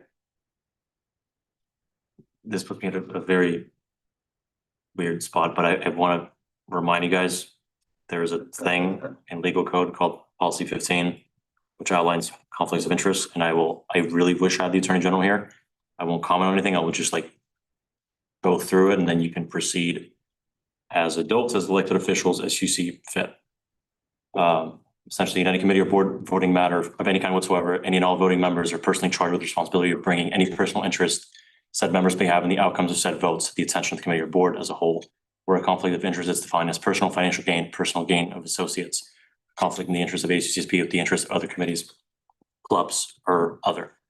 Again, not a very enviable position, but I think we have to operate on purely clean ground. Point of information. Is abstaining from the vote enough? It usually is neither commenting on the item and also abstaining. From experience from last term. Patrick? I believe that it's okay for him to comment and state his reason for abstention and state his conflict of interest to the body. Right, yes, yeah, I was kind of like, I gotcha. thought by speaking, I meant like, making the case either way. Hepburn? Okay, to clarify, I know Henry wasn't here, so maybe that made it more. I work with speech forensics. I'm not personally going to this tournament, but I do have potential gain if perhaps we don't use all this money and it's reallocated, because that is a potential. So I'm gonna abstain from the vote. I do, however, want to speak on their behalf because I told them I would.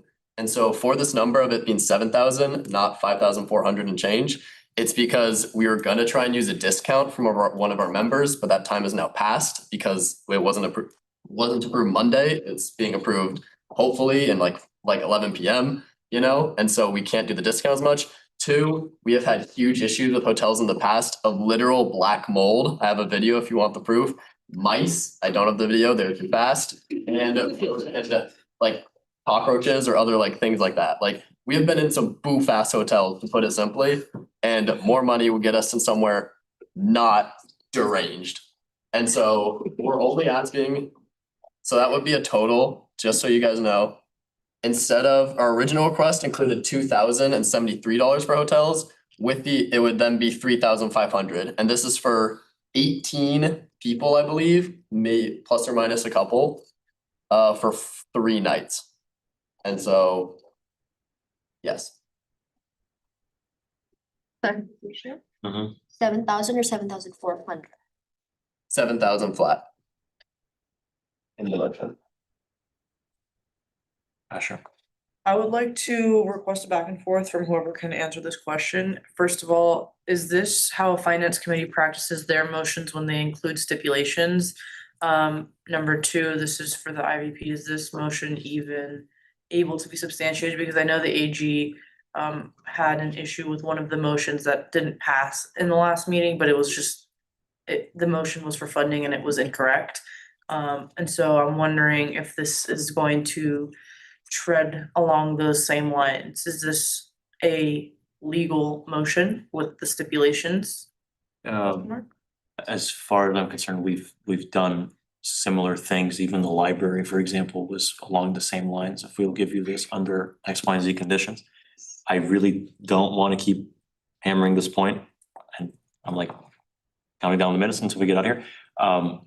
But there is a difference between speaking on a financial motion as a representative of an entity and speaking on the table, rather at the table as a senator. Like, again, I don't want to keep bringing it back to that, but it really is important for the sake of transparency. My guidance as chair, which you can choose not to follow, but the Attorney General's wrath shall be your own if it does come down, would be that this might warrant some precaution, maybe a word of his. Mohis. Concur with the IVP. Additionally, if this motion is coming out of Finance Committee Fall 2025 budget, we have to ask speech forensics if they're willing to use a one-time exception for travel. Senator Hepburn. Before I answer that, may I have clarification? You say be very aware of this. Clearly, I don't know the intrinsicies of conflicts of interest. I've disclosed it. I've said I'm not voting. What do I have to say? Can we do public forum so I can talk about this? Or what would you prefer? I'll ask your general opinion. I'm like genuinely, it's not about whatever I'm trying to like adhere to. Policy 15 is basically what I outlined to you in like 2 more sentences.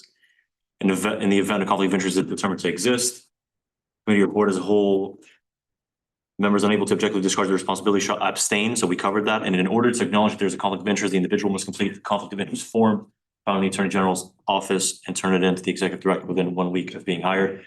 This was kind of redone. I hope you all have done it. If not, please complete that. The Attorney General sent that out early this fall. I've done it, disclosed all the RCOs I'm part of. Every elected official should be doing that. Just basic good governance. But Senator Hepburn, I hope you understand the like difference between speaking in like your capacity as an elected official and your capacity as a student. And we could briefly move into public forum, but I believe that you already covered that part in public forum earlier in the meeting, so that seems a little redundant. I don't fully understand the difference between student and elective. I'm providing more context to the questions that are being asked. Otherwise, there would be no answer to that. Yeah. Is that the better alternative? So I think they're, again, not AG, you're trying my absolute best. I think speaking in terms of these are the details, if in fact you are not involved or profiting from it, and this is what the structure of the trip is like, is fine. Maybe language like we, this kind of thing. Okay. There's the line. To respond to the comment, the speech forensics team already said, yes, we will use our one-time exception in the finance committee meeting. Naturally, they're okay with doing it now. I've been given permission from the president to speak on their behalf here. They say yes to the one-time exception. 7K is okay. They will use it. As for, to make it clear for everyone, I did clarify to the Attorney General, because I know I work with this club, speech forensics team. It is in the disclosure. I am not voting on it.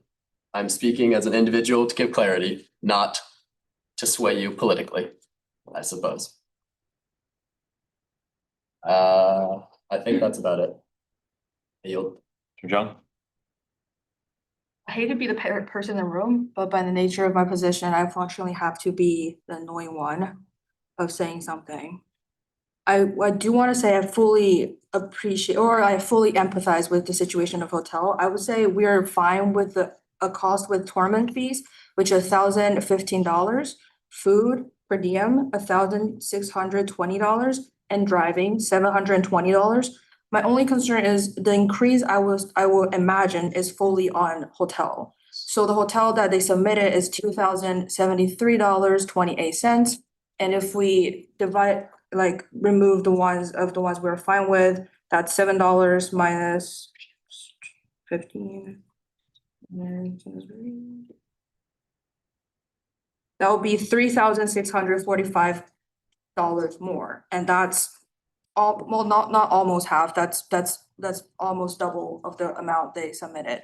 I think the grace period, I think I would prefer less than just double the amount of the hotel. I accept that if you guys need like 20% or 30% raise on that due to the condition that you were mentioning, but double, to my opinion, is a little bit excessive. So harder. Yeah, the comment is just disconnected from the reality of getting hotels. You don't, the pricing for hotels, we can't, speech and forensics can't control the price of the hotels, right? Like if the worst hotels happen to be half as good as the ones that aren't terrible, that's how it works. If you want to get the next level up, that's literally just how supply and demand works. The speech and forensics team, from what I'm aware of, is getting the cheapest possible hotels that they possibly can. And if those cheapest possible hotels that aren't literally full of mice happen to be double in their price, they did their research and they did the best they could. It's very, you can't control the price of a hotel. Because we have 3 minutes left now, I'll pose a question to the body. What good does voting no on this do tonight? And what good would voting yes on this do tonight? I think the cons of voting no on a procedural matter outweigh the yeses. Being that this conference is soon, from my understanding. But that's the question that I posed, and I hope that we can vote on this in the next 2 to 3 minutes. Lee. If it's just a procedural matter, we should vote on the amount that was presented to Finance Committee because other RCOs aren't coming to our Senate meetings to say an increase in price. So I think we should, my suggestion is approve the funding. Someone can make a motion to amend it to be the original price that Senator Chaudhary mentioned, and then just approve it because that's what was presented at Finance Committee to their knowledge. And I think if it was just procedural, as Senator Sussman mentioned, we should just approve it at the price that they mentioned at the Finance Committee. I yield. Senator Young. Point of order, are we enforcing speech limits or? We have, I we think- should be. Have you spoken twice? I think this is my second. Yeah, this is your second time. It's not? Are you sure? I think it is. Yeah, I also think it is the same. This is your last time speaking, yeah. Okay, yeah, I also have important context responding to Senator Harder's point. They did provide a budget sheet for their allocation of fund or like request for their itemized budget. And within they have links for hotels they're looking into. And there's 3 links they provided and I checked all 3 of them. One of them is out of room already. 2 of them still have rooms that they selected. And it's increase of like $500 in total. So I'm open to add that $500 as grace amount for their booking. And the rating for 2 of them is 7.4 and 7.6. So I doubt it's really bad. It's also the link they provided. So I'm just saying that increase is acceptable, but double is a bit excessive in my opinion. Other information, where are we in the? We're in discussion. We're in discussion, okay, Lucan's had his hand up for a while. Call the question. thank you. Question has been called. Is there any objection to the call of question? Consent. Senator Hayes. The fiscal year 2025 financial policies and procedures. Could you please speak up a little bit? Under the fiscal year 2025 financial policies and procedures, exceptions to any financial policies can only be approved by the finance committee and only Senate when they're approving minutes and like allocations. So we can't grant this out of finance committee because they need an exception and they have not been approved an exception, even though they said they're allowed to give their exception.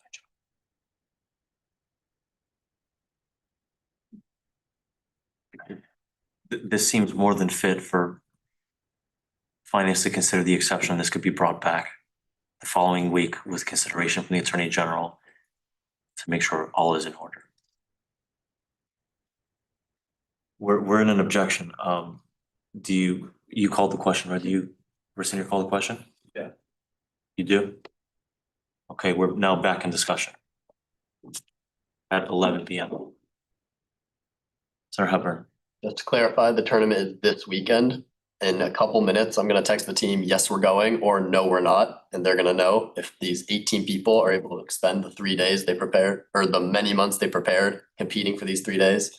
On the monetary issue, the original request was for $5,400. Maybe with some different fees, it would get up to 600 for the hotels to get like roughly the same.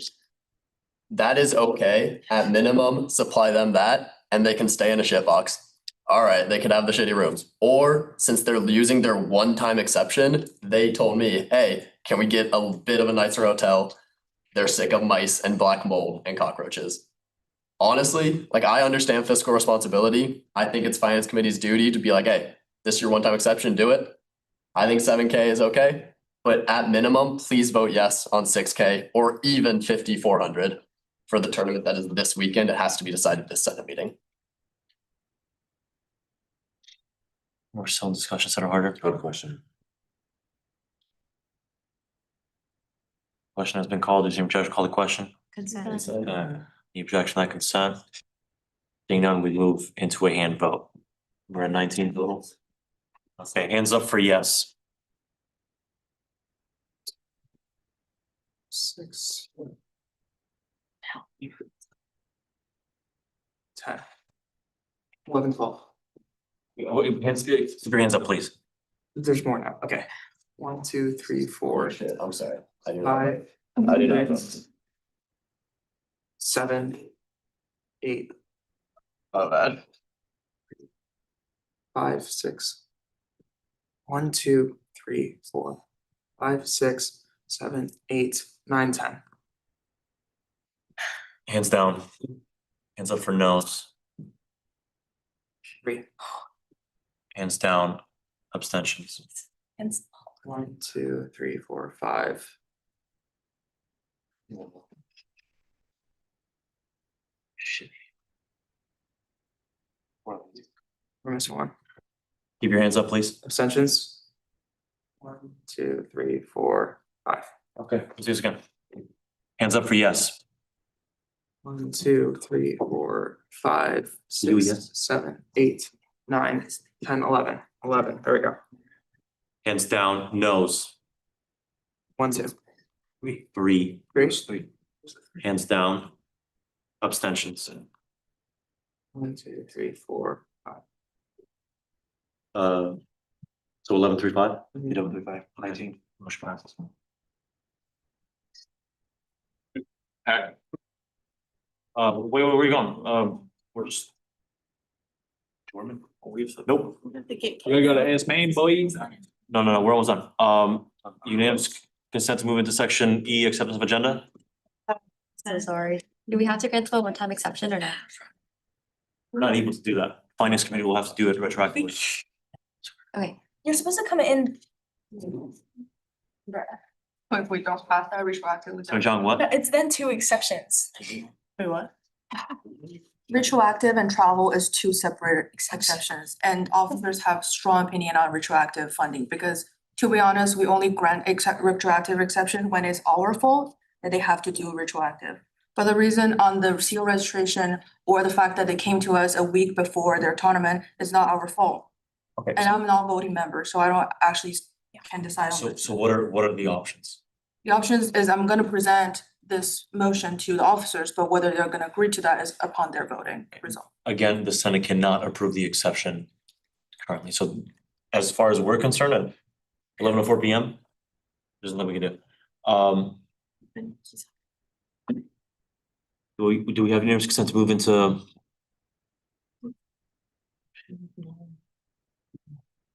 Into section E, acceptance of agenda? Consent. Consent. You guys make consent? Seeing none? Okay, Lucan. Are we not, I'm assuming we're not moving into any closed sessions on tonight? No, sorry, I should have explained that, and we should probably remove that if I think it had been already. The idea for the closed session was what was handled with Attorney General Iden publicly, and I think that was a good idea, actually. My fault, I wasn't here. Yes, sir, we can brief on that.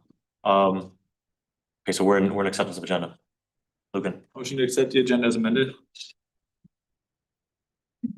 been a motion to accept the agenda as amended. Is there a second, Chaudhry? Second. There's been a second round of discussion, Lee. Call a question. Question has been called. Did you call the question? That's done. Based on consent, can you guys please report that?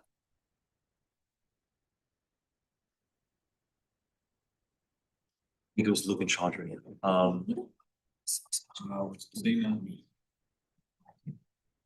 Seeing no much best.